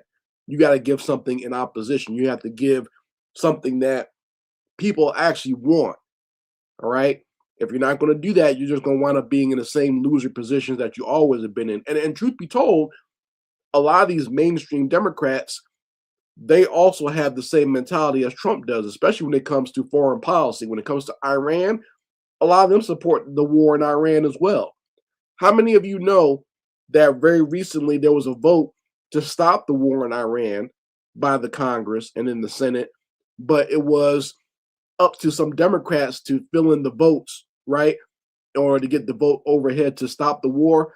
And those Democrats voted for the war. I think the deciding vote was that bald-headed fool that wears the hoodies from Pennsylvania, that senator, the one that never shows up for work, his bitch ass. It was his deciding vote in order to, stop the war in Iran. And he came in clutch. He showed up for work that day to make sure that he voted that we stay in the war. And, everyone knows that he gets a lot of kickback money from the Jewish lobby. He gets a lot of money from Israel to keep that shit going on. So, of course, he's going to vote for the war in Iran. And, the only time he shows up for work is for stuff like that. Or, once again, it's also been shown that he also is on these committees for these new technologies, and he's getting kickbacks from these corporations, which is not illegal, but it's very unethical, right? But that's the type of system that we truly have. This is why I say Donald Trump is America without the mask of civility. Yep. He is America as it truly is in its true form. And this is why I'm not surprised by his comments. This is why I'm not shocked by the stuff that he says. And I know a lot of you MAGA mutants out there making excuses for him, or you're trying to, you're starting to feel bad and understand that your Lord and Master, Lord Tangerine, doesn't give a damn about you and your life and your family, right? But it's too late now because you voted for him and you put him in that position of power. So you have to suffer just like everyone else does. And that's why you voted for him in the first place, because you wanted to see other people suffer, but you weren't counting on that stuff to bounce back and Look get at you me. too. And I'm glad that it's hitting your ass as well. Magic. Anyway, you folks let me know I how knew you you feel had about this in the because comment section. I you would took love my to hear glasses. your opinions on this story. Anyway, It was Mad Blacc, and I will be I back with my told you foot on not the to. devil's You back. knew you did it. there was so many glasses Magic. on. No, I don't give a damn. I gave you the pair of you. I knew you did it, Jesse. I was looking for him and I was like, magic, magic, magic. Like, Magic I can't have shit without you taking it, cuz. Like, Jesus Hello. Christ. Magic, don't take the subject. Magic. Hi, baby. Magic. The baby. Magic. The baby panther. Magic. Who's a good baby panther? Who's Magic. Who's gonna be a big Magic. Magic. Like magic. Just want to get off. Magic. Magic. Mm-hmm. Baby. All right. So yeah, we try Oh, to no, work. let's get back to this. You took my glasses, cuz. Oh my god. And I knew that you did it. I was looking for him because my eyes hurt because I have a fucking migraine. Started telling you. And I knew you did it. I was looking for him. I knew you had him, cuz. Like, why? There was Like, three. why? Cuz, like, why? There was 3 pair of I glasses. don't care, damn it. I don't care. I gave you a pair. Like, why'd you do it? Like, why you do it? I was literally in a rush. No, it don't matter. You know what you did? I want my shit back. It's okay. I'm gonna go run a fucking repo at your house. Oh my god. Yeah, you got to come over here anyway. See, cuz no, like I don't like that shit. Anyway, back to what I'm saying. Magic. That's it. Oh, Magic. she ran off. I think she ran to the bathroom. Or everybody else sleeping. Yeah. Yeah. I don't want to hear nothing. I know, Uncle Phil. I want to hear why my glasses is on your face, cuz when they should have been on my desk. They all look the same. You know which ones were you know which ones because you did it right before you left, cuz so you know exactly which ones you put on your fucking face. So stop playing. Like your little face like that, but don't play with me because I was here. I didn't know. here. I left. I'm like, Yes, you did. I told you to take them off, and you didn't. I did take them off. No, if you did, then you would have put the ones I gave you back on. Because you broke the other 2 pairs, and then you took this one. And no, Jesse, no, the other 2 were brand new. Well, to my defense, Brand new. the cats broke one of them. I don't want to hear the lies, because I don't want to hear the lies. You did it, so it's on you. Let's just say, why you got my shit on your face? Aren't I allowed to look tight? Got them for me, not you. Me, not you. Me. All right, getting back to this Cuba thing. Cuba Say, I'm thing. sorry, damn it, and I want my shit back. I apologize, Lady K. I will get you your glasses back. And y'all don't get it because y'all don't see me all the time, but Jesse be taking all my shit. I gotta hide stuff. And now he'll take it and keep it. And I'm like, no, man, I'm tired. 5 years of watching Jesse fucking be tight and shit. I'm done with all that. Like, it's my turn now. Mm-mm. All right, so I guess we're done with Cuba. Yeah. Yeah, I don't think we owe anything, but I think we should help them. But it's not the administration to help them. We tried to warn you, Democrats, but y'all didn't want to hear us. So now we got the dump. And we're going to have him for another, what, 5 years? 3 years, and ain't no coup d'etat going to happen, so, So you only have yourselves to blame, Democrats. I caught up kind of on the news yesterday morning, but not really. But I don't think that we don't owe them nothing. I think we should help them.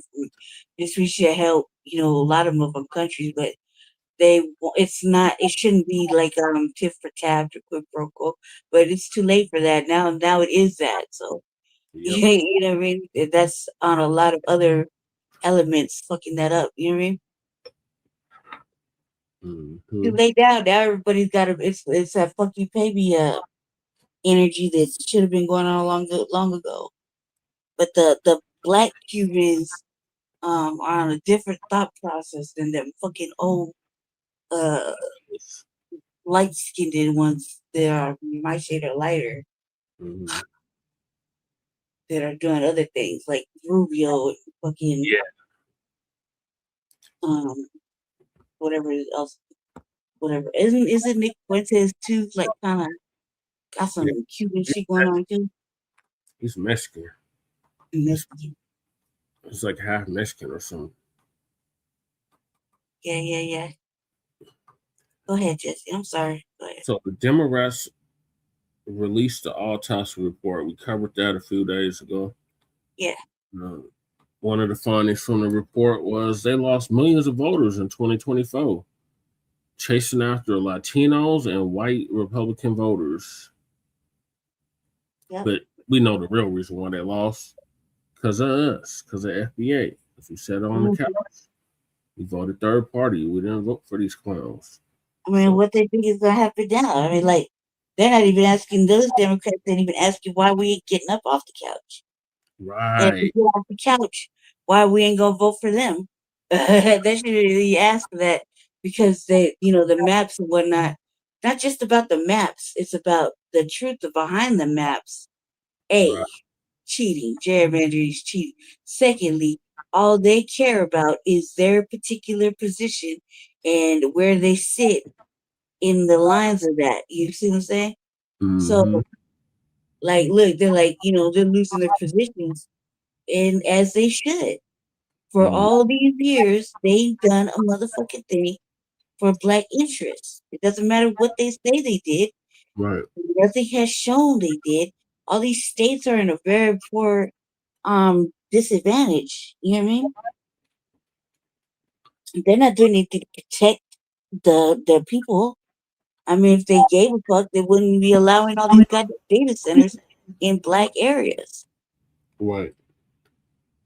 on superflood sites that are clearly poison areas that they have never cleaned up.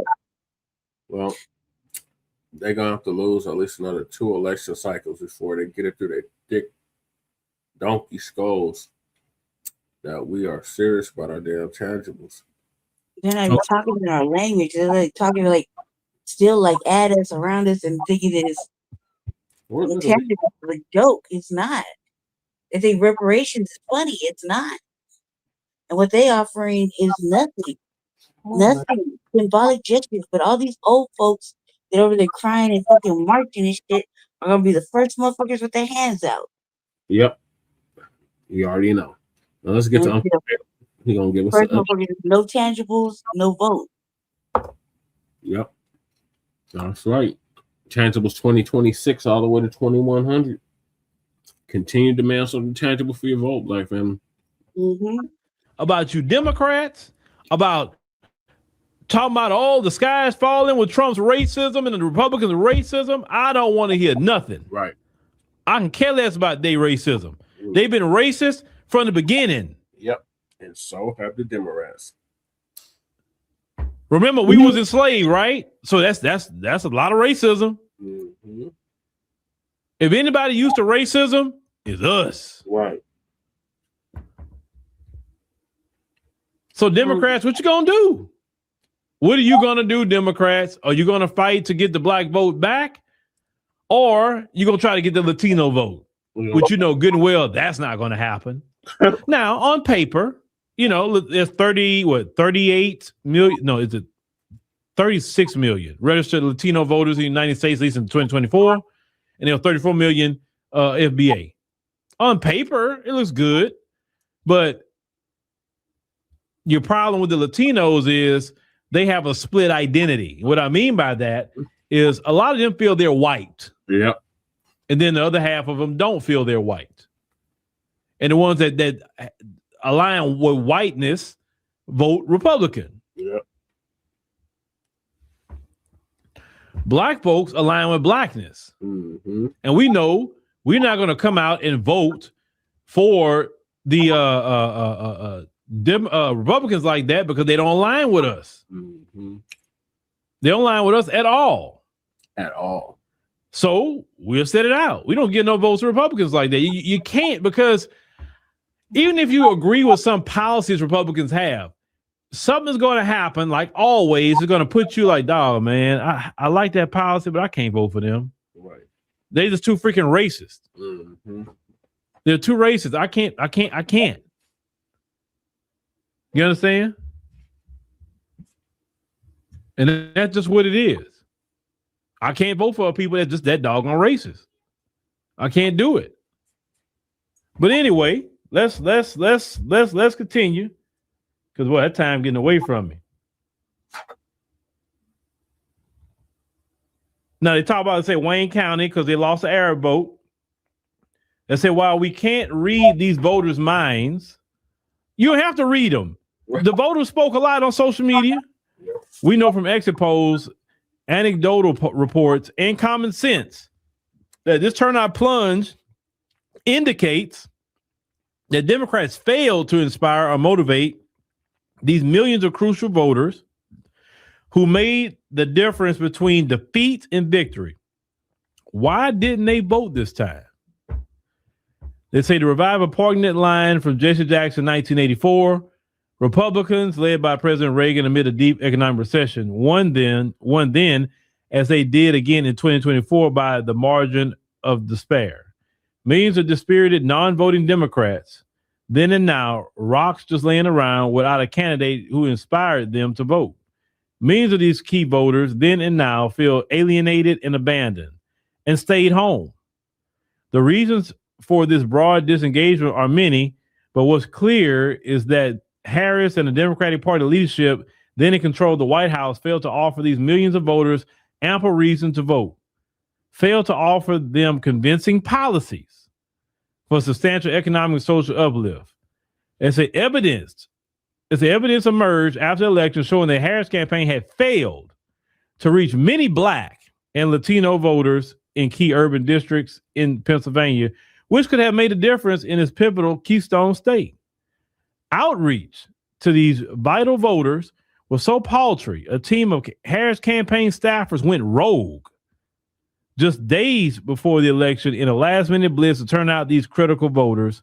As New York Times reported, campaign organizers in Philadelphia said they were told not to engage in the bread and butter task of getting out the vote in Black and Latino neighborhoods, such as attending community events, registering new voters, and building relationships with local leaders and calling voters. They said this is just one instance of a broad strategic failure in which the Harris campaign prioritized suburban and Republican voters over motivating the young and urban electorate. So basically what they said is Kamala Harris was going after these conservatives instead of focusing on getting the Black folks in Philly, and I guess Latinos as well. Okay, so let me stop right there, because like I said, that we can continue to go on, but let me stop right there. So she kept trying to do, like I said, once again, she kept trying to go get these good white folk. That's what she was trying to do. She was trying to get these good white folk, and and it didn't work out. Her team say she's messing up. They tried to fix it, but it couldn't be fixed. So Democrats, listen, this is how we feel. I think I can speak for Black America this time. In politics, as the old saying goes, there's no permanent friends. There's no permanent enemies. There are just permanent interests. That's it. So, give example. Marjorie Taylor Greene could be a political enemy yesterday, and Marjorie Taylor Greene could be a political friend tomorrow. Don't matter. Don't matter. As long as you are aligned on my or our permanent interests. That's the way that works. Exactly. This is why I don't advocate for political parties. I advocate for Black folks to be independents. Mm-hmm. And we go wherever our interest lies as Black people. That's right. So it's simple, Democrats. Bring tangibles to the table. That's it. Just bring tangibles. You got no excuses why you can't do it. Trump just showed you how to do it. He getting away with it. You can get away with it too. So we need our tangibles.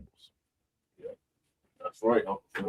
Trump has really solidified the no tangibles, no vote ideology. So what are you going to do? That's the only question I have. You got midterms coming up. You know, what you got? We listening. Look, Democrats, I'm ready to go vote Democrat today. What you got? If you give me nothing, it's okay. I can go find some content to make. I can go try and create some more songs with Soraya. Shoot, you know, work on some things with LaSherica and them and Sister Samila and Layla on AfroWire. You know, I gotta get started. I'm gonna get started with my new book that gotta come out. So I have a whole lot of things that I could be doing, you know, spend time with my kids, the family, you know, instead of going vote for you. So if you want to get me to go vote for Democrat, I have no problem doing it. What you offering? Exactly. They threw their whole campaign behind trying to get Latinos to vote, and Latinos gave them the middle finger. Yep. That's what Latinos did for them. So, but that's good. Shout out to the Latinos. Shout out to them. Because you know what? You didn't have enough Latinos on your team to teach you about Latino culture. That's your problem. Because Boule Martin said this, so I assume that's what happened. Boule Martin said she was surrounded by nothing but white campaign people, white campaign strategists. Yep. Let me tell you something. If I had to run for any kind of political campaign, especially in a diverse country like this one, I would want somebody from the white community that can advise me on white culture issues. Of course, I'm gonna have us. Right. I want a Latino. I would want an Asian who could talk about these things. I would want an Arab American somewhere on the team, you know, Indians, etc. Just so I can be well-rounded in all my policies, so I can hit everybody's needs, so I don't leave nobody out. If I'm running in a diverse area, now if I'm just running in a black area, then shoot, I'll stick to us. I'm not worried about everybody else. But that's how you have to do it. I'm not gonna sit up here and just have black folks advising me, and they don't understand Latino culture, they don't understand Asians, they don't understand none of these other people. And you had the money to do it. Yeah. You had the money to do it. Like I said, I don't have a political science degree, but I got common sense. Right. And common sense says get people who are smart from those communities to come join your team to advise you on how to reach those people. And you get surrogates of those communities to send in those communities for you. Right. Oh, they don't get it, Uncle Phil. They're not gonna get it. Surrogate. It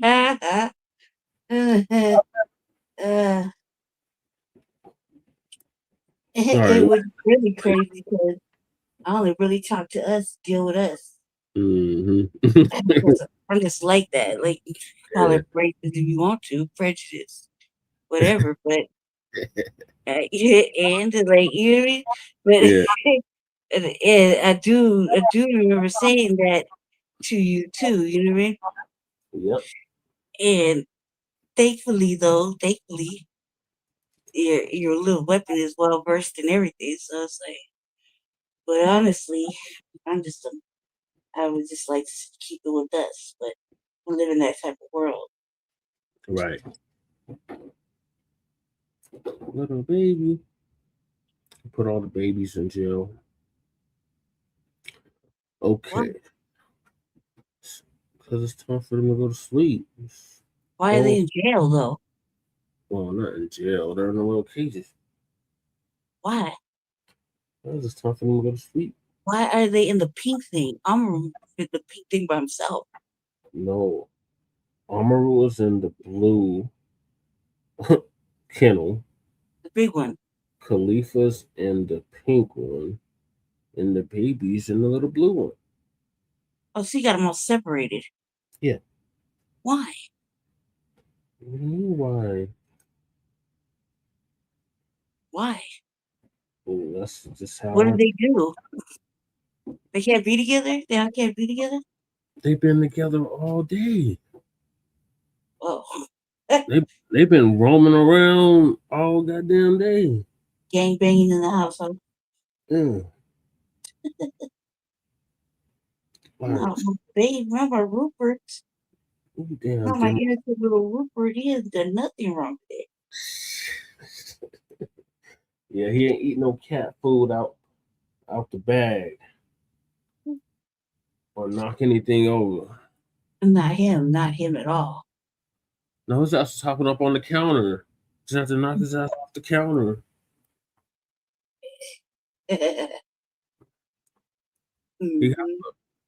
He hopped up on the computer. He gonna pay attention to me. Yep. You know what you did. He knows what he did. He knows what you did. That's why he's all up in your face to get your attention. They ain't no meals and they're not lacking no attention. Uh-huh. Well, clearly he's lacking something because he had to do it. Clearly, he's not getting something. He just want to sit in the damn chair. So since he can't sit in the chair, he gonna disrupt and tear shit up. That is his chair. That is my chair. It's his chair. His big ass could barely fit on it anymore. It's like hanging off the edge of it, and he just has to lay his big ass in it. He just has to. He has to. Him and Khalifa. I think they be doing that out to see who gonna get in the chair. Yep. That chair belongs to them. All right, what are your thoughts on these Democrats catering to the Latinos and the white Republicans? It's still to learn. They really don't value us. So, I mean, this has just exposed it. This whole administration has exposed everything. That we don't have a good infrastructure for our own things. We at the mercy of everybody. That white people access DEI and welfare queens. And you know, motherfucking the agenda is the agenda, and he's going to pass whatever he wants. Democrats ain't did nothing. They haven't learned anything, even from this. They're just mad that he's giving it to them, but reality, he's not thinking out. Nobody's thinking outside the box except for FBA about how they're gonna capitalize on it. Right. You know what I mean? And even if it was them, like the Democrats, they should be thinking about how they're gonna help us. But no, they're not. They're thinking about how they can get back in and what they're gonna do. What you can do or what you're willing to do. So they're still on that Kamala Harris shit. I'm not getting simply for black people now. You saw Pearson been talking to her. He's on a campaign tour. An orange man bad. Orange man bad. Oh, your boy Al Green lost the primary. Who was it? Mac. I think it was Mac or Twin had updated me earlier on that. Al Green in Texas. One that looked like the primary. Light skinned Barry White. Yeah. The light skinned Barry White, yeah. So he's out. And several more are going to be losing their seats. And oh well, they ain't been doing shit for black people anyway. Why should you occupy that seat if you're not going to do nothing for their black constituency? You're not even trying to offer change. Like, you see how they talk? They act like they've done something. Yeah. Like, you saw that with that last little place you went to. You know? Oh my God. Yeah, that 2 years, motherfucker did shit in 2 years of real substance, but wanted to talking like they got it in the bag. Like, you know what I mean? Yeah, that's how they arrogant like that. Like, oh, I don't have to do nothing. I've done enough. Y'all niggas still gonna go vote for me anyway. Yeah, that lady, I was like, that lady should have went outside and whooped that other lady's ass. Oh yeah, Kiki. She just started going to TikTok. I was debating if I was gonna follow her or not. No. Kiki. She's in the thing. You did a good job for the school thing, but over here, because it's different over here in Aurora than it is Denver. Yeah. Aurora, I think Aurora don't get paid. Denver does, one of the two. Yeah. And she did a lot of work, like a lot of good work. It's not on her that the schools over here are designed to fail. Like, not on her. And we got the influx of motherfucking immigrants too. Like that doesn't seem to making any difference. Like all the children don't understand that they were closing down schools, and then all of a sudden they had to house all these immigrant children that had put them in school. Yeah. They put them everywhere in our neighborhoods so they could go to their schools, even though they were closing down the schools. It's like, why are you closing down a motherfucking school? Like, Right. don't you understand what it's doing to the neighborhood? Right. Like they don't get it. Like when you can't pay your teachers, and your teachers gotta quit, because they or get fired or whatever, or they can't afford to be there, and then the school closed down. Like you don't realize how that contributes to homelessness too. Right. No, because they're dumb. They never had a struggle. They don't know what being poor is. They don't know how to decide between if you're going to eat or whatever for the night. They don't know about none of that. It's like that place we went to for the summit. That school's been closed. Yep. That school's been closed. And that school, like there's all kinds of shit around that school. There's all kinds of it used to be families right there. Yeah. We got a lot of black folk right there. Mm-hmm. Now it's mini Venezuela and mini Mexico. Yeah, because the apartment complex right down the street used to be it was real hood, right? But they used to be but black families there. That was right there. That's why I said when we took the hair store, I knew that it was going to start to turn into a black desert. Yep. Once they took the hair store, didn't tell nobody that they were taking the hair store. Yeah, they took that shopping center. Yeah. That's it. That's all. You know what I mean? I'm wondering if the Planet Fitness is still there. Like they corded them up, all that shit. They closed that 7-Eleven on Colfax and Sable too. But then where the old Kmart used to be, they got La Plaza, a Mexican mall, Mexican store, big ass Mexican store too. Mm-mm. All right, moving along, we got our unhoused neighbor news, our illegal migrant news, and our local Denver/Aurora news. So the first video I'm gonna play for the migrants, ass tethers, is woman says Black Americans living in New York City are transplants. And Caribbeans run the city. Hell no. Have mercy. So our brother Chase McGee is gonna give us an update on that.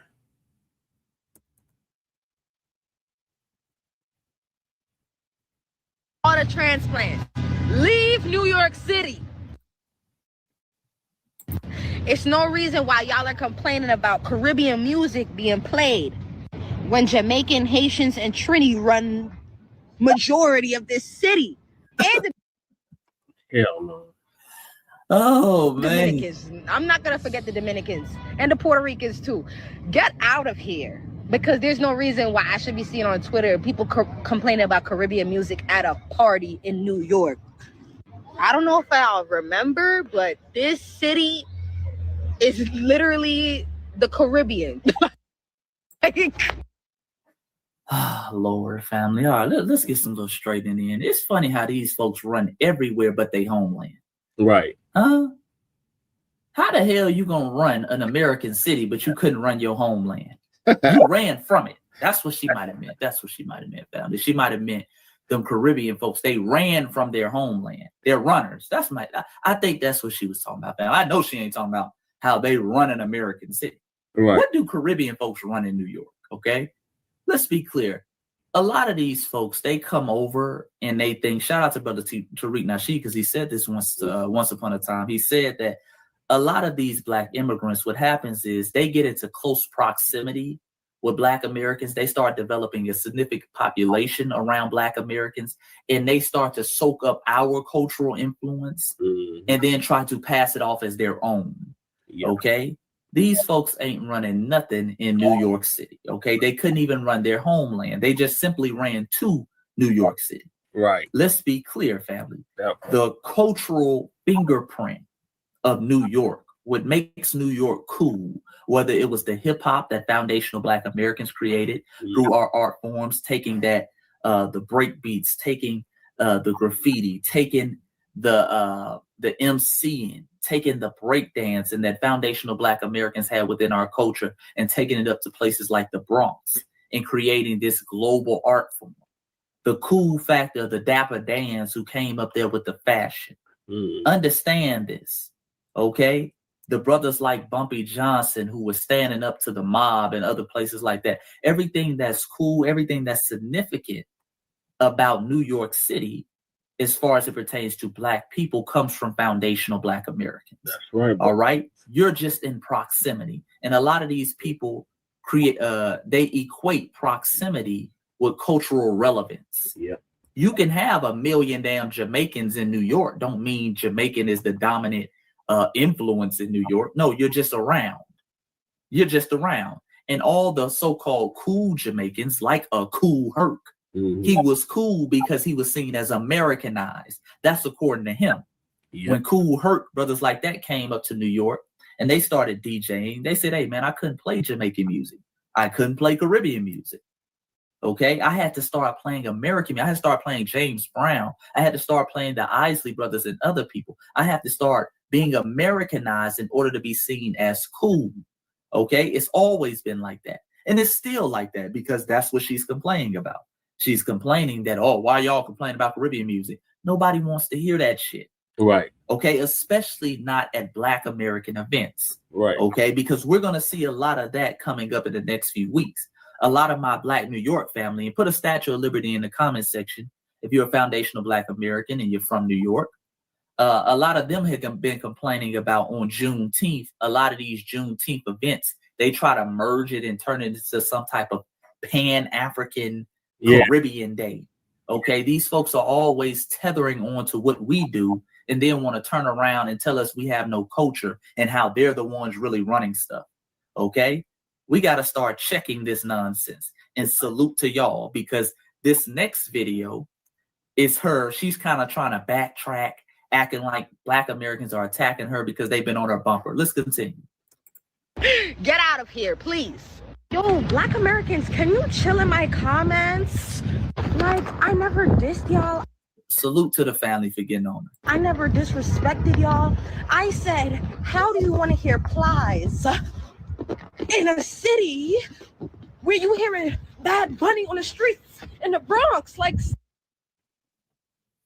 family, I'm sorry. Let's be clear, because a lot of these tethers, they do this. They sit up here and disrespect us. They sit up here and talk about how they're running the city. They sit up here and talk about, not her in particular, but how we have no culture. These are common talking points from the Caribbeans in New York and other places. And then like to play the victim when we get on their ass. Okay? When you sit up here and start talking about you're running something, how it's Caribbean culture, we own New York pretty much and shit like that, that's disrespectful to the foundational Black Americans who helped to pave the way for your ungrateful ass to get there. Okay? Let's be clear. So don't try to play victim now. Don't try to play victim now. Also, I told you a lot of things they try to do. She's trying to play the whole bad faith comparison. They love to take what they think is a mediocre or middle of the road Black artist and compare it to somebody who is Caribbean, who is way up here. So she's talking about Plies and Bad Bunny. Why didn't you say Beyonce and Bad Bunny? Okay? Why didn't you say Kendrick Lamar and Bad Bunny? Right. Why are you talking about Plies? You see what I mean? Why are you talking about Plies? And if foundational Black Americans want to hear Plies over Bad Bunny, it's because they can more relate to the cultural influence that Plies is talking about. Plies is a foundational Black American. Okay, let's be clear. I bet you more foundational Black Americans know more Plies songs than Bad Bunny. Yeah. Nobody really knows Bad Bunny like that. Yes, he's an international success. That's But in very good. foundational Black American households, I've never heard nobody say, put on that Bad Bunny. I've never heard nobody say that, family. And even Bad Bunny, family, the funny thing about it, even people like Bad Bunny are people who cosplay our culture, family. For the people who don't know, Bad Bunny is a Puerto Rican rapper. This is a picture of Bad Bunny. Bad Bunny is a Puerto Rican rapper. And this is from the Grammy Awards website. And this just shows you our cultural influence. He's from Puerto Rico. It says the Puerto Rican rapper born Benito Antonio Martinez is taking on the world by storm with his punctuating deep voice, playful style, and ultra catchy brand of Latin trap. Hell no. A Spanish language take on Atlanta-born trap music. Culture vulture. Now I'm gonna just let that sink in. Okay, so the person she's talking about, oh y'all, nobody wants to hear Plies over Bad Bunny. Nigga, nobody wants to hear nobody who's cosplaying our music. We have the real thing, Queen. Right. Okay.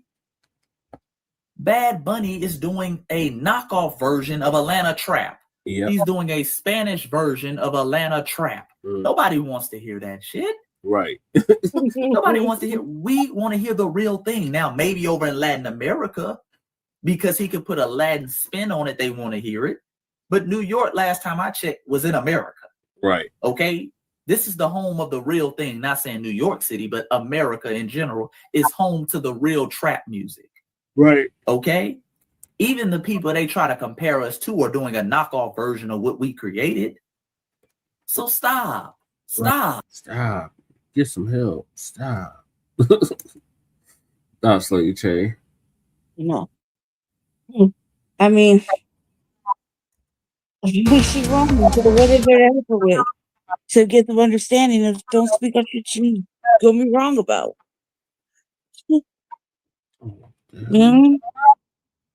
And then they want to be like, can you please stop flooding my inbox, Black Americans? No. Especially not, this is cancel culture. Right. Hold on, let me get this cute again. Apparently, it's been going down in the Shy. I wish we could hear from Crew about that. Instead, we're going to hear from TD Media Group. Okay, I got that one. But first, Water God's going to give us an update on the Black Congress members focus on massive immigration voter turnout.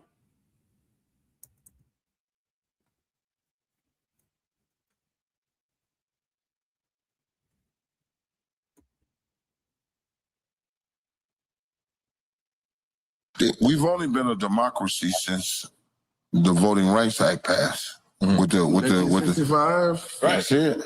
That's it. Ruby Bridges is still alive. I don't think people understand what you're saying. No. People don't understand. No. What you're saying. No.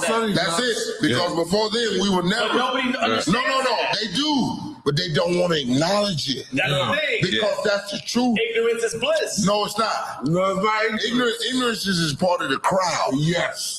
Ignorance is I don't want to dictate. I want to eliminate Black books and Black history and the truth about what it really was. I want to eliminate the Jim Crow South. I want to eliminate the word picnic to hang.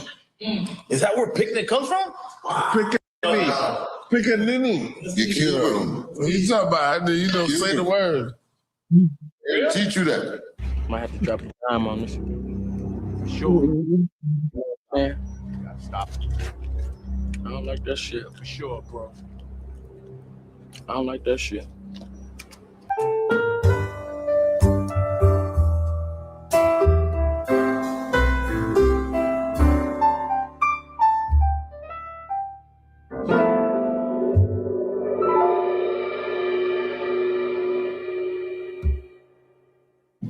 All right, y'all know how we do.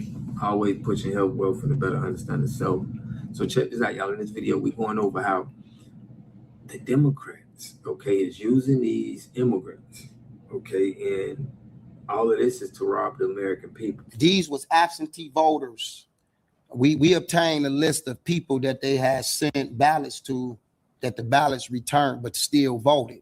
So that raised our suspicions. So what we did was we obtained this list, and what we found out is that it was no way people was voting absentee because they never sent ballots or applications to the overseas address for them to return it.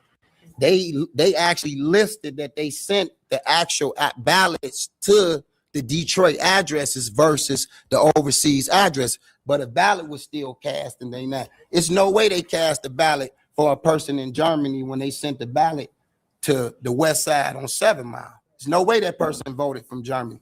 And it's right here. You can see Mary Elaine Beckman. She was voting out of a house that was full of immigrants. They couldn't even speak no English when we went to the house. No lie. They couldn't even talk to us in English. They was all living in this house. They didn't know no Mary Elaine Beckman. Now, we do understand that you do not have to live at that residence when you move overseas. The current residents do not have to know you. We understand all that. But the law also say that must be your last address when you moved overseas. That wasn't her last address, and you must get the ballot sent to you overseas. There's no way you can vote when the ballot came to you in Detroit. Okay, y'all seen what happened to Floyd Mayweather with the little hats? They robbed him for $175 million. But then we got some of these politicians, okay, like the politician, the mayor up there in Chicago, Brandon Johnson. He's actually promoting having illegals or helping illegals in his city. You cannot make this stuff up. Over the last week, I've literally interacted with over 300,000 plus real Chicagoans who say that it is hate speech for you to evoke the Civil War, to evoke bringing back the Confederacy, to say that law enforcement is a sickness when you yourself have over 150 sworn police officers on your detail. What do you say to these people, and will you ask your 150 sworn police officer CPD detail to stand down if you and your wife Stacy are ever attacked, shot at, or rammed with a protester vehicle? First of all, I'm sorry to hear that your numbers of interactions have gone down to only 300,000. Actually millions, but personally I've interacted with over 300,000, believe it or not. It went down this week. No, it's going up. Higher than yours, by the way. Okay. By the way, check out your comments. Check out the comments on your feed. I think it's make sure that to the people that you're talking to, though you're talking to less and less people every week, is that they know the truth. Here's what I've said. That Please. The addiction Please. On jails and incarceration and the addiction of militarism, it is an evil. Dr. King made that very clear. Really? He did. And so I believe it's incumbent upon us to make sure that the real Chicagoans or the real people of America, instead of sending billions of dollars overseas, we should be spending it on the people right here in the city of Chicago. Well, the real Chicagoans that I talk to, that I communicate with, mostly black and brown, actually, tell me that you don't seem to know the difference between illegal aliens and real Chicago citizens. They feel that you are siding with the illegal aliens over them in their communities.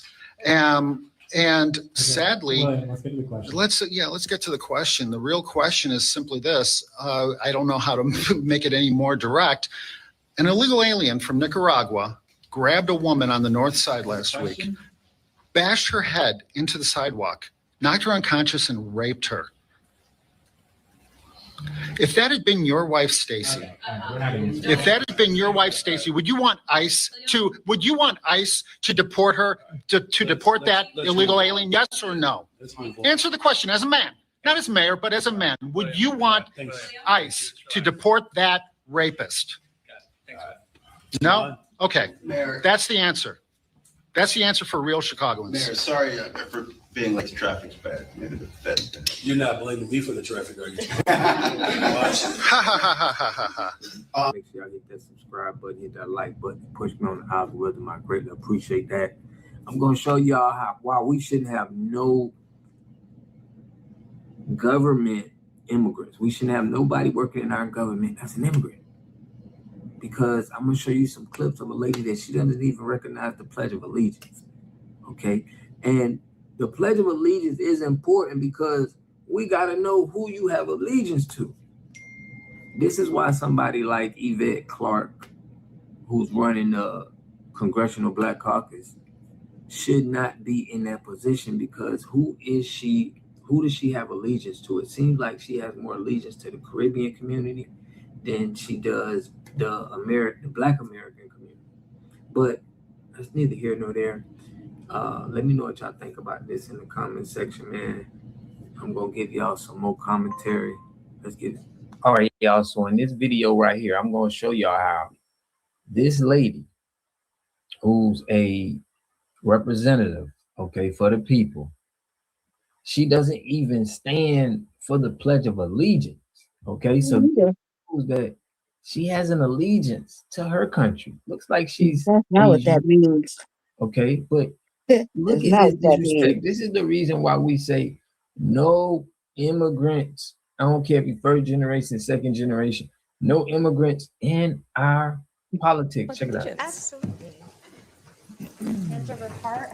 I pledge allegiance to the flag of the United States of America and to the republic for which it stands, one nation, under God, indivisible, with liberty and justice for all. Thank you. You can't make this stuff up. Why are these people in our politics? And we know that, you know, the midterms coming up, voting is coming up, so they may want these illegal immigrants to vote, because they know that, you know, Black Americans are saying, listen, if it's no check, it's no vote. We're not participating in nothing, that we're not getting no benefits in anymore. And it's been a lot of changes that's been happening as far as what people who got a green card can get.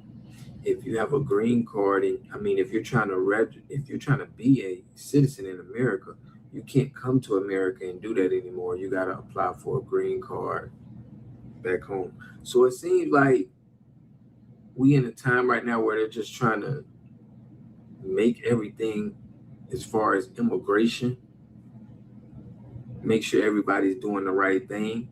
In my opinion, that's what it looks like. They're trying to make sure no one can be, because we've been having people dying from immigrants that's here. And car accidents. I did a video on my channel, I think it was about 6 or 7 months ago. An Indian dude was, you know, illegal immigrant driving a truck and killed Americans. We having a lot of problems with illegal that I think the Democrat Party don't want to speak about, because it's hurting their pockets.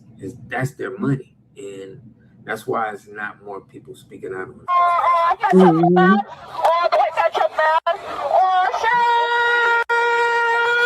That's it. Yeah. Oh, what do you do? What are you gonna do? Let me see the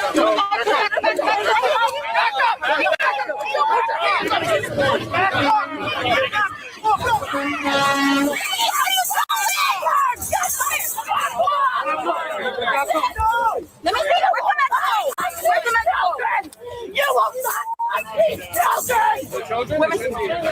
children. Batons down. Whole bunch of kids. Shame on you. Stop that!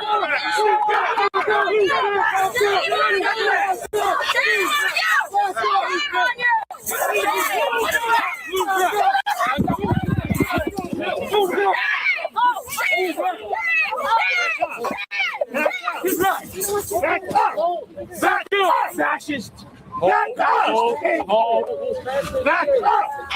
You're not safe! You're not safe! Back up!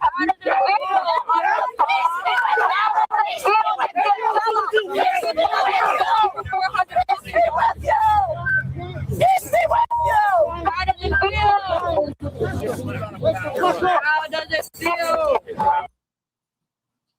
You know they used to take fingernails and ears and pieces off the brother? There was little girls and kids at those hangings. Look it up. They put, No, I knew about no. If you knew that they was there and witnessing it, then they were telling them it was okay, right? Obviously, yeah. So they took souvenirs. A lot of them, they chopped off, took fingernails, ears. The word picnic, that's the hang. Yeah. Wow, bro. You didn't know that one? I didn't know that one. I got one. I got one for you, New York boys. No, that's wild. What was the largest plantation in the original 13 colonies? Brooklyn, New York, man. The North was Brooklyn, New York. I didn't know. Brooklyn, New York. You know there's jail cells in underneath the Wall Street? We were the first stocks and bonds and commodities that was worth something in there. Because I get to own you for the rest of your life. Wow. And her for the rest of her life. And you and her having kids, I get them for the rest of their life. Wow. We were the first commodities. There was no stocks and bonds. Yeah, that is, yeah. You know the Statue of Liberty has chains on her feet? I didn't remember that. They won't tell you this. Right. Go Why look at does that have chains on? I don't know. Because it was supposed to be about the slave being freed here in America. So when the French gave that, what was the reason for the chains? Slaves being freed in America. That was them protesting us? Or that was It was a symbol that said the Lady of Liberty. Is it? Freedom. This is the land of the free, home of the brave, but they just lied to us. Yeah, the hypocrisy. No, they just lied to us. There's no hypocrisy. It's right in front of you. Right. They actually doing insider trading now in front of you and not giving. Absolutely. I mean, a dude made a bet on the Venezuelan president being arrested. The whole government's making billions. No, government my ass. There's private entities. They're alerting their friends. Government, the back end of it with the drones and the defense contracts and all that shit, you can see that. That's easy. But when you're betting on the price of oil and $1.5 trillion move before When I say, I'm talking about the individuals in it. They are insider trading. There ain't more than 5 of them. Trust me. All right, so there y'all see it, man. Warren Sapp was going in, okay? And y'all seen how Brandon Johnson is getting caught up in his immigrant support, all right? So we still pushing, man, no check, no vote. And we still want to make sure Americans is in position here. And we don't have to see foreigners in our government, committing treason. So I want to know what y'all think about this in the comment section. Y'all know we're going live tonight. We go live Tuesday, Thursday, Friday, and Sunday. We're trying to get it consistent, but I want to throw a little bit of lives in there, earlier lives, but we're going to get to that, man. But I appreciate everybody who's been supporting the channel, man. Mama Lisa, Shabazz, Yaya Kids, Bruce Warren, Fresh always, man. The family, okay, the Water Gang family is really putting down. But y'all check out that last video I did, man, about the water problems and how the water issues that we have and how we can solve them. But we're gonna keep more content, more good videos coming, man. I appreciate y'all's support. I'll catch y'all in the next video. Peace and love. A community must have 3 things to have a community in it. You must have a wholly independent economic structure that can provide goods, service, products, and things for your own people, and jobs and tax bases for your own people. You should at least control 4 basic things. You should be trying to control water, food, medicine, and energy to be able to survive and compete. Here we got Mr. Pollock. He had a cornfield. He took advantage of a free water test from us, and this is what we found in this water. We found sulfur, we found hardness, and we solved these problems with an easy fix of 2 tanks. So get your free water test today. Stay blessed. Click the link below.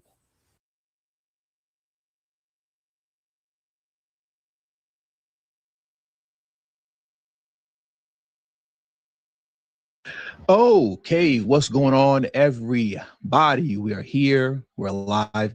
Thank you all for joining me today. If you haven't already, please make sure you hit the like button. Subscribe to the channel if you're new to the channel.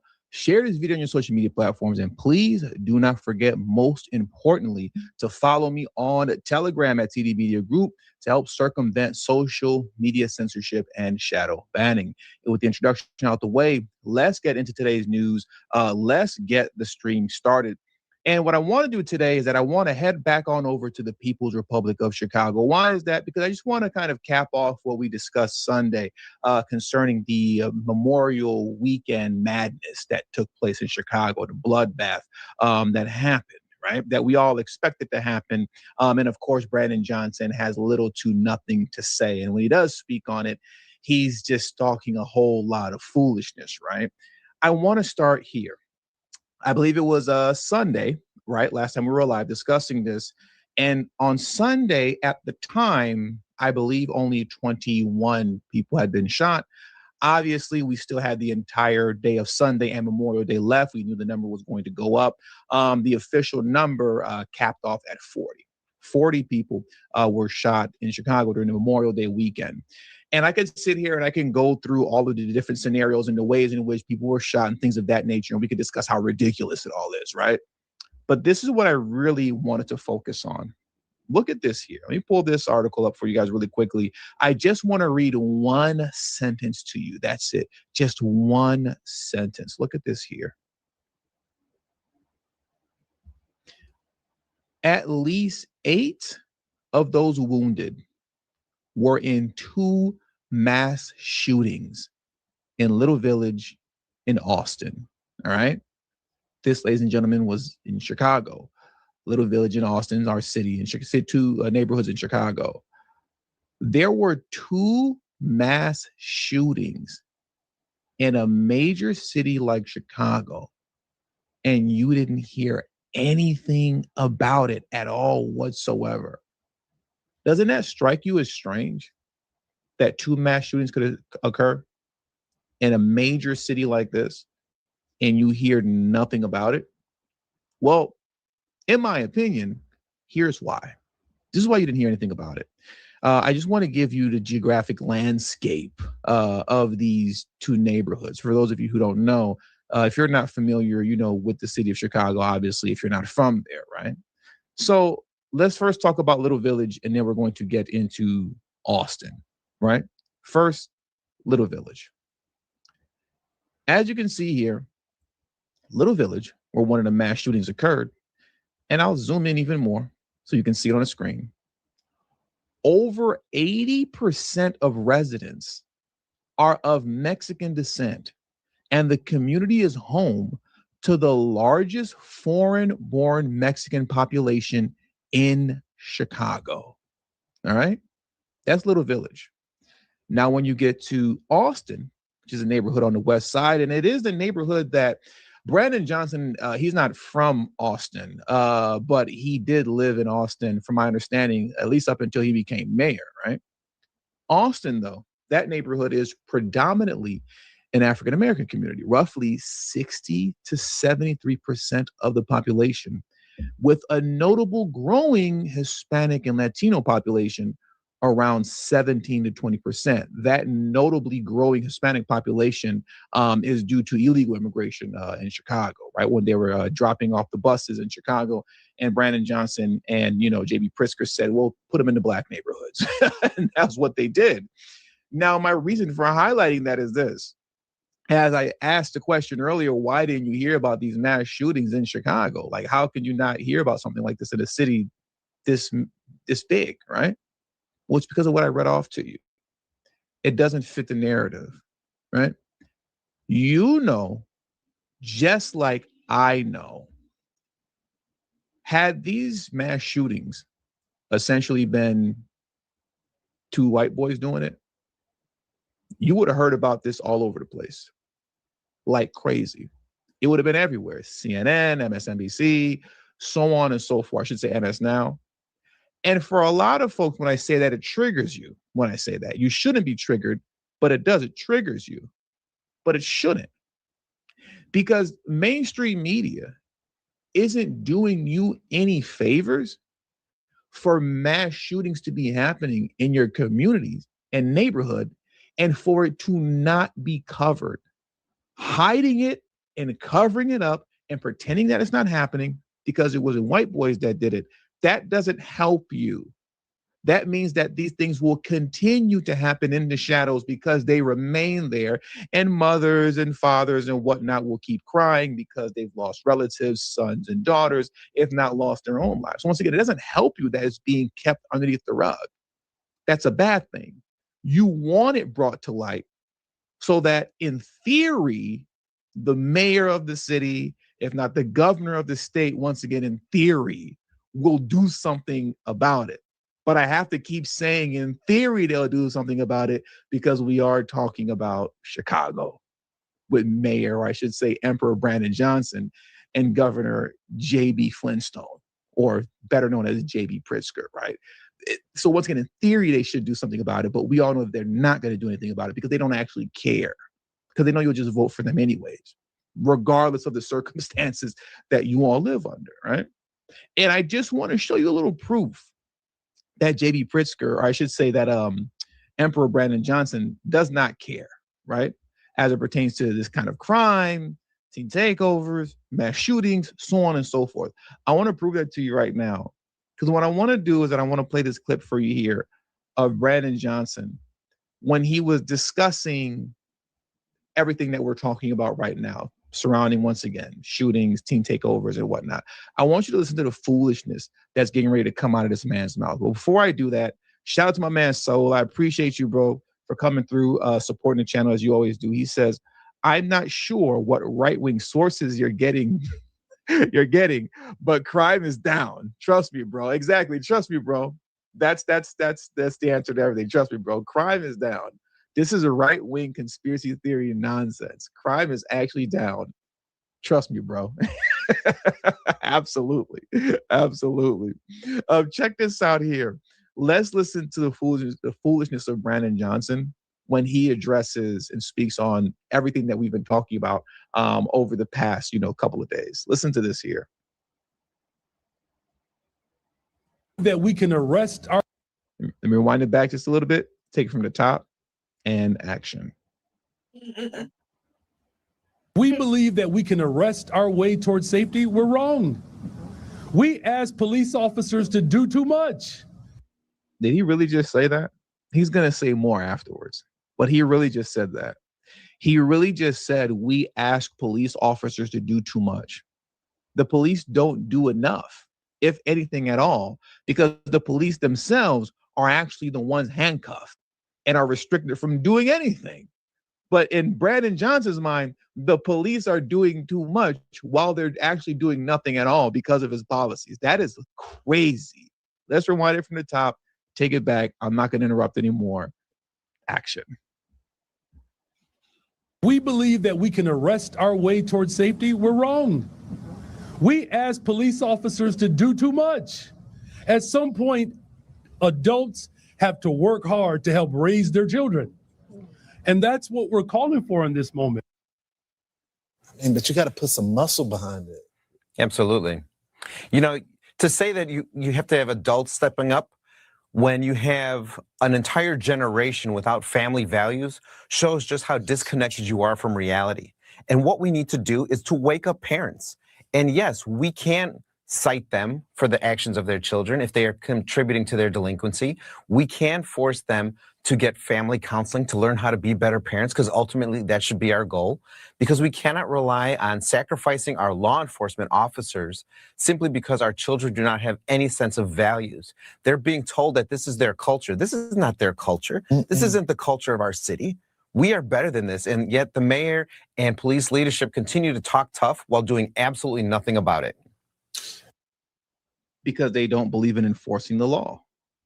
The first step towards anything, before you get off into all these programs and investments and, family counseling and all this other stuff, everything starts with enforcing the law. When you refuse to enforce the law, everything else just simply falls apart and means absolutely nothing at all whatsoever. When you refuse to enforce the law and therefore there's no fear of the law, that's how you'll get madness like what I'm going to show you right now. I'm not going to play the sound on this video here that I'm going to play next, So, but because there's music playing, I didn't have an opportunity to extract the music off of it. But you really don't need the sound, right? What I'm gonna do is I'm gonna play this video right here in front of you. Here it goes. And I'm just going to read the post that I got this from. Look at this craziness. This is complete mad. This is what happens when you have no fear of the law at all whatsoever. All right. Because apparently, allegedly, the police are doing too much. If you ask Brandon Johnson, let me pull this post up. I'm going to play this while I'm reading the post. Give me a moment and take a look at this here while I read this off. As a matter of fact, I'm going to do you guys a favor. Let me full screen it. Okay. I'll full screen it and pull this down. Okay. So the post caption, if you're wondering what was going on here, what happened was this. 6 Chicago police officers have been injured at teen takeovers in 48 hours. Police had to deploy a helicopter after 500 plus teens took over a beach and started punching each other and vandalizing cars on Memorial Day. Where are the parents? Well, if you're asking where the parents are, you can't find them anywhere. And you're not going to have any type of accountability had concerning those parents. Why? Because Brandon Johnson, he himself, does not believe in holding the parents accountable. He doesn't believe in that himself.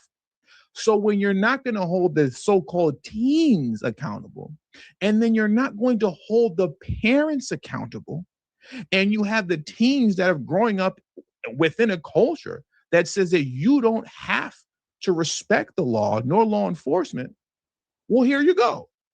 This is what you get. This kind of madness. And it's never going to end. It quite literally will never end. How do you put a stop to this when the police themselves are handcuffed and those that you're trying to subdue, right? The crowd that you're trying to de-escalate doesn't respect the law or law enforcement. You can't de-escalate anything. You can't subdue anyone. Instead, what you have are people in the midst of these teen takeovers, while police are trying to break it up, you have these same so-called teens getting in their vehicles and running down police officers, mowing them down, and now you're being hit with attempted murder. And this is the only time somebody can be held accountable. And we're going to get into that story next. I covered it a little bit Sunday, but we're going to get in more detail of it now. The only time anybody gets held accountable is when the most serious offense happens, meaning somebody gets, unalived, or there is an attempt at that. Outside of that, there's never going to be any accountability. But what I want to do right now is, let's get into the main story. Let's get into that next. Before I do that, shout out to my man, Mr. Richard. I appreciate you. He said, where's the crime? What crime? I know, right? This is conspiracy theory nonsense. There's no crime going on here. What crime? Crime where? What are you talking about, CD? This is conspiracy theory MAGA foolishness that I'm talking right now, because crime is actually down, and all this is fake. What I just showed you, that was 100% AI. That was AI. Wasn't real at all whatsoever. Trust me, bro. Trust me. Anyways, I appreciate you, Mr. Richard. Take a look at this here. Please hit the like button if you haven't already. I want to get into kind of the main part of the story concerning the teen, all right, that ran down 5 police officers, and now they hit him with attempted murder. Because I want to play for you Brandon Johnson's response. Okay, we heard Brandon Johnson speak on this type of stuff earlier in the stream. Here's his response to the police officers being attacked by the teens, right? Listen to this here. This is completely crazy. So chaos erupted in Chicago over the holiday weekend, with hundreds of teens gathering for a takeover style event, resulting into one teen striking 5 officers with his car after driving the wrong way down the street. Chicago Mayor Brandon Johnson posted on X, quote, unauthorized large gatherings can quickly become dangerous. And early this morning after curfew hours, we saw that firsthand. I continue to call on parents and guardians to know where their children are and to help ensure they are safe and accounted for. There also must be accountability for the individuals who participated into violent and reckless behavior. But he also says charging parents is not the answer. You see how he talks out of both sides of his mouth? He says that those who participate in the violence should be held accountable, but they never are. And at the same time, he says that parents, they should be watching over their children, but even if they're not watching over their kids, it's not the answer to cite them.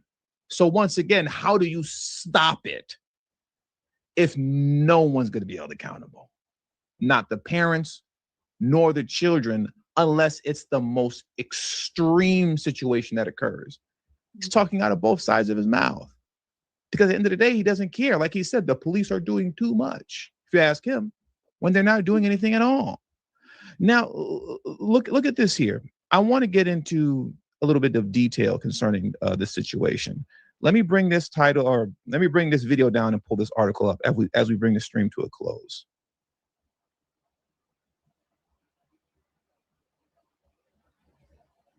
Look at this. Driver charged with attempted murder for allegedly plowing into 5 cops during wild teen takeover. All right. Wild teen takeover. An 18-year-old driver was hit with attempted murder charges for allegedly plowing into 5 Chicago cops during a chaotic teen takeover event on Memorial Day weekend. Rashad Johnson was cuffed around 3:23 a.m. Sunday and slapped with 5 counts of attempted murder and a raft of other offenses for striking a group of officers trying to control the hundreds of teens who flooded South Loomis Street along Chicago's west side, police said. The teen driver ended up finally jumping to the curb.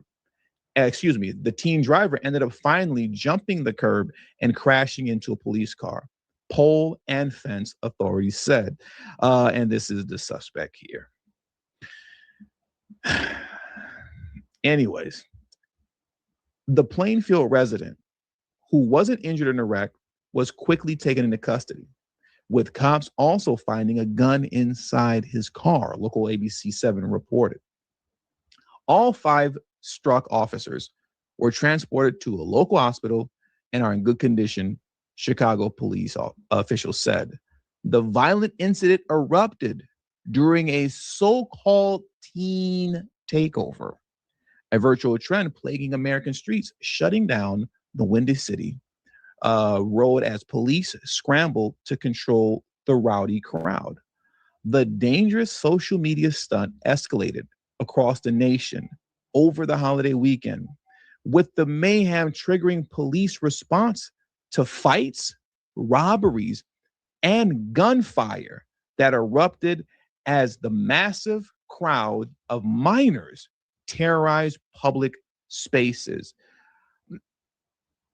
Like I said this before in a stream in the past, and I'll say this now.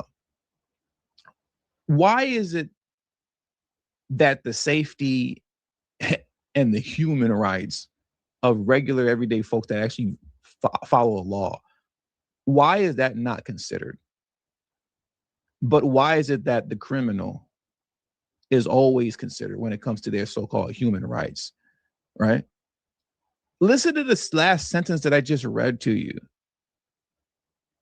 Fights, robberies, and gunfire that erupted as the massive crowd of minors terrorized public spaces. Put them in jail already. That's the only answer. Put them in jail. This is not a situation of poverty and a lack of resources in the community. These are choices that they're making. You're choosing to engage in this type of degenerate, violent behavior. If this was simply a matter of poverty and lack, then the homeless population in Chicago would be terrorizing Chicago. If it was just strictly a situation of poverty, places like here in Los Angeles, where we have the largest homeless population in LA, the homeless population here would be wreaking havoc on the city. And they're not. Not to say that they can't be dangerous, because they can, but by and large, they're nonviolent, the homeless here. It's really just an eyesore. It's an ugly thing to see, right? You know, you have human feces in the middle of the street, like on a sidewalk that you're stepping over. You know what I mean? You got people that are overdosed on the sidewalk. You don't know if they're sleeping or did they OD. You step right over them and you keep walking, right? It's a bad sight. I can keep going on with different examples, but you know, I'll leave it there. But once again, they're largely nonviolent for the most part. It's just an eyesore. So once again, it's not an issue of poverty. It's choices. It has nothing to do with circumstances and, oh, I was growing up in this environment. That has nothing to do with nothing. You're choosing to act this way because you believe you can get away with it. And as long as Brandon Johnson continues to allow them to get away with it, this will continue to happen.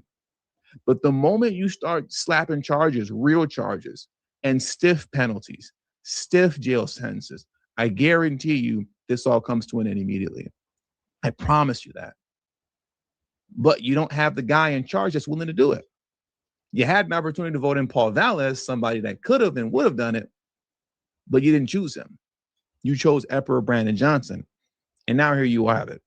People who can't even enjoy their Memorial Day weekend. Why? Because fights, robberies, and gunfire has erupted as massive crowds of minors terrorize public spaces. You can't even enjoy public spaces in peace because the minors are terrorizing it. But if you let Brandon Johnson tell it, they just need more investments in the community. And with all that being said, that does it for today's stream. So I want to thank you guys for joining me today. Please hit the like button on your way out. Subscribe to the channel if you're new to the channel. Share this video on your social media platforms. And please do not forget to follow me where on Telegram at TD Media Group. The link to my Telegram is in the description box below, and we pinned in the comment section as well once the stream is ended. Thank you all for your time. Until next video, peace and have a great afternoon.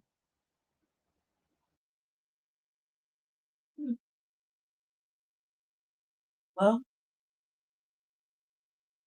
your thoughts? Hey, still there? Okay, what's going on, everybody? We are here. We're live. Yes. Thank you all for joining me today. If you haven't already, please make sure you hit the like button. Subscribe to the channel if you. What are your thoughts, Lady Che? I would really like to know why they're acting out like that. Yeah. I mean, what's the core reason for all the mass think about it like this. Look, it's mass youth out there and they're all black. So I want to know what the core thing is, like what's the core reason for it or the goal or what they're trying to accomplish. I mean, if it's just to meet up and get their fight on, like, you know, well, what the fuck are we gonna do about it? Like, you know what I mean? Like, that's one thing. And is it a real reason for the distraction of the mass teen meetups? You know, there's other entities taking advantage of that. Is that what's causing the robberies and whatnot? Because not before then, it wasn't happening. It was just them, you know, meeting up and kicking each other's ass. Then they go, oh, that's really what was going on. You know what I mean? And you know there's a problem because, you know, wherever two or more black people were hanging out, there's always been a lot of policing. So for them to do it in mass, like, I mean, like a lot of black teens all in one spot. I mean, it kind of sounds really suspicious that police would be out there like that. So somebody would call on them or whatever. You know what I mean? So is it buffer classes of people taking advantage of a situation like, oh, well, they're busy. The police are busy, you know, chasing after young black adults that are basically together hanging out and decided they might want to fight each other here and there to work on their skill sets. So while that's happening, we're going to go rob this, do that. I mean, is that or like what's really happening? But what's the core issue for the meetups? Like, is the meetups, what's the core issue and what's the goal? These questions that really, you know, adults should be wanting to know. And why hasn't any of the parents of any of these individuals come up with, say, the answer to that? You know what I mean? Let's start there. Let's just start there before we start doing other things, because I was watching one of those candidates who were running, fish, whoever the fuck, and he's talking about, penalizing these teenagers to the max extent, which in reality is a lot. That would just be like sending everybody to the guild, you know what I mean? And then they go into adult jail. Like, he's just like, what he's talking is like, it's crazy. So kind of want to see what the core issues are. And obviously, don't they know what the consequences is? These are questions that are like kind of basic, but they're the smallest questions to start to understand what they really need to do versus trying to fix a problem without knowing the core issues or the core reason for it. That was my thoughts. So we really ain't heard nothing, and these things, they've been going on for like almost at least a year now. You know what I mean? Maybe even longer.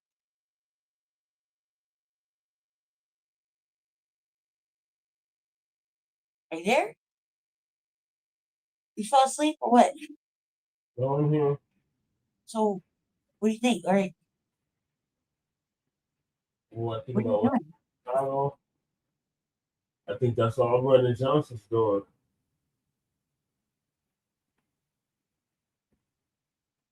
Why are you so far away? I mean, they've been going on, and these little meetups have been happening everywhere, not just Chicago. Remember it happened on we had them here. Mm-hmm. Right. That's what I'm saying. So, kind of want to know what's going on with that. Like, surely a parent of any of the youth that said something on a TikTok or whatever. You know what I mean? Yeah. So I'm just saying that's where I would start. That's what is him shunning all that away is like not taking any accountability, but that's aside the point. Like, what's really the issue? Because they've been going on everywhere. You know what I mean? And how come nobody knows about it? Just them. And then why are the police constantly spying on so the police know more than the parents? Like, come on, make it make sense. That's a lie. You know what I mean? Yeah. So, and the fact that all those two incidents, 40 people getting shot, or 40 people in some sort of shooting altercation or whatever. Yeah, why doesn't the media cover it? Like, what's really happening? Right. Other questions. Carry on, though. Carry on. Okay, so TV, I already played this one, so let me skip that. All right, now we're on the House Neighbor News. Time in the Sunshine State. You come to Florida to rest? But if you run out of money, closing your eyes might make you a criminal. Don't be shocked, this is the truth. When housing prices throw workers onto the pavement, the system responds with a ban on street sleeping. But alas, the shelters have been full for a long time, banned from the streets with no doors left to enter. So where are they forcing thousands of people to evaporate to?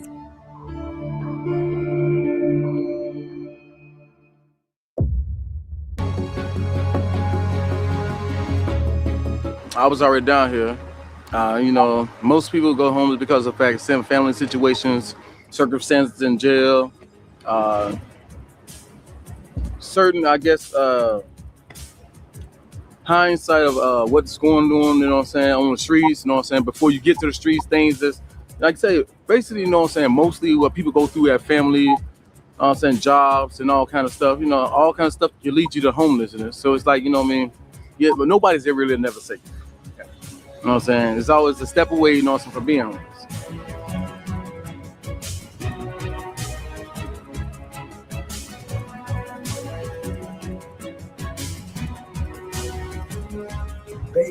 never break me because I believe in God. I might do what I do, but I believe in God. I got faith. Yeah. You got a little mustard seed is. That's a little seed on the world. Yeah. He said if you got faith as little as a mustard seed, you can move mountains. Yeah.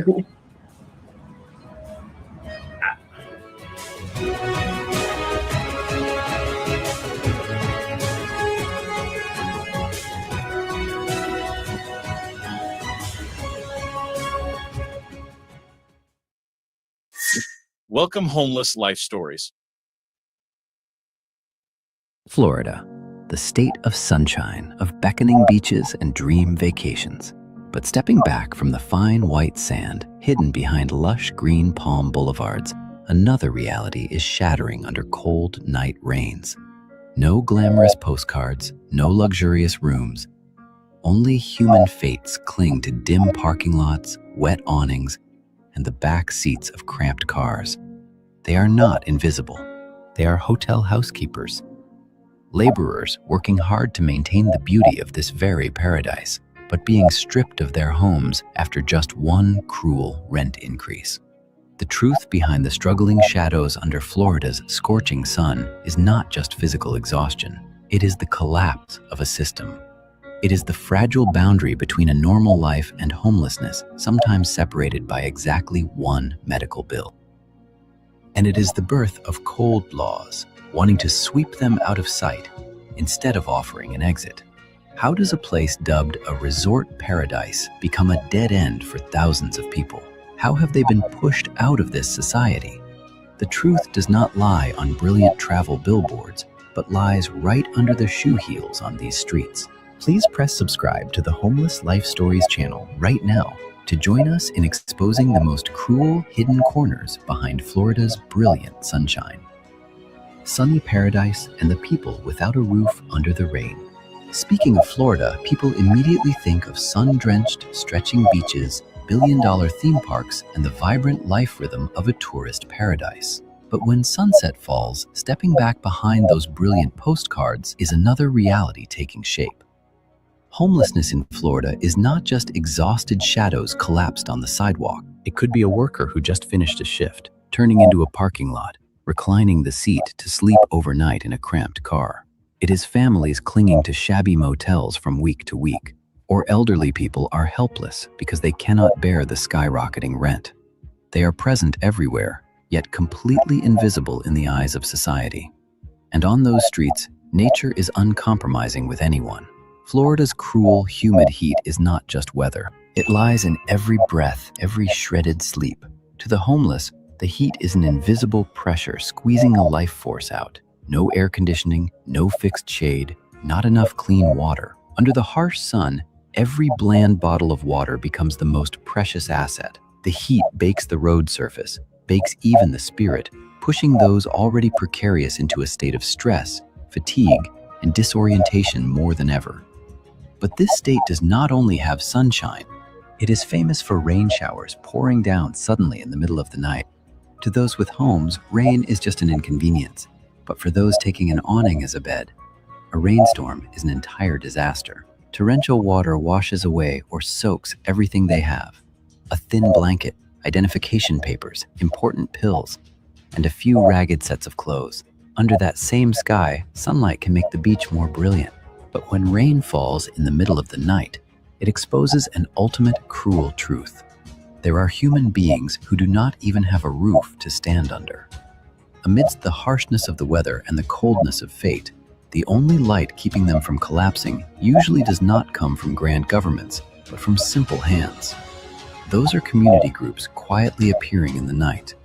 It is a piping hot meal box handed to someone shivering from the cold. It is a bottle of water quenching the summer noon thirst, or a raincoat hurriedly draped over soaking wet shoulders. They cannot solve an entire housing crisis, but in that moment, a meal is not just to fill the stomach.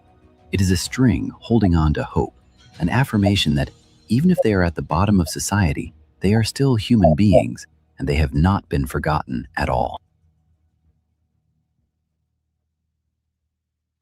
When the heat becomes an invisible pressure on the streets, the sunshine in Florida does not only lie on the steaming asphalt surface or the brilliant golden sands. It lies in every breath thick with moisture, in every shredded sleep, and in every bottle of water kept like a most precious asset. For those with a home, the heat of this tropical state can be soothed with the press of an air conditioning button, with a glass of cool water, or a clean bathroom. But for those living on the side of the streets, the heat is not a type of weather. It is a prolonged sentence. Try to imagine having to stand under the 35 to 40 degrees Celsius sun continuously from day to day, with humidity always at saturation level. Health pressure does not come from an immediate heat shock, but it wears down the body little by little. There is no stable cooling place, no place to wash regularly, and not even a discrete space to preserve essential treatment medications. When the body is squeezed of water, exhaustion does not only stop at the physical, it begins to attack the psychology. In the field of social research, people call this the street spiral. When a person is not able to sleep well for too long, when the body is always in a state of dampness and fatigue, their spirit will gradually crack. Irritability, despair, and a sense of disorientation begin to invade. The heat makes people become more sensitive, more vulnerable, and sometimes gives rise to a tendency to avoid society because of shame or extreme exhaustion. This is not merely a story about temperature, but a behavioral health crisis that is smoldering. That thick heat chokes every will to rise up, making looking for a job or maintaining social relationships an overwhelming challenge. When dignity is tested by sweat and dirt, when sleep is only moments of flickering naps under the shade of a bus station, people easily fall into a state of giving up. The need for care and recovery at this time becomes more urgent than ever. Beneath the seemingly harsh or unapproachable appearance of a person wandering under the intense sun is a soul calling for help. They do not just need a bottle of cool water. They need an escape from the torture of the weather and the isolation of the situation. The heat not only squeezes out labor capacity, but also burns up hope. And when a person has lost their home, lost stable sleep, and lost alertness because of the harsh pressure of the environment, they very easily fall into another black hole, where dangerous choices begin to appear as a way to temporarily forget this painful reality.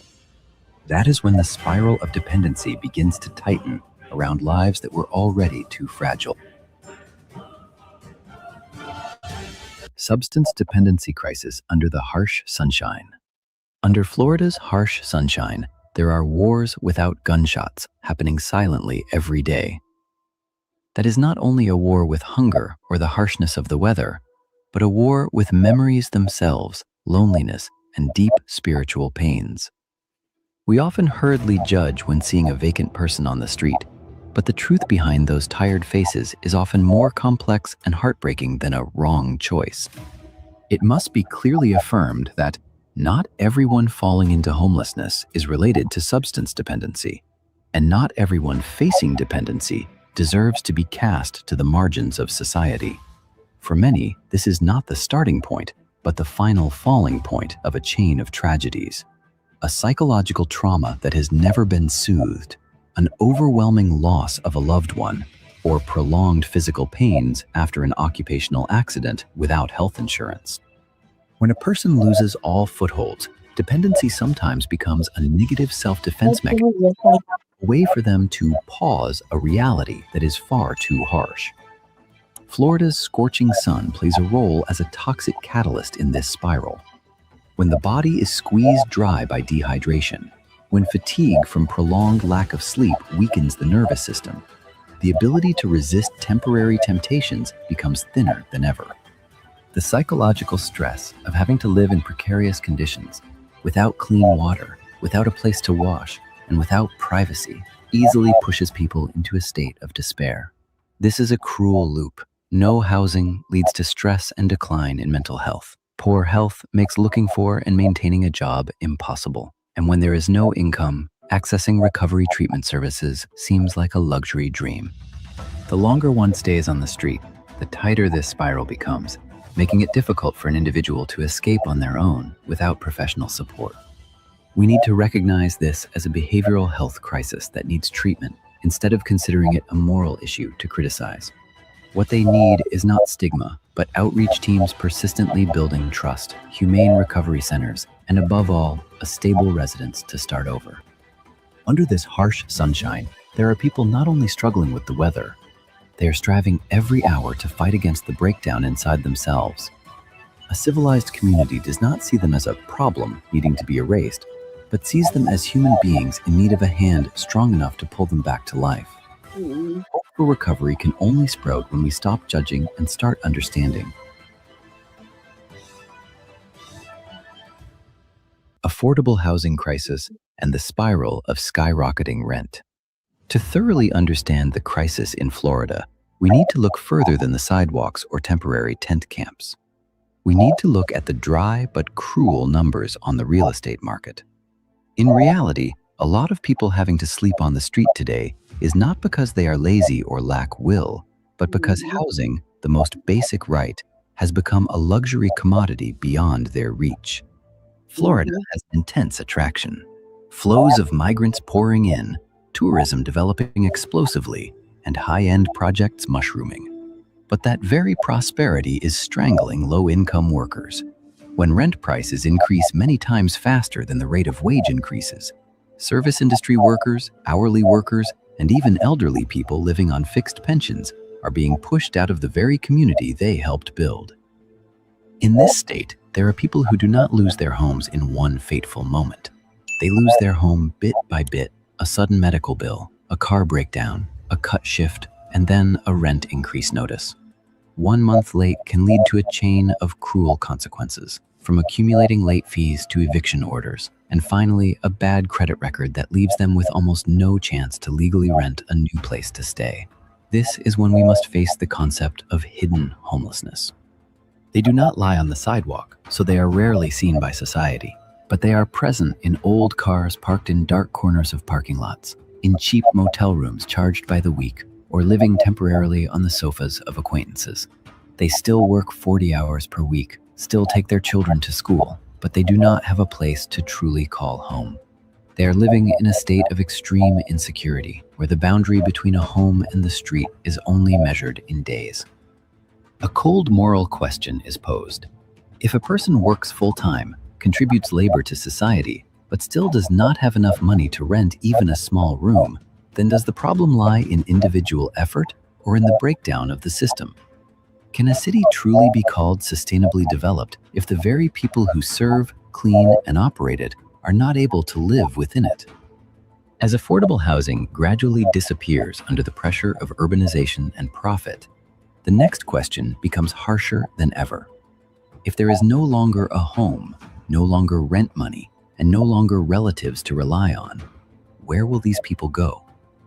And when society begins to lose patience, how will new laws push them into an even bleaker future? New laws, overcrowded shelters, and the question, where will people without homes go? When the pressures of the economy and weather have not yet found a solution, new legal regulations are creating another pressure on the homeless community in Florida. Recently, debates about public space management policies have become hotter than ever. On one side is the need to maintain order, urban sanitation, and public safety to preserve the image of a tourist state. On the other side is the basic right to exist of people who no longer have anywhere to go. New regulations tightening restrictions on sleeping or camping on public property are putting both local governments and the homeless in a difficult position. The biggest and also coldest question posed is, if a person is forbidden from sleeping on sidewalks, parks, or under bridges, then where can they sleep safely? The answer usually given is the shelters, temporary shelters. However, reality is more complex than a simple addition and subtraction calculation. In many major cities of Florida, shelters are always in a state of overcrowding, with waiting lists stretching endlessly. And even when there is space, not everyone can step in. There are people who cannot leave behind a pet that is their only friend. There are people carrying too many personal belongings. all the remaining assets of a lifetime. And there are people with special mental health problems. They feel fearful and insecure in the crowded collective space of temporary shelters. The enforcement of continuous clearance and relocation orders also causes a silent but devastating consequence. It breaks the recovery process.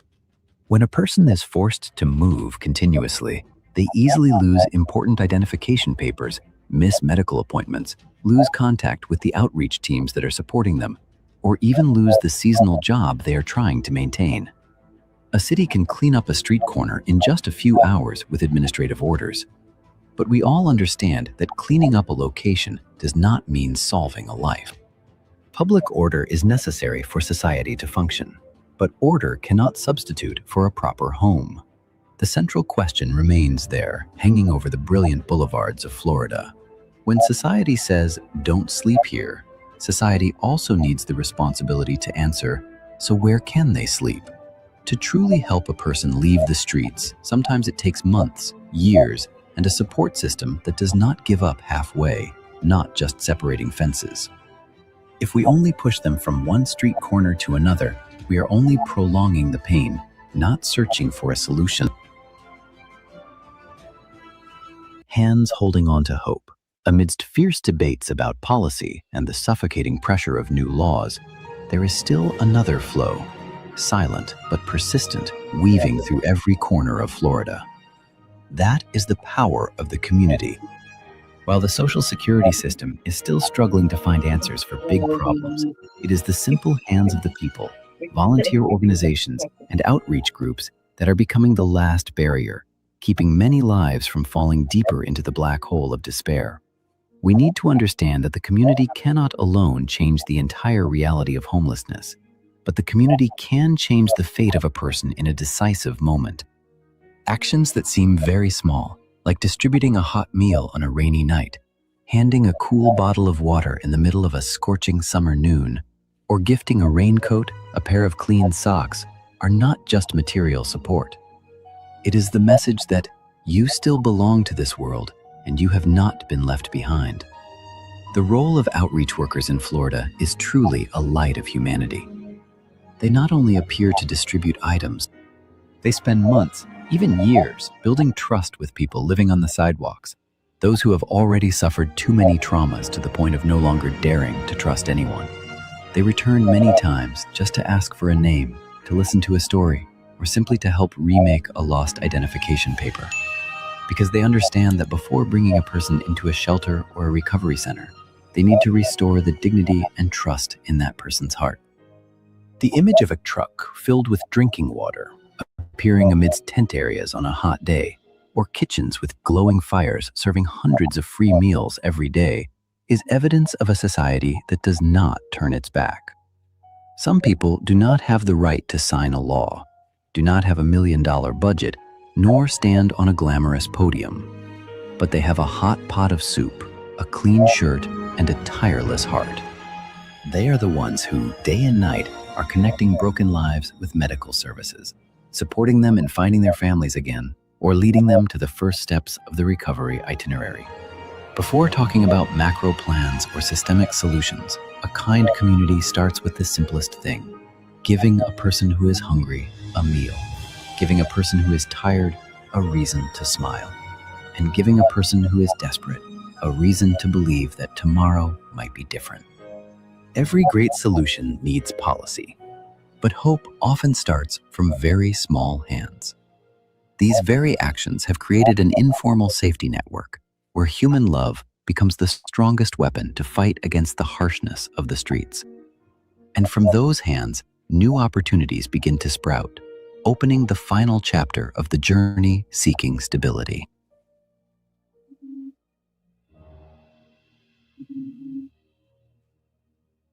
Hope remains on the streets of Florida. Our journey through the hidden corners of Florida has closed a circle full of reflection. We have seen a state brilliant with sunshine, but also full of cold, rainy nights. We have witnessed the cruel heat squeezing human strength, waves of rent increases sweeping away the last homes, and new laws posing a big question about the future of those with no place to lean on.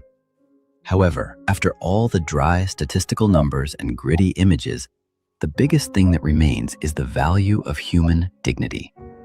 Homeless people in Florida or anywhere in this world do not need momentary pity. What they truly need is a roadmap to return, a stable home to regenerate labor capacity, a regular meal to maintain physical health, an accessible recovery treatment system, and a fair opportunity to start over from the beginning. We must admit a truth. None of us can alone change the entire social reality of Florida. But each person can change the world of someone in a moment. It could be supporting a local community kitchen, supporting overcrowded shelters, or, simplest of all, changing a stigmatizing look into respect for a person in distress. A civilized society is not measured by the number of skyscrapers, but by the way it treats the most vulnerable in the most difficult times. The solution for this crisis does not only lie in administrative orders, but also lies in the combination of humane policy and community compassion. When a city no longer asks, "Why are they here?" but begins to ask, "What can we help so they don't have to be here forever?" that is when real change begins. Believe that each key of a new room handed over, each piping hot meal under a rainy awning, or each effort to connect the homeless with medical services is a brick building, a bridge to take them away from the streets. Florida will still have sunshine, but true hope does not only come from that clear blue sky. Hope comes from a home being opened, a hand that does not let go, and a community that dares to believe that no one is born to live forever on the streets. That is not just a story of Florida alone, but a story of human love that all of us are continuing to write every day. There is a saying that a city is not measured by its tallest buildings, but by the way it treats those in the lowest places. Florida, with all its prosperity and brilliance, is still on the path to reaffirming that value. Each act of kindness, each understanding today is exactly a brick building a home for tomorrow. We may not change an entire state, but we can completely change the fate of a person with respect and a hand ready to reach out at the right time. I was already down here. Most people go homeless because of the fact of family situations, circumstances in jail, certain,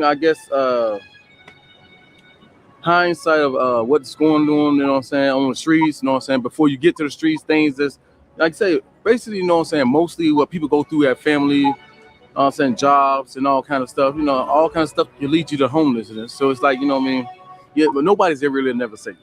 Yeah. You know what I'm saying? It's always a step away, from being homeless. Our journey does not end here.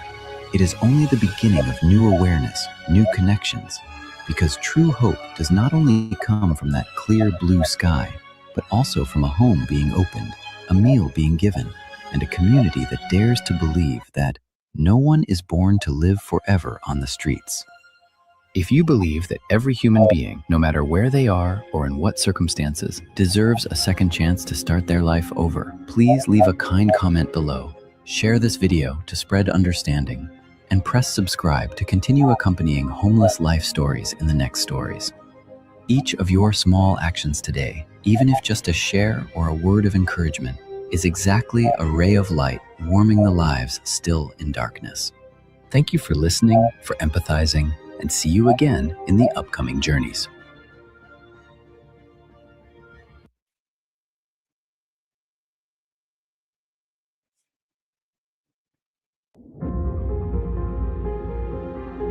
California, a $1 trillion economy ready to reach for the stars. But right beneath the dazzling Pacific sun, a brutal crack is being hidden. Amidst the proud glass towers, the survival line for an ordinary person is sometimes as thin as a single bill. Why, in the wealthiest place on earth, has a roof turned into a luxury privilege?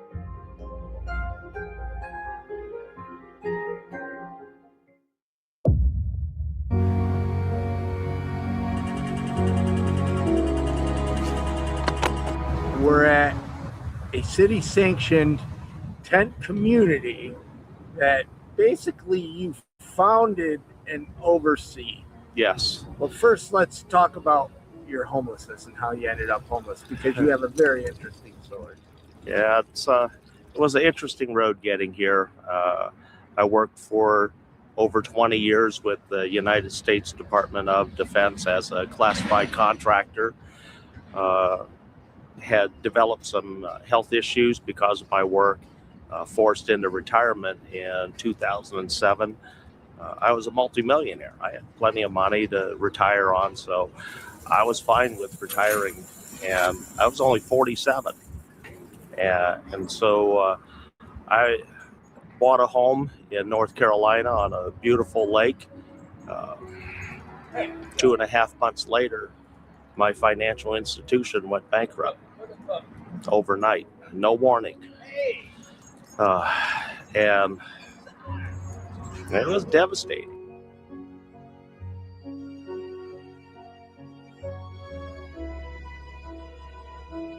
Hey, there's miles of tents out here.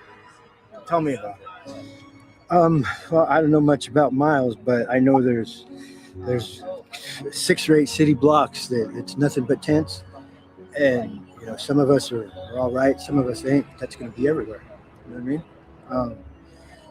Some people are out here because they want to be. Some people are out here because they have to be. You know, none of us, I don't think, really want to be homeless. But this is better than having nothing.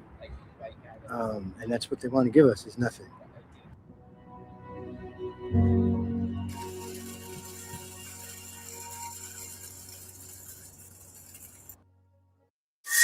Welcome, Homeless Life Stories.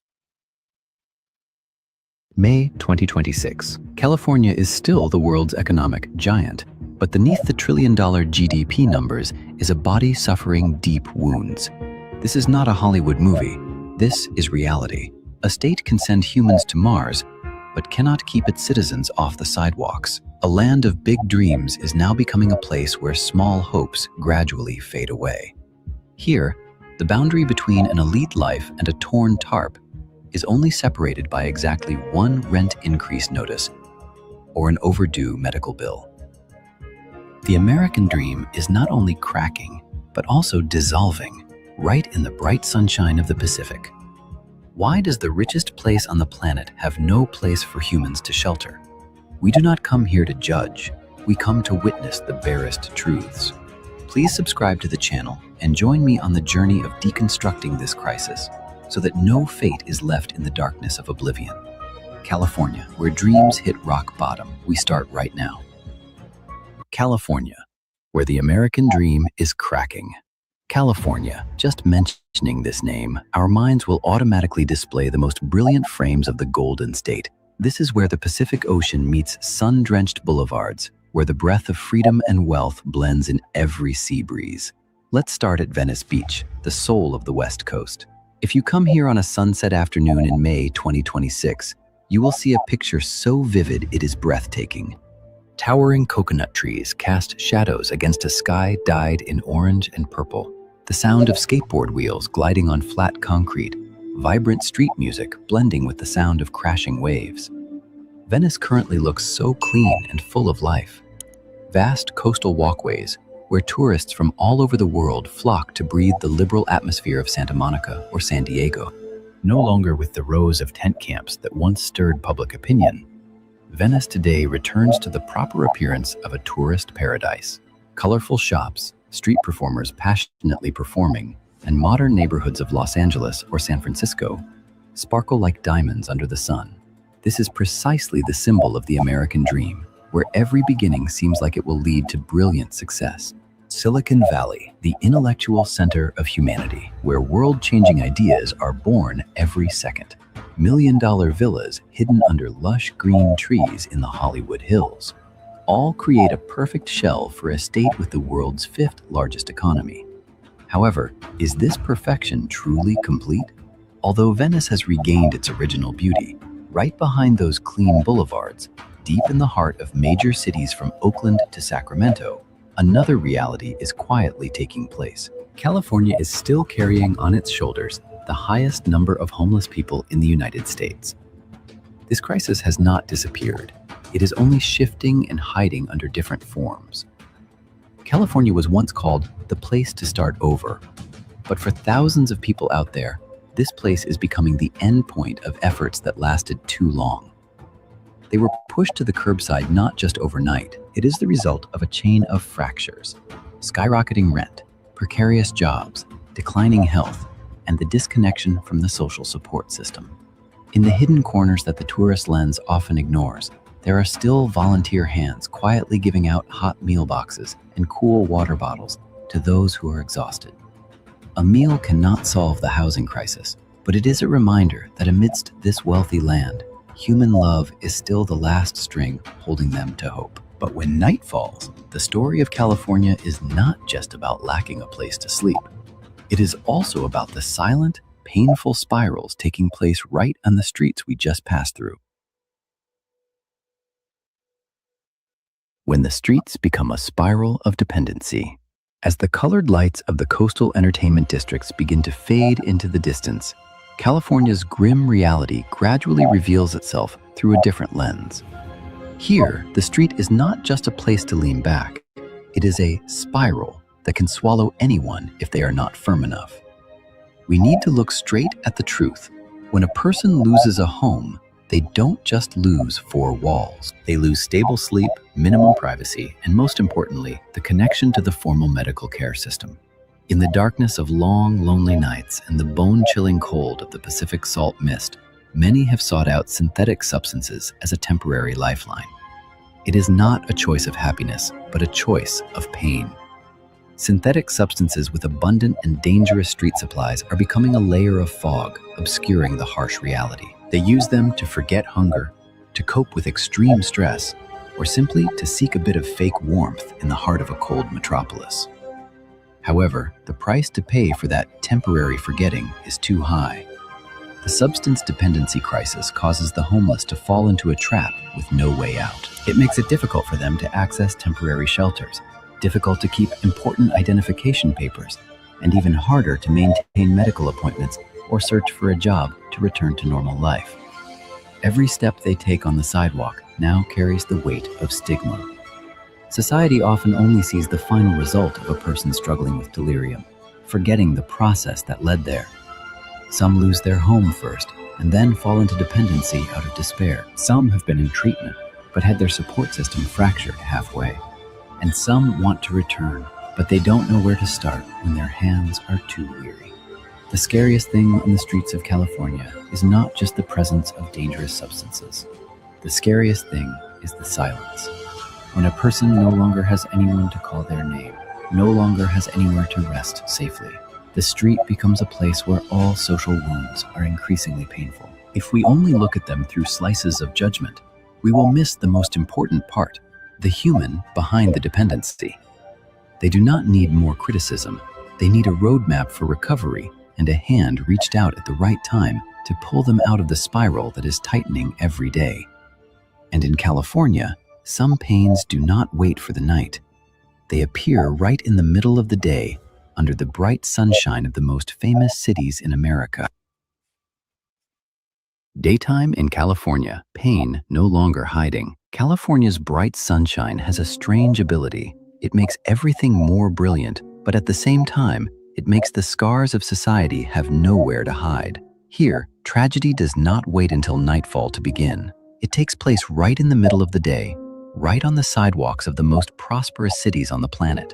Look at any street corner in San Francisco or Los Angeles at 10 a.m. The scene appears as a fierce collision between two worlds. On one side is the flow of people rushing to work, tourists busy checking in next to high-end fashion stores. And right next to them, at bus stations or on park benches, are people lying curled up from exhaustion or sitting quietly beside personal bags, the entire remaining assets of a lifetime. The crisis is no longer in dark alleys. It has spilled into public spaces, becoming part of the urban landscape. This creates a pressure weighing heavily on everyone.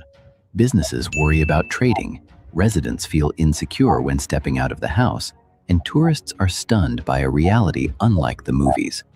But in reverse, it is precisely the homeless who are the most vulnerable when being pushed into the focal point of tense and judgmental looks. We see people struggling with behavioral health issues, those who need urgent medical intervention instead of a sentence from public opinion. The severe shortage of long-term care centers and street outreach teams has turned sidewalks into reluctant waiting rooms. When a city does not have enough supportive housing, every square meter of concrete becomes evidence of the system's failure. There is a bitter truth. A society can walk past pain every day to the point of thinking it is part of the scenery. But no one is born to become the background for others' haste. The people you see slumped over on walkways are not ghosts. They are individuals being abandoned by a social security net that is already too torn. They need a safe place to begin treatment, a private space to restore dignity, and not to be chased from one street corner to another. Their presence during the day is a restless reminder of an unevenly developing economy. To understand why many people are trapped on the street to the point of having nothing left to hide, we must look further than what is happening on the sidewalk. Must look at rent prices, apartments out of reach, and a market where the poor find it increasingly difficult to have a chance to step into.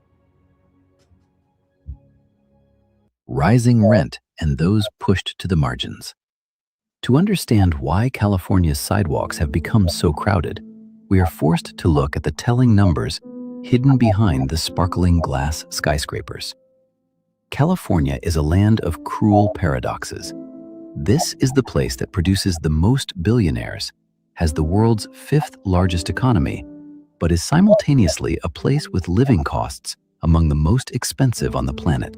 Here, a grim reality exists. You can wake up every day, work full-time, even work extra shifts, but still be unable to afford a home for your own.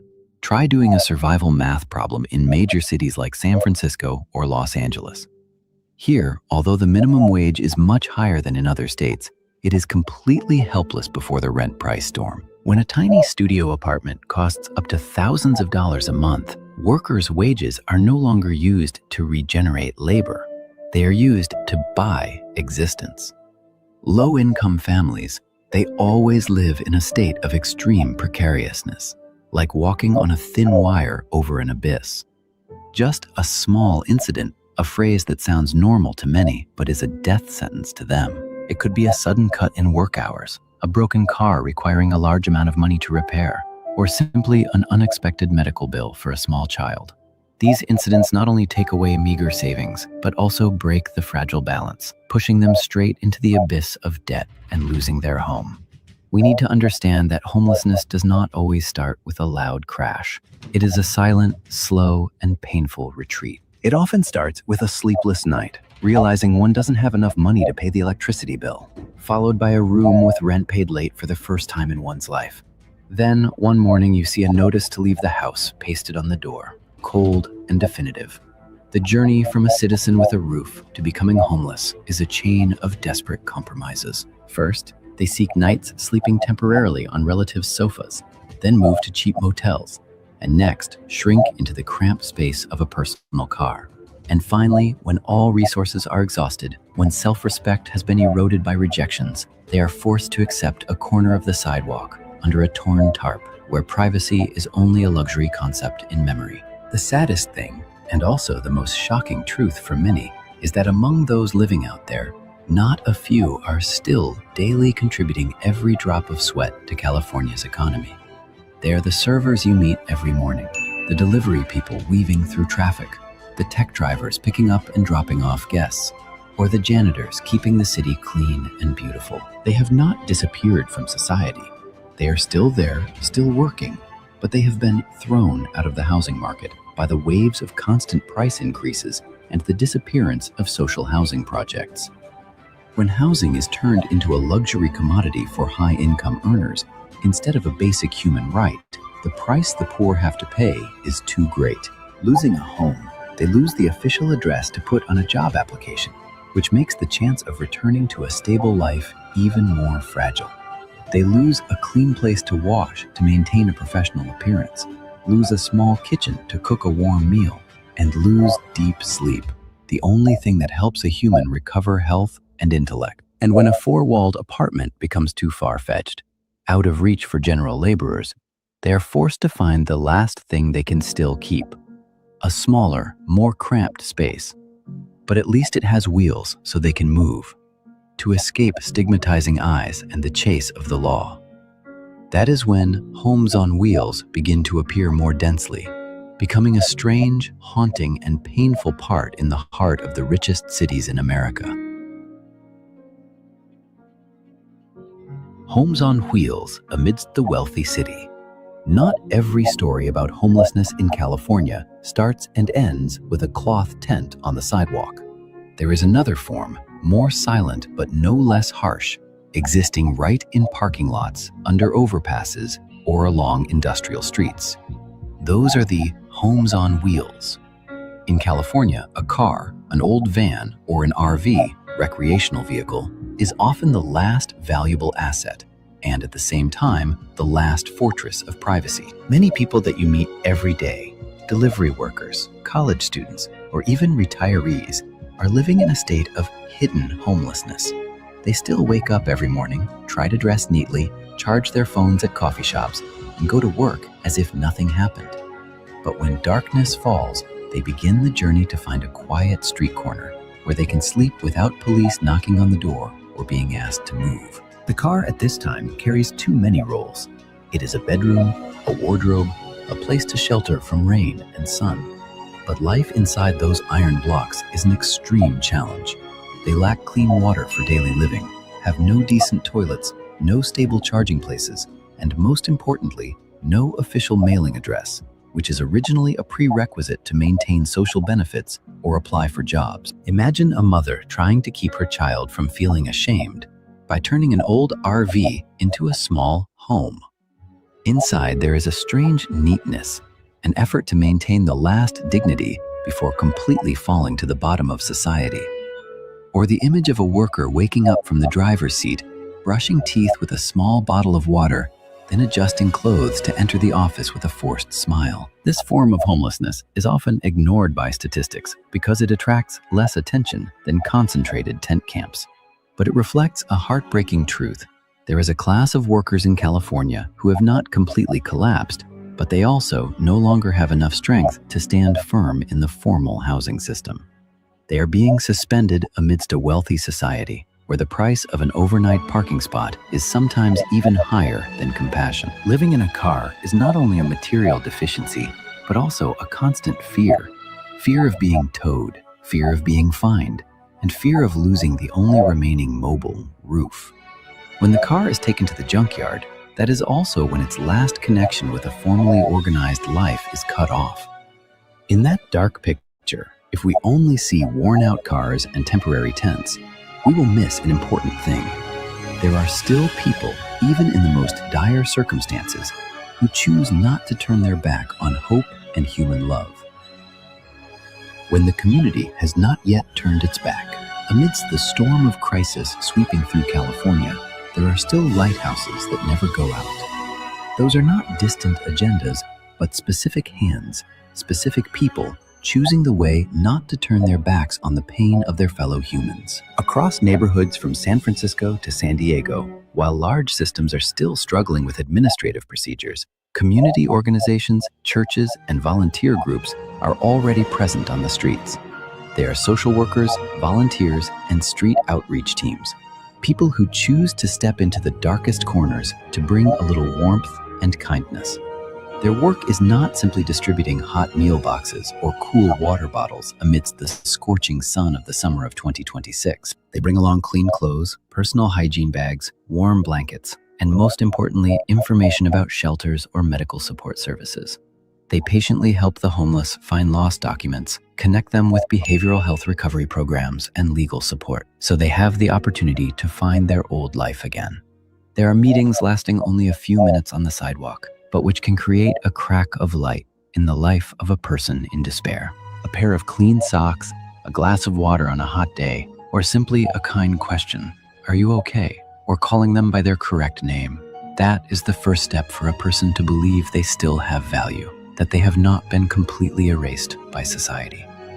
We need to be realistic. These volunteer activities cannot replace macro housing policies or a long-term medical care system. Charity cannot thoroughly solve the root of the crisis. But while waiting for the wheels of justice and policy to move, These very small helps have kept people from being abandoned, kept them surviving long enough to have a chance to touch new doors. California needs billion-dollar programs, but also needs tireless hearts. Housing is the long-term answer, but a meal and a sincere listening are the answer for today's existence. The very patience of outreach teams has proven that. Light does not start from grand things, but starts from our refusal to look through the pain of others as if they were ghosts. And perhaps California's hope does not lie in denying the darkness, but in daring to light small lamps, enough and persistent enough so that no one is left forever outside on the streets. A new door for people without homes. California cannot solve the homelessness crisis by merely relocating people out of the public sight or erecting barriers on the sidewalks. The real problem does not lie in where they are standing, but whether they have a place to return to or not. The solution to this problem is not only budget numbers, but also a profound change in the way we perceive a human being. A homeless person does not need the whole world to change in one day. Sometimes all they need is just a door opening at the right time, a safe room to be able to sleep without being startled, a stable address to receive mail, a humane behavioral health treatment service, and a job helping them find back the lost self-respect. We need long-term supportive housing models where a roof goes hand in hand with medical and psychological care. We need more accessible shelters where it not only provides a bed, but also provides a roadmap to return to society. And above all, we need a community that dares to believe that a person, even if having fallen to the bottom because of synthetic substances or debt, still can recover and has the right to start over from the beginning.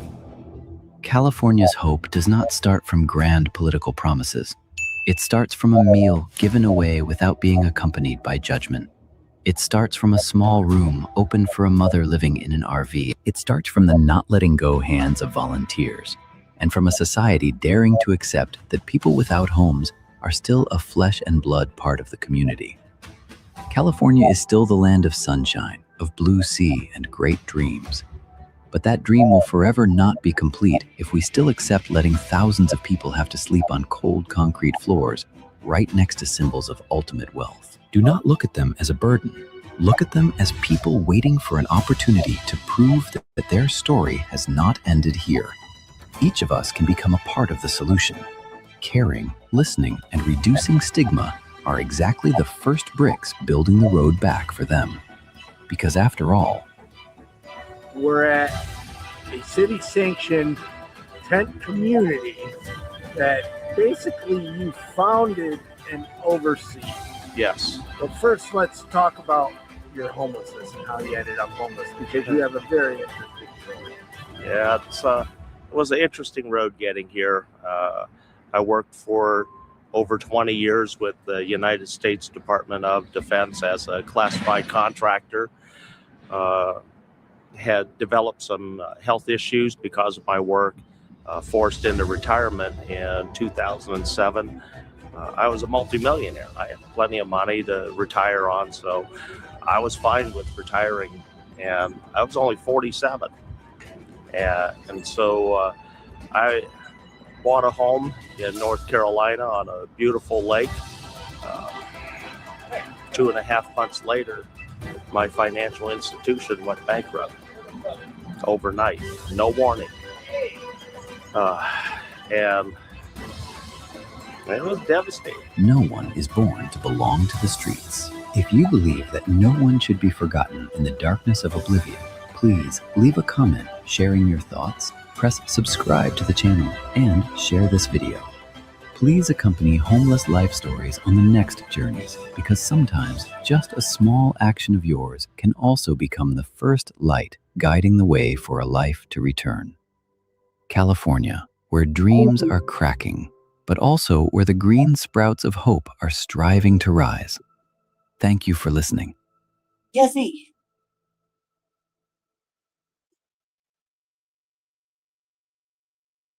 Jesse. 7 seconds. 7 seconds from the time a SWAT officer got out of his car until he shot Kylan Lewis. Lewis was wanted on a Denver arrest warrant, accused of firing gunshots from a red Monte Carlo that injured a man. 9 News Investigates previously reported that detectives never found a gun, could not tie Lewis to shell casings at the scene, and didn't have fingerprints or DNA. This newly filed federal lawsuit alleges a pattern of conduct by the city of Aurora that fostered the environment that led to Lewis's death. This lawsuit is not the first lawsuit to allege a systemic problem with killing, in particular, unarmed Black people in Aurora. Attorney Lacey Owen represents Kylan Lewis's estate. The suit alleges, among other things, that Aurora failed to properly train the department's officers. Police departments have an obligation to make sure that their officers are competent, right? And competence includes not killing people illegally or unjustifiably. The suit also asserts that by defending the officer who shot Lewis, the city sent a powerful message. If officers know that they can kill people with impunity, they're not going to be motivated to stop doing it. Well, that problem right there. Jesse.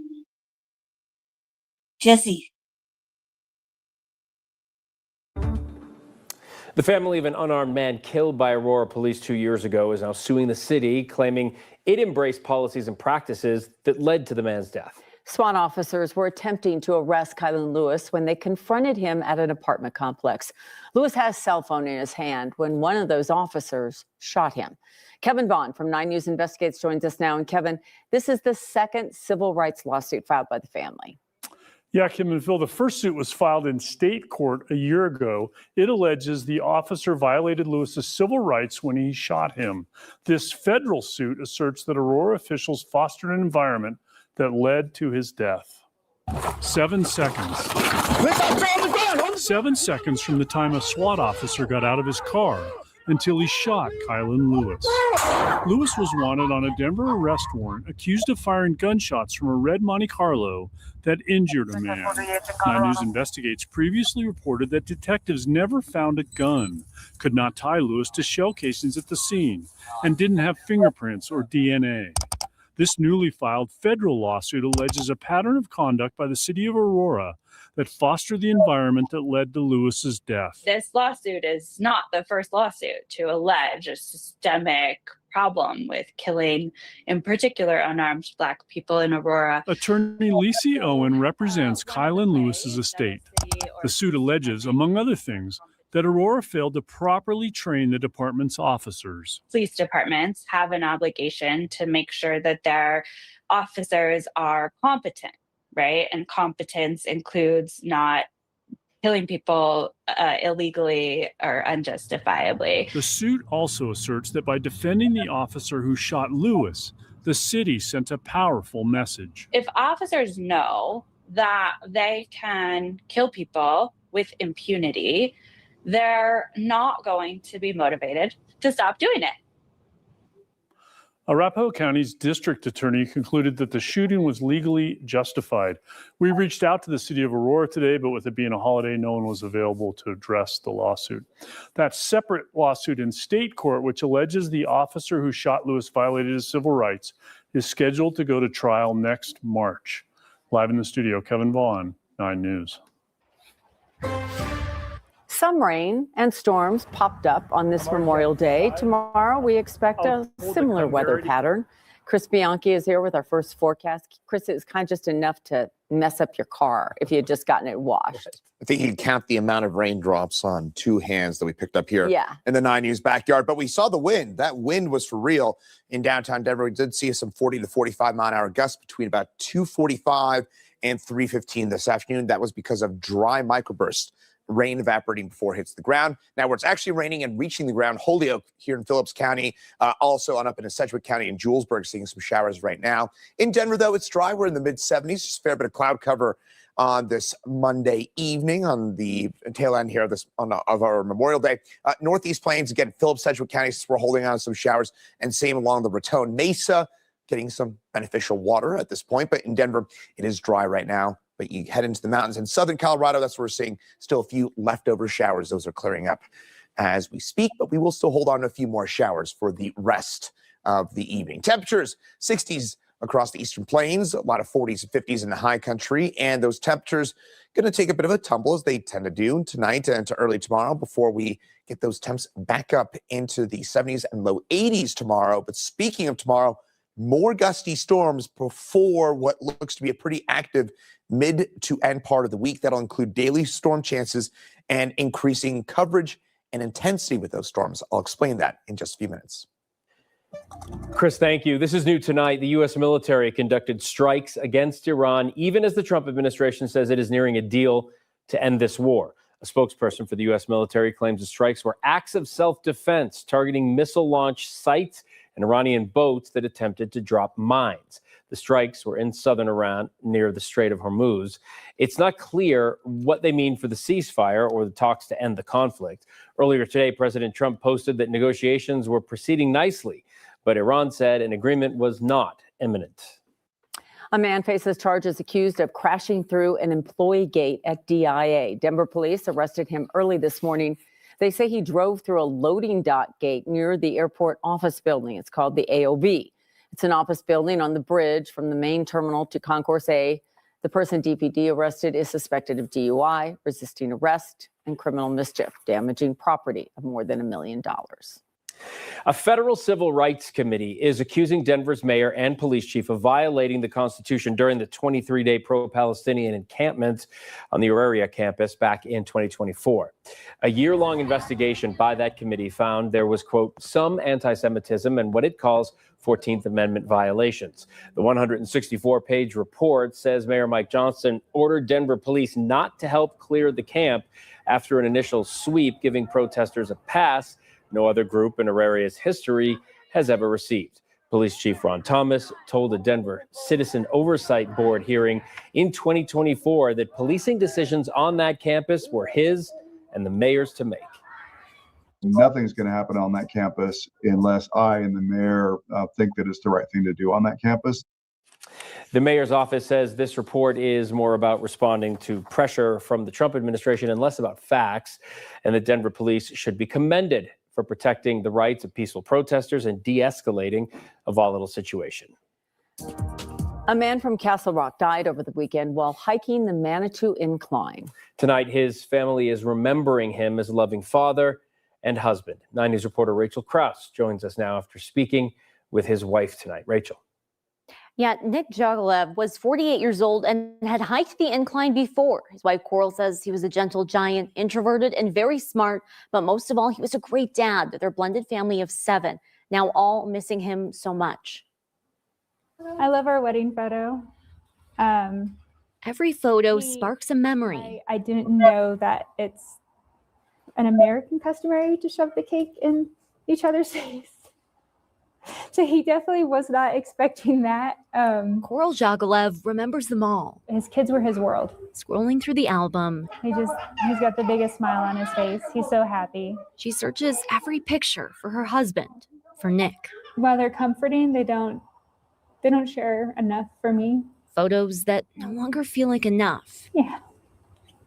She'd rather have him. He was 48. He was going to be 49 next week. On Saturday, Nick was out with their 9-year-old son at the Manitou Incline on a Cub Scout hike, a hike he'd done before, had trained for. It was around the 900th step. Passerbyers saw him sitting with Sasha, our 9-year-old, and he looked very pale. He was offered Gatorade. He drank the Gatorade, got up, and that was it. Coral says Nick had no health conditions, took no medications, didn't drink or smoke. That day on the trail, she says there was a combat medic and doctors hiking close by, along with first responders. If anybody would have been able to save him, they were there. And there was nothing anybody can do from what we know. What to do without him, Coral says, is hard to comprehend. Very hard. They have 7 kids in the home, 2 from her previous relationship, 3 together, and 2 nieces they had guardianship over. Yes. We're a very blended family, but very, very happy. Without him, their full house suddenly has a big hole. He's a great dad. When I say he lived for his kids, he really did. Now they'll all have to find a way to live, to move forward without Nick. We've got a long road ahead of us and a tough one to navigate going forward. Coral says this loss has been especially hard on her 2 oldest kids. She says her ex-partner, who the family was very close with, died just 10 days before Nick. She says now losing Nick too has the entire family reeling. They're hopeful an autopsy will be able to provide some information about what happened to Nick on the incline and help them to heal. Rachel Krause, 9 News. A substance use recovery home in Boulder is back open. It began accepting clients this month. The house on the east side of downtown has been a recovery support home since 2023. And it closed last fall. The city says it needed to find a new service provider, and it did. It chose Hazelbrook, which manages similar programs in Denver, Colorado Springs, and Pueblo. A client says the center gives him a chance to make better decisions for himself and his family. I have a lengthy history. I got a very lengthy history between auto thefts to drug charges to assault on a cop. Having a little foundation under my feet will get me a long way. Clients can still get resources after leaving Hazelbrook. The organization owns the building next door, which is dedicated to helping clients maintain access to counselors and psychiatrists. Loveland is bringing back its 4th of July fireworks this year. They canceled them last year, citing budget constraints. City leaders say the fireworks are returning to celebrate 2 major milestones: Colorado's 150th anniversary of statehood and America's 250th birthday. The July 4th festival at North Lake Park will also feature food, music, family activities. The city says the fireworks were approved as part of this year's budget, though they say decisions about 2027 are still up in the air. There were fewer people hanging out by the water at Boyd Lake State Park this Memorial Day. That may be because there's no designated swim area this season. The decision was made because of low water levels. State Park said that there has been an increased amount of mud with the low water, and there is a significant distance to the water from the pavilion, which impacts safety and enjoyment of the beach.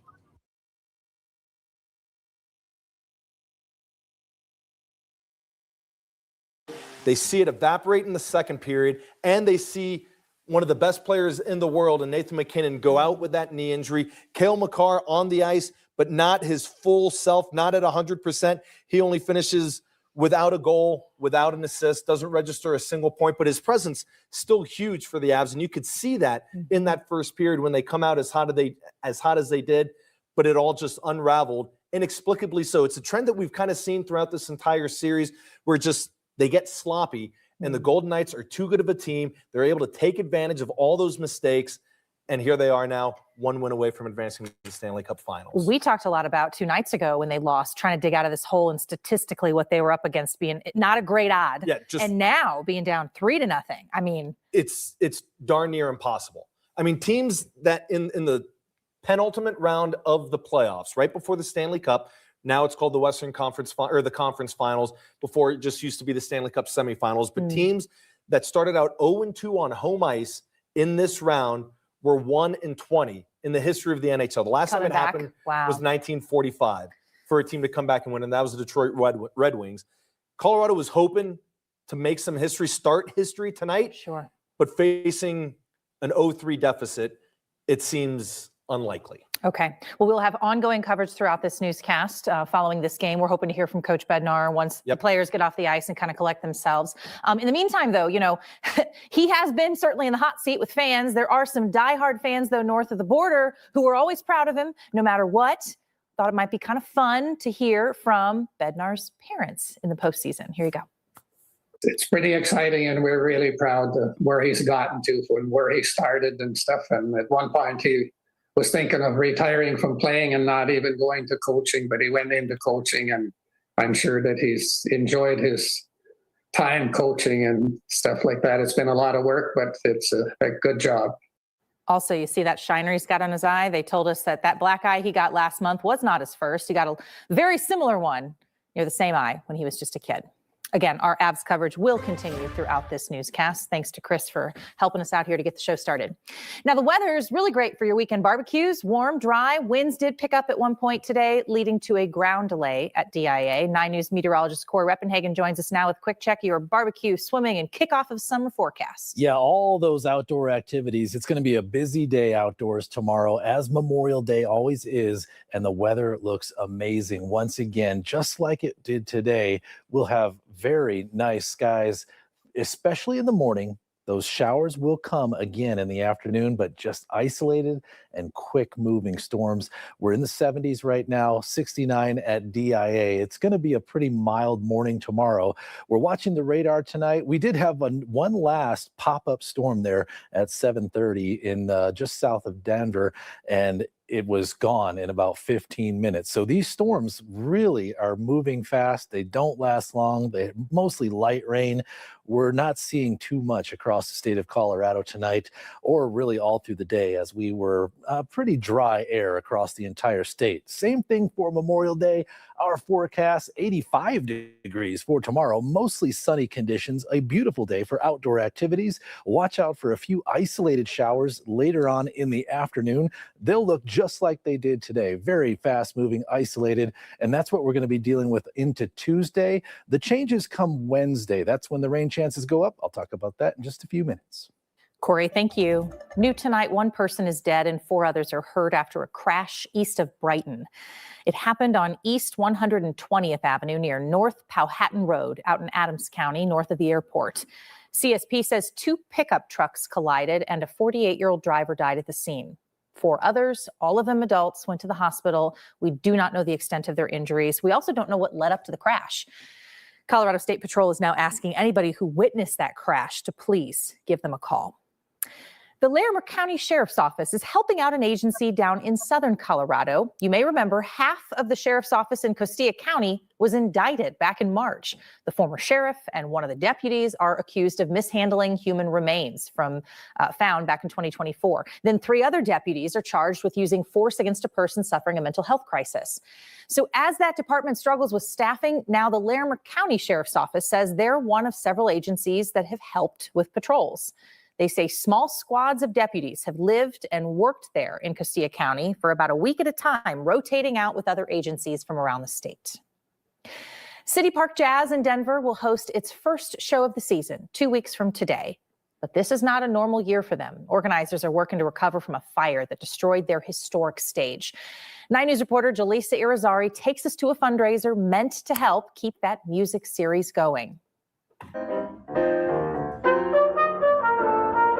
There's something fitting about jazz on a Sunday morning. The smooth sounds from musicians that tend to know how to wing it. Improvise, exactly. David Flomberg just didn't think he'd have to adjust to this. As you all know, the band shell at City Park, which was built in 1929, replacing a slightly older one, was burned down in March, and that was a big hit. In late March, Denver Fire responded to City Park just after 2 a.m. They found the band shell engulfed in flames. Less than 3 months before City Park Jazz was set to start their 40th season on that stage. There was never a moment of despair. No one was throwing their hands up. It was pure problem-solving mode right out of the gate. Organizers were able to line up a mobile stage to get through this year's 10-week series, but it comes at a cost they're hoping the community can help with. On Sunday morning, the music inside Dazzle carried more than notes. The show was part of a fundraiser to help with the expenses City Park Jazz now has after losing the bandstand. I just love music in general. Mickey Dubois knew she wanted to help. Yeah, happy to be here. So did Allie Storman. And when we have a great park like City Park and the band shell, it's really an opportunity to bring the community together. So great entertainment, great atmosphere. The diversity it's really reflective of Denver, people from different walks of life, and it's truly accessible. That to me is like the best part about it. Music can move more than bodies. Sometimes it has a way of shifting the soul. Organizers hope they can keep doing that without missing a beat. And there isn't a better example of community than what you see at City Park Jazz. Again, that was Jaleesa Irizarry reporting. Organizers say using a mobile stage is probably going to cost them $40,000 to $45,000. At today's fundraiser, Mayor Mike Johnston said he was working really hard to find the money to rebuild that band shell. And we should mention, Next, with Kyle Clark, their Word of Thanks micro-giving campaign contributed more than $72,000 to the Denver Park Trust just for that effort. Well, a woman is back with her dog tonight after the animal was stolen this month. Denver police posted video of the reunion today. They said she tied her dog up outside a business on East Colfax about 2 weeks ago. And when she returned, the dog was gone. An officer recognized the person who took the animal, and police later pulled her over and found the dog in her car. She was cited for theft. And today, recently, the dog was reunited with its owner. Well, the Avs are on the road, and fans filled Ball Arena tonight to get that game experience, right? That real adrenaline rush for Game 3. 9 News reporter Rachel Krause is live now after going through all the ups and the downs of tonight's game right along with those fans. Rachel, what a bummer way to end what a big old party. Yeah, definitely a tough way to end the game. But fans really did come in excited, ready to see their team play. Even though they were hundreds of miles away, they had hoped that a dose of mile-high energy would be enough to help the Avs turn around this slow start to the series. Fans fill into Ball Arena, ready to root for their home team, even when they're away. We're here to watch the Avs. Yeah, we're so excited. They're in Vegas right now, but we're excited for the watch party just to support them from home. So. More than 7,000 fans know Ball is best to see the Western Conference Final. So much better. So much better. I'd much rather be here than anywhere else. Fans like Peyton Sanchez and Quinn Benson are die-hard. This is my dad's jersey, so been watching it since I was a little kid. Yeah, same with me. Since I was about 5, I've always been rooting for the Avs, and my parents love them, so it's been great. Liam Santana, always for the Avs. My entire life, so 12 years. Truly, for 12 years. Yes. They hope the magic sauce to get the Avs to playing for the Stanley Cup, a side of kale. The fact that Kale McCarr's back so we can win. Oh my gosh, I know. So I'm so stoked. So hyped for him, yeah. An early lead in the first had fans hopeful they can turn this slow series start around. Just shoot the puck. With a bigger screen to cheer from than at home. 10 times. Everyone is hoping the team can feel the big energy from the big screens back home at Ball. Oh, yeah.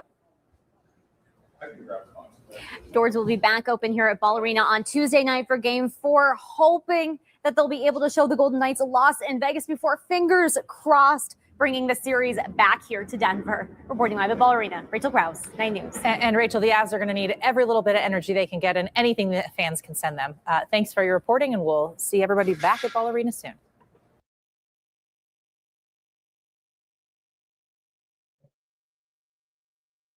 All right, let's turn our attention to the forecast on this holiday weekend. The weather has been pretty nice, very warm.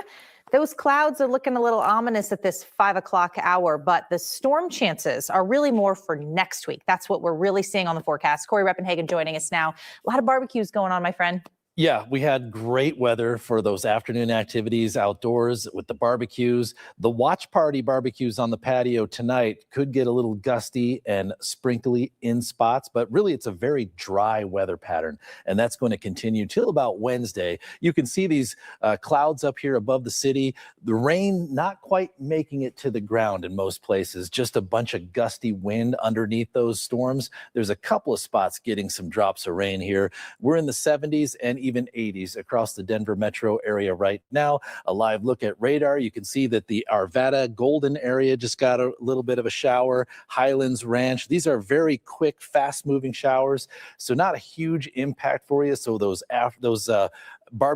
afternoon barbecue watch parties for the Avs are going to be just fine, as really not a whole lot across the state of Colorado right now. It's a very dry weather pattern. Going into Memorial Day, it's going to be the very same thing. Sunny skies in the morning. We're looking at a temperature of 85 degrees tomorrow. Mostly sunny conditions with those afternoon showers will be exactly like they are today. I'll detail that a little bit more, especially what lies ahead of this weekend coming up in the full forecast. That's just a few minutes away, Jenny. Right, Corey, thank you. We are learning more today about the man shot and killed near the White House yesterday during a confrontation with Secret Service agents. Sources tell NBC News the man's name is Nasir Best, and court documents show the 21-year-old had other run-ins with the Secret Service on at least 2 occasions and also had a history of mental health concerns. Investigators say he was shot as he approached a security checkpoint outside the White House and opened fire on officers. You can hear it on a video caught by NBC correspondent Julie Sirkin. What is that?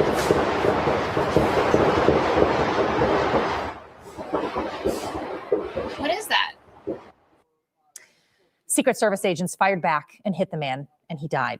The agency says somebody who was not involved in the shootout also got shot, a bystander. They're now in serious condition. It's not clear if that person was shot by the Secret Service or the suspect. President Trump was at the White House when that shootout happened outside. He was fine, and nobody inside the White House got hurt, and no Secret Service agents got hurt either. The Trump administration is now releasing $40 million that will help the state of Colorado buy water rights on the Colorado River. The Shoshone Power Plant near Glenwood Springs has some of the oldest water rights on the Colorado River. It means the plant's water rights get priority in times of drought. Counties on the western slope want to buy those rights from Xcel, so a future buyer cannot take them. But it is not cheap, costing $99 million. The Biden administration had granted $40 million under the Inflation Reduction Act, but the Trump administration has been holding up that funding ever since. Now the federal funds are returned. The coalition of water districts trying to buy up the Shoshone water rights are only about $2 million short of their goal. After losing their stage to a fire, City Park Jazz is hoping the public can help keep that music series going. Back in March, Denver Fire responded to City Park and found that band shell in flames. So organizers had to pivot and pivot fast. 9 News reporter Jaleesa Irizarry joins us live from City Park tonight. The first show supposed to be at that bandstand, Jaleesa, is coming up pretty quick. Yeah, Jenny, the first show is scheduled for June 7th. And, you know, this event usually attracts thousands. So organizers were able to secure a mobile stage to keep the series going. But setting it up and breaking it down comes at a cost they hope the community can help with. There's something fitting about jazz on a Sunday morning.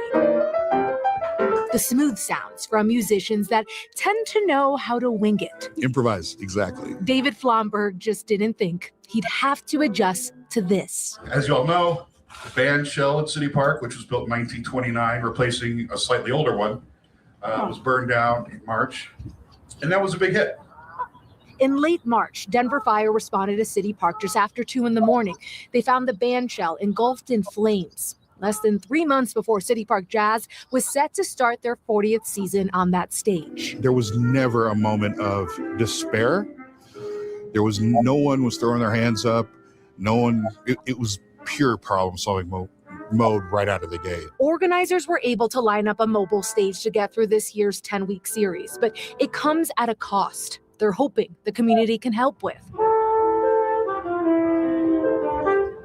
On Sunday morning, the music inside Dazzle carried more than notes. The show was part of a fundraiser to help with the expenses City Park Jazz now has after losing the bandstand. I just love music in general. Mickey Dubois knew she wanted to help. Yeah. Happy to be here. So did Allie Storman. And when we have a great park like City Park and the band shell, it's really an opportunity to bring the community together.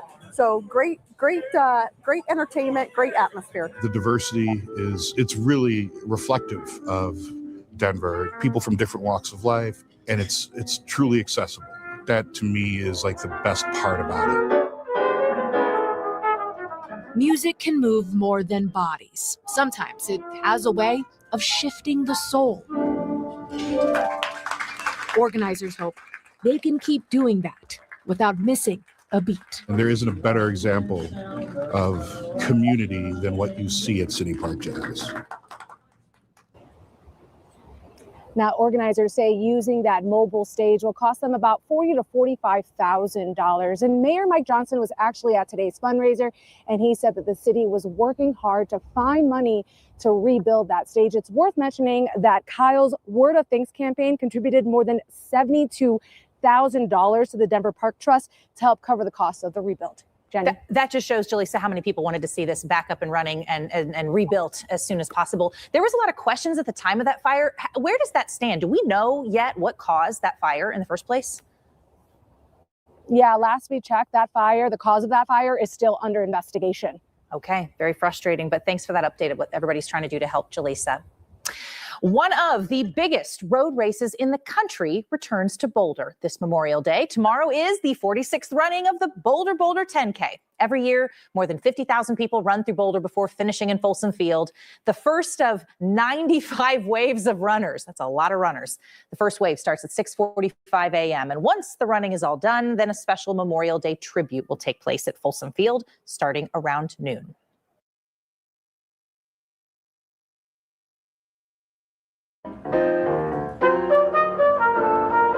There's something fitting about jazz on a Sunday morning.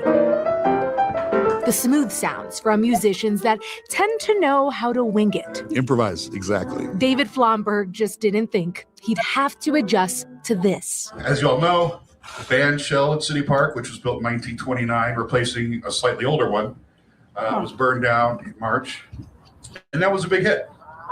In late March, Denver Fire responded to City Park just after 2 a.m. They found the band shell engulfed in flames. Less than 3 months before City Park Jazz was set to start their 40th season on that stage. There was never a moment of despair. No one was throwing their hands up. It was pure problem-solving mode right out of the gate. Organizers were able to line up a mobile stage to get through this year's 10-week series, but it comes at a cost they're hoping the community can help with. On Sunday morning, the music inside Dazzle carried more than notes. The show was part of a fundraiser to help with the expenses City Park Jazz now has after losing the bandstand. I just love music in general. Mickey Dubois knew she wanted to help. Yeah. Happy to be here. So did Allie Storman. And when we have a great park like City Park and the band shell, it's really an opportunity to bring the community together. So great entertainment, great atmosphere. The diversity it's really reflective of Denver. People from different walks of life, and it's truly accessible. That to me is like the best part about it. Music can move more than bodies. Sometimes it has a way of shifting the soul. Organizers hope they can keep doing that without missing a beat. And there isn't a better example of community than what you see at City Park Jazz. Now, organizers say using that mobile stage will cost them about $40,000 to $45,000. And Mayor Mike Johnson was actually at today's fundraiser, and he said that the city was working hard to find money to rebuild that stage. It's worth mentioning that Kyle's Word of Thanks campaign contributed more than $72,000 to the Denver Park Trust to help cover the cost of the rebuild. Jenny. That just shows, Jaleesa, how many people wanted to see this back up and running and rebuilt as soon as possible. There was a lot of questions at the time of that fire. Where does that stand? Do we know yet what caused that fire in the first place? Yeah, last we checked, that fire, the cause of that fire is still under investigation. Okay, very frustrating, but thanks for that update of what everybody's trying to do to help, Jaleesa.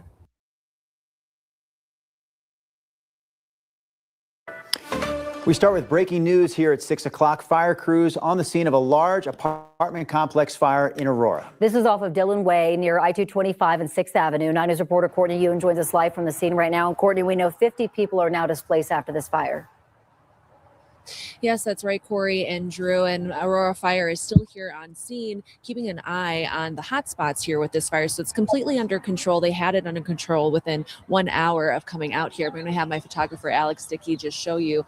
We have a firefighter here on top of this ladder, keeping an eye on the hot spots. So we've seen couple plumes of smoke over the last hour or so as firefighters are just keeping a watch to make sure that this fire does not rekindle. They have a close watch on it. But PIO Eric Hurst told us earlier this morning that this fire moved really quickly. Within 20 minutes, the roof and attic area of this fire was completely consumed in flames. And within 20 minutes as well, they were able to get people out of this building. So when a fire happens at 1:24 in the morning, firefighters say, the biggest thing that they're worried about is sleeping people inside of the building. So the way that this building is structured is that all the apartments empty into a hallway inside of the building, and that hallway was filled with smoke.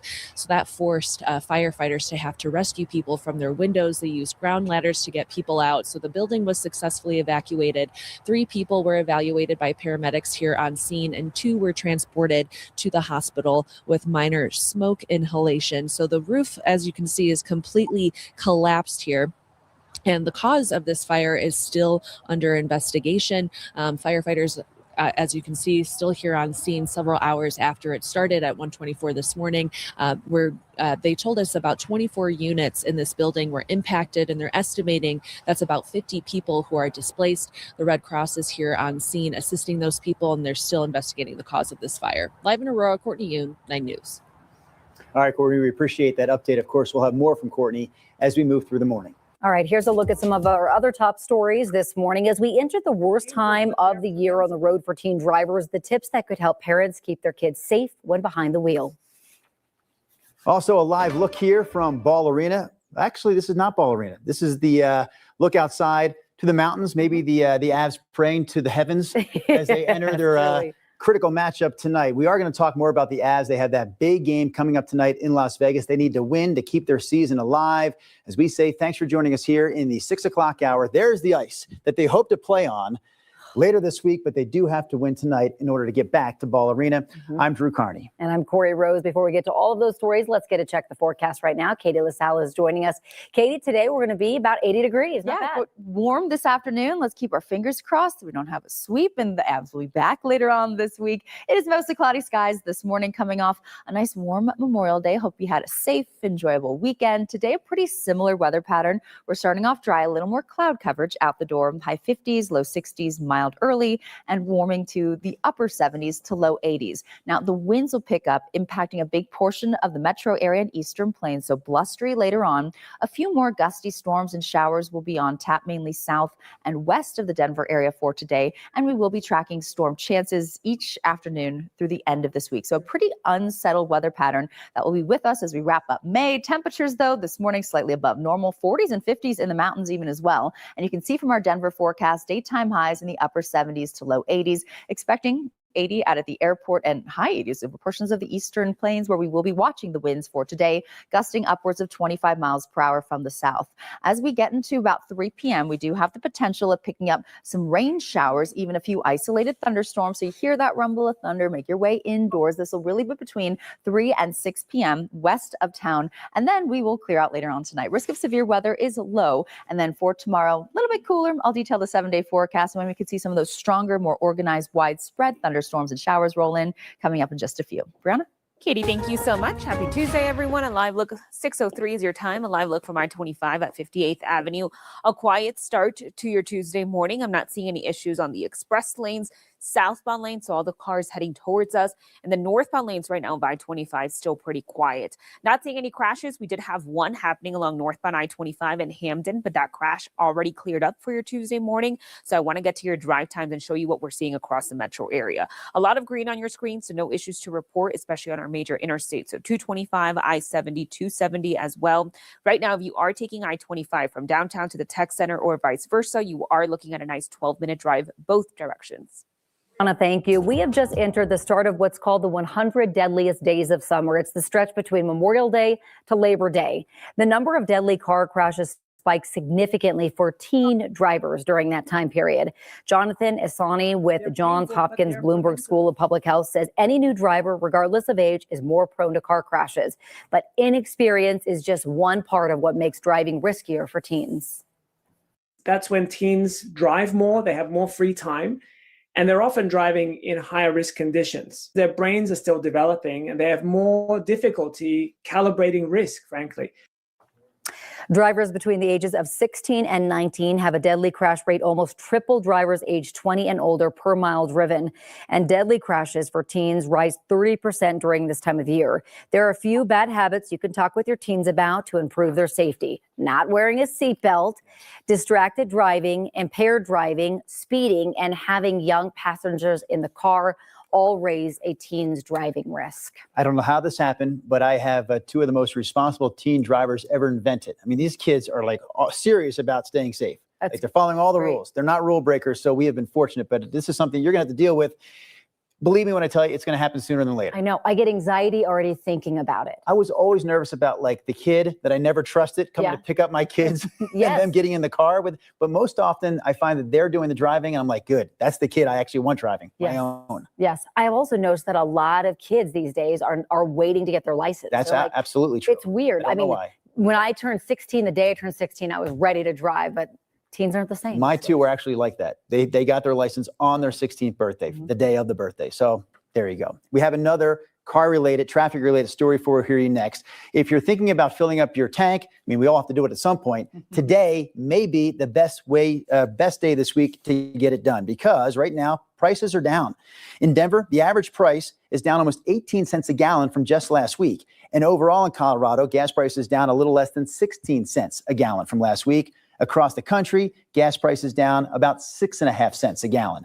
The savings, though, may not last. According to the latest report from the Gas Buddy report, this drop could be because the market was expecting a deal between the U.S. and Iran. Since that deal hasn't happened yet, prices could creep back up. All right, the lawsuit against the city of Aurora filed by the family of Kylan Lewis, the man shot and killed by Aurora police 2 years ago. Yeah, this new lawsuit filed in federal court claims that Aurora city officials fostered an environment that led to Lewis's death. At the time of his death, he was wanted on an arrest warrant, accused of shooting a man. 9 News Investigates previously reported that detectives never found a gun. They could not tie Lewis to shell casings at the scene, and they didn't have fingerprints or DNA. Regardless, a SWAT officer shot Lewis 7 seconds after getting out of his car. The suit alleges that, among other things, the city of Aurora failed to properly train its officers, and that by defending the officer who shot Lewis, the city was sending the wrong message. Officers know that they can kill people with impunity. They're not going to be motivated to stop doing it. We did reach out to the city of Aurora yesterday, but because of the holiday, no one was available to address the lawsuit. A separate suit filed in state court alleges the officer who shot Lewis violated his civil rights. That suit, by the way, is scheduled to go to trial sometime next year. In other local news this morning, Denver police say a man crashed through an employee gate at the airport and then tried to resist arrest when officers showed up. This all happened early yesterday morning. Police say the suspect crashed his Lexus through a loading dock gate near the airport office building. He eventually ditched the car, and police found him hiding behind an electrical box. They also say he tried to kick officers as they made the arrest. His charges will likely include DUI, resisting arrest, and criminal mischief.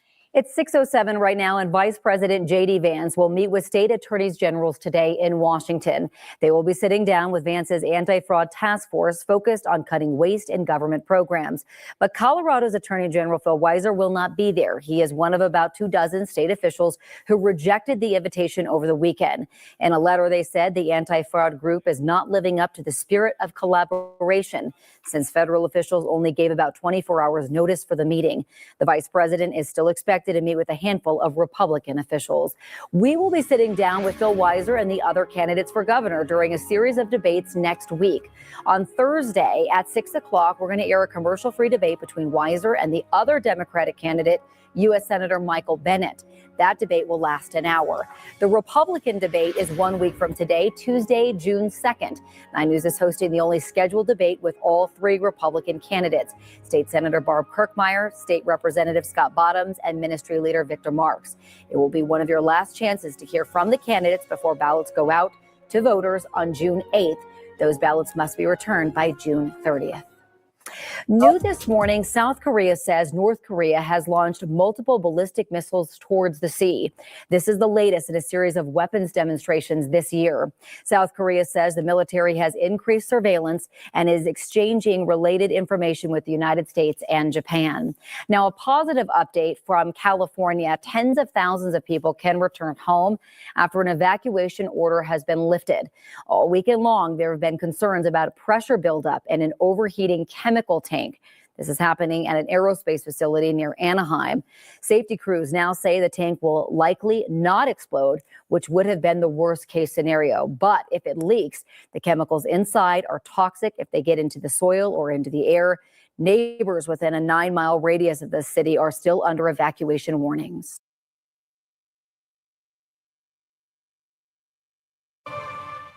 Dozens of people in Aurora are displaced today after their apartment building caught fire in the middle of the night. Thanks for joining us at noon. I'm Sam Shocker. The fire is out now, but 2 people did wound up in the hospital. 9 News reporter Courtney Yoon was on scene all morning long and has the latest.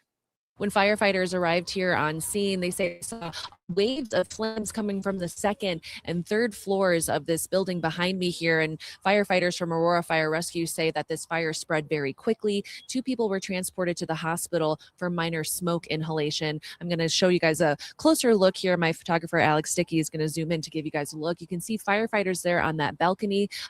They've been poking around inside, making sure all the hot spots are out and investigating the cause of this fire. So when firefighters arrived here again, they saw huge flames coming from the building, and they saw people needing ladder rescue from their windows. So the interior hallway was filled with smoke. Firefighters who went inside had no visibility, and they were dealing with very high heat. Firefighters were able to get everyone out of the building within 20 minutes. And then because the fire was spreading so quickly, they were afraid of a partial roof collapse. So that's when all the firefighters had to come out of the building. It was just too dangerous for them to remain inside. So once they knew everyone was out and safe, firefighters began attacking the flames from the exterior of the building here. And as you can see, the roof has completely collapsed in here. They say that attic fire really spread quickly. They were trying to extinguish it, but again, they just had to get out of this building. Within an hour, firefighters say that they had control of this fire, and they also had to deal with an ember cast. So that's when a shower of burning embers rains all over the area and onto other structures. So firefighters were also able to prevent this fire from spreading to nearby trees or other buildings. Again, 2 people were transported to the hospital for minor smoke inhalation, and firefighters here are still working to determine what caused this fire. In Aurora, Courtney Yoon, 9 News. Courtney, thank you. Taking a live look outside now. Well, look at that. Another warm spring day in Colorado. Blue skies, a little bit of clouds. It's going to be like this the rest of the week, too. However, some rain showers, I believe. So let's check in now with Jaden Knowles with our Weather Impact team. Hey, Jaden. Well, good morning. Well, good afternoon now. Sam, how are you doing? I hope everything's going good. Doing well. That's good. Let's go ahead and talk about this weather. We are seeing those warm temperatures already. The upper 70s, 75 degrees here in our 9 News studios, 74 at Central Park. And we're not done warming up just quite yet. We're going to continue that as we head into this afternoon, although we are tracking some isolated gusty showers once again today. Here's your current temperatures: the low 80s for the eastern plains, 60s across the high country, low 70s for the western slope. So live radar, we're pretty dry right now, but noticing we're starting to see that uptick and just some isolated showers down towards our southern mountains. And that's really going to start to blossom once we head into the latter parts of this afternoon. That's exactly why we're forecasting those gusty isolated showers today, very similar to what we saw yesterday. Next 12 hours, as we're talking about temperatures, I do have the low 80s in the forecast. I think we'll hit the low 80s, but precipitation will start to increase. You can see really about 1 p.m. till about 3 p.m. this evening, maybe even lingering until 7 p.m. So we're going to break down the timing for you and tell you who exactly will see those precipitation and those gusty showers later on in the show. Sam? All right, Jaden, thank you. We have just entered the start of what's called the 100 deadliest days of summer. It is the stretch of time between Memorial Day to Labor Day. The number of deadly car crashes spikes significantly for teen drivers during that time. Experts do say any new driver, regardless of age, is more prone to car crashes, but inexperience is just one part of what makes driving riskier for teens. That's when teens drive more, they have more free time, and they're often driving in higher risk conditions. Their brains are still developing, and they have more difficulty calibrating risk, frankly. Drivers between the ages of 16 and 19 have a deadly crash rate almost triple drivers aged 20 and older per mile driven. And deadly crashes for teens rise 30% during this time of year. There are a few bad habits you can talk with your teens about to improve their safety. So for number 1, wear a seatbelt. Also, distracted driving, impaired driving, speeding, and having young passengers in the car all raise a teen's driving risk. Health officials have confirmed a case of hantavirus in Arapahoe County. They say the person who tested positive is recovering well.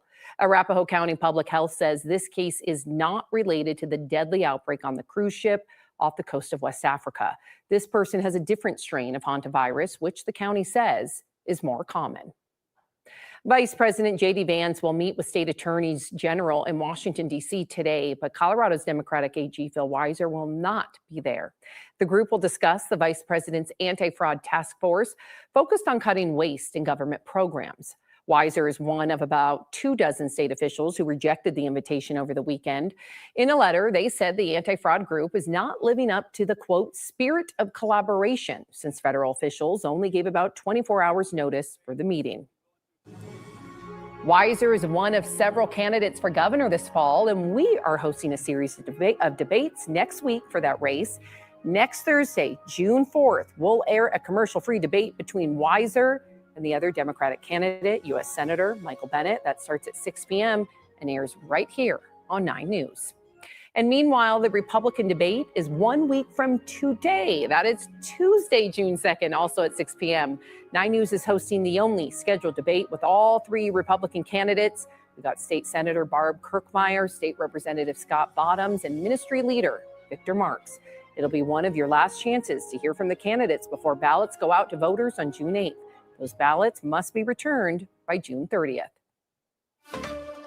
Taking a live look out at Denver International Airport, where we have learned the airport is planning new walkways for people to access all concourses.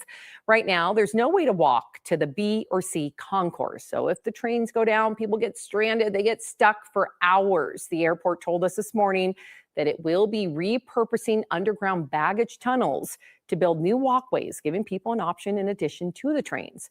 Construction is expected to start at the beginning of next year.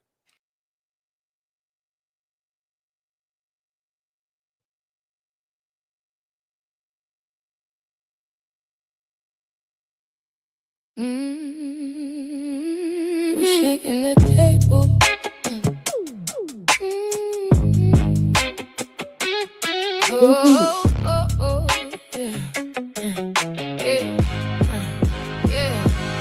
We shaking the table.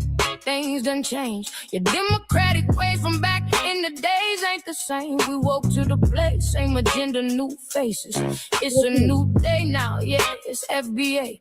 Melrose might shut down our Sharpton's conference. Spoke for FBAs, called out the nonsense. Your agenda the target, we see that plain. No checks, no vote. No check, we no vote.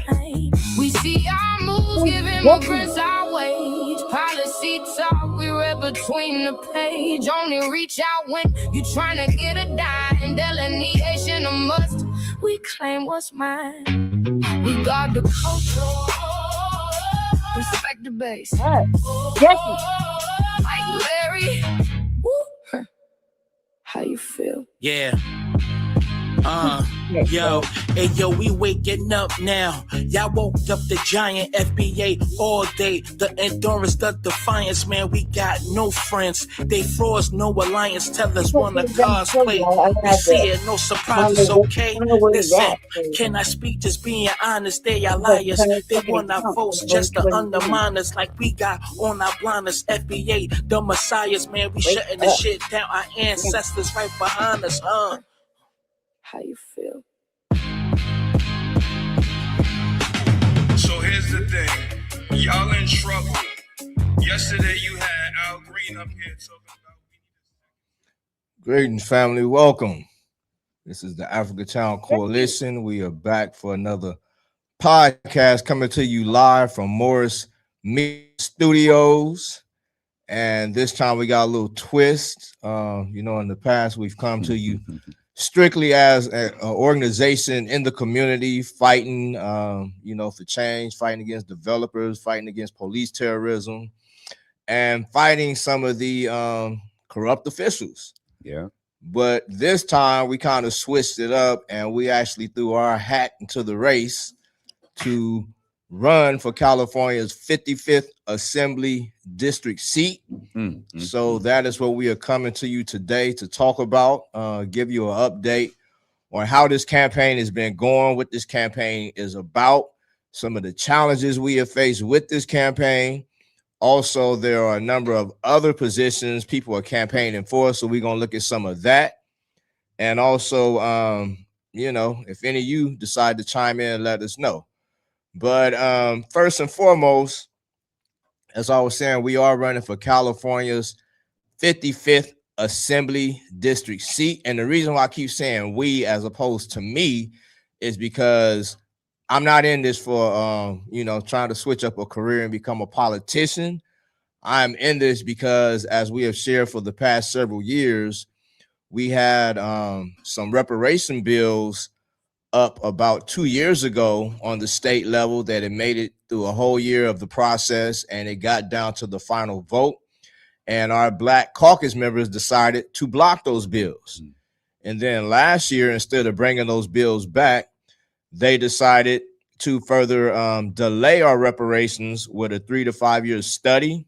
So after we chased them around for a year, we decided the only other option is to get them out of those seats. So specifically, we are going for Lion Isaac Bryan's seat, again, California Assembly seat.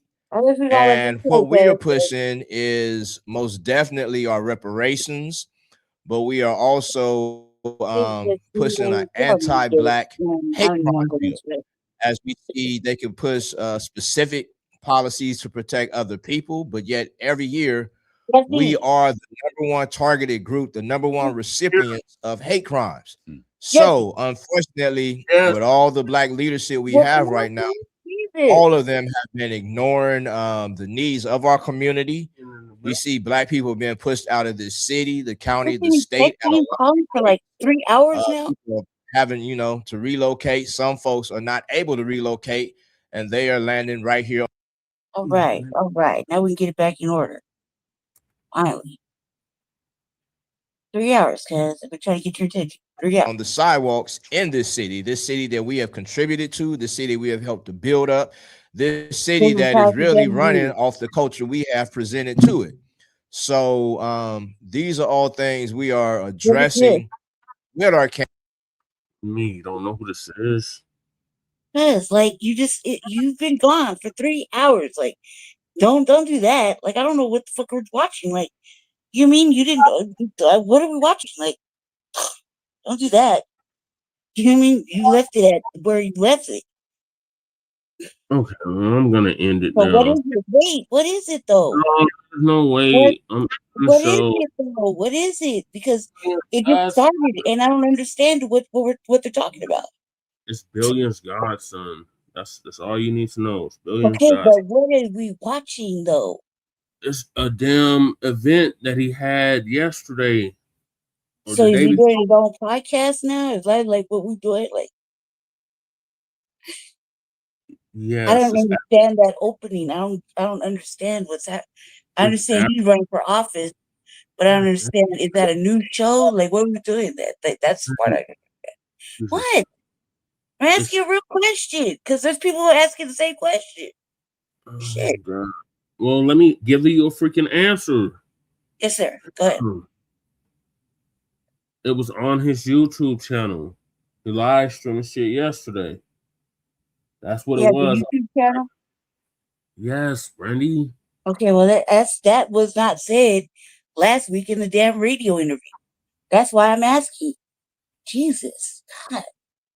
I will, we'll watch that interview over there. He didn't say nothing like that, so that's why I was curious. God. Okay, thank you. So he's running for office, and he's having a whole group of motherfuckers talk about what? It's Africa Town, Brandy. That's what it was. Don't even worry about it. I'm gonna play it tonight. I want to know. That's what I'm asking you. I want to know. I'm trying to tell you. Okay, so what about it though? Like, why is it so hard for you? Why is it so vague? I don't want to fight. I just want to ask. You don't understand what I just said. You said Africa Town. What about it? What do you mean? What about it? It's Lamar What Park. about it? Okay, but what about it though? Like, what is he talking about? That's what I'm asking you. I'm not trying to fight with you. I'm asking questions because I don't understand and I don't know. That's why I'm asking you. I'm not trying to fight with you. But you won't start talking. Fuck. He's running for office against Isaac Bryan. That's all you need to know. It's Africa Town. It's Lamar Park. It's as simple as that. That's what it was. Okay, so that's how people are supposed to, that's all they need to know too, right? Yes, Brandy. Okay, so then why are we care? Why do we care? That's all we need to know. See what I'm saying? Jesus, man, like that's so vague. All right, so thank you. I didn't understand, but now we understand.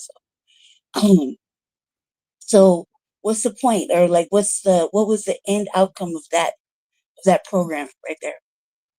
What was the goal, and what was the end outcome? God damn it, Brandy! Why you got so many goddamn questions about a damn clip? Because it started a whole program. It started a whole program, cuz, and I didn't know nothing about the program. I'm That's trying to why tell I'm you. asking. Fucking goddamn. This shit is frustrating. Look, he was interviewed by Africa Town. Lamert Park. He was giving an update on what the hell happened the last week in Lamert Park with the Tom Steyer shit, all of that. That's what it was. Okay, cool. Well, can we get that then? No, because I'm not doing that shit right now. I'm gonna end the show now. So All thank right. y'all for tapping in to Thank you. season 6, episode 27, part 3, continuation of the Frontline Black News. Thank you. Later for part 2, continuation of the Frontline Black News. In the to all of our platforms, Frontline Black News on YouTube and Facebook, The Revolutionary Agenda on YouTube and Facebook, Experience Enhance on Facebook, Twitter, and Instagram. So peace, love, light, reparations, separations, and eliminations, and Black empowerment, change crime and legislation on nothing, the mile high income and illegal mining for the city. Thank you, everybody, for staying with me and staying in the chat. And thank you, everybody. Thank you. Shout out to Damien, shout out to Don Royal, Celine Fry, shout out to Jolene, shout out to Cardenas, shout out to Goddess Nabi, Cow Dog, Fresh Always, Lunchies,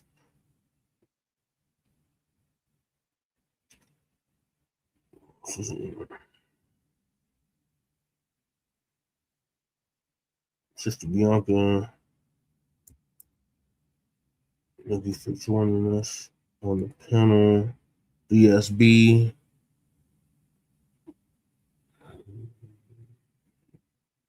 Thank you.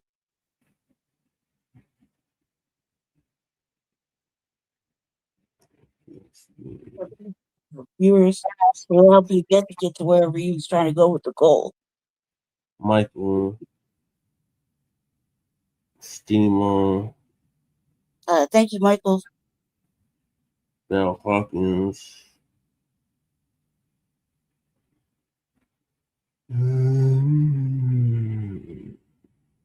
Daniel,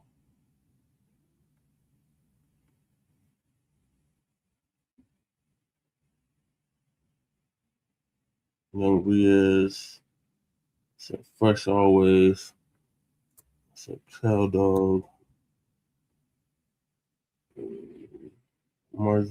Marjorie Green, Margaret Green. I think that's everybody. So peace, love, light, reparations, separations, and Black empowerment. Anybody that's speaking and not speaking. We will see y'all later for continuation part 2. Peace.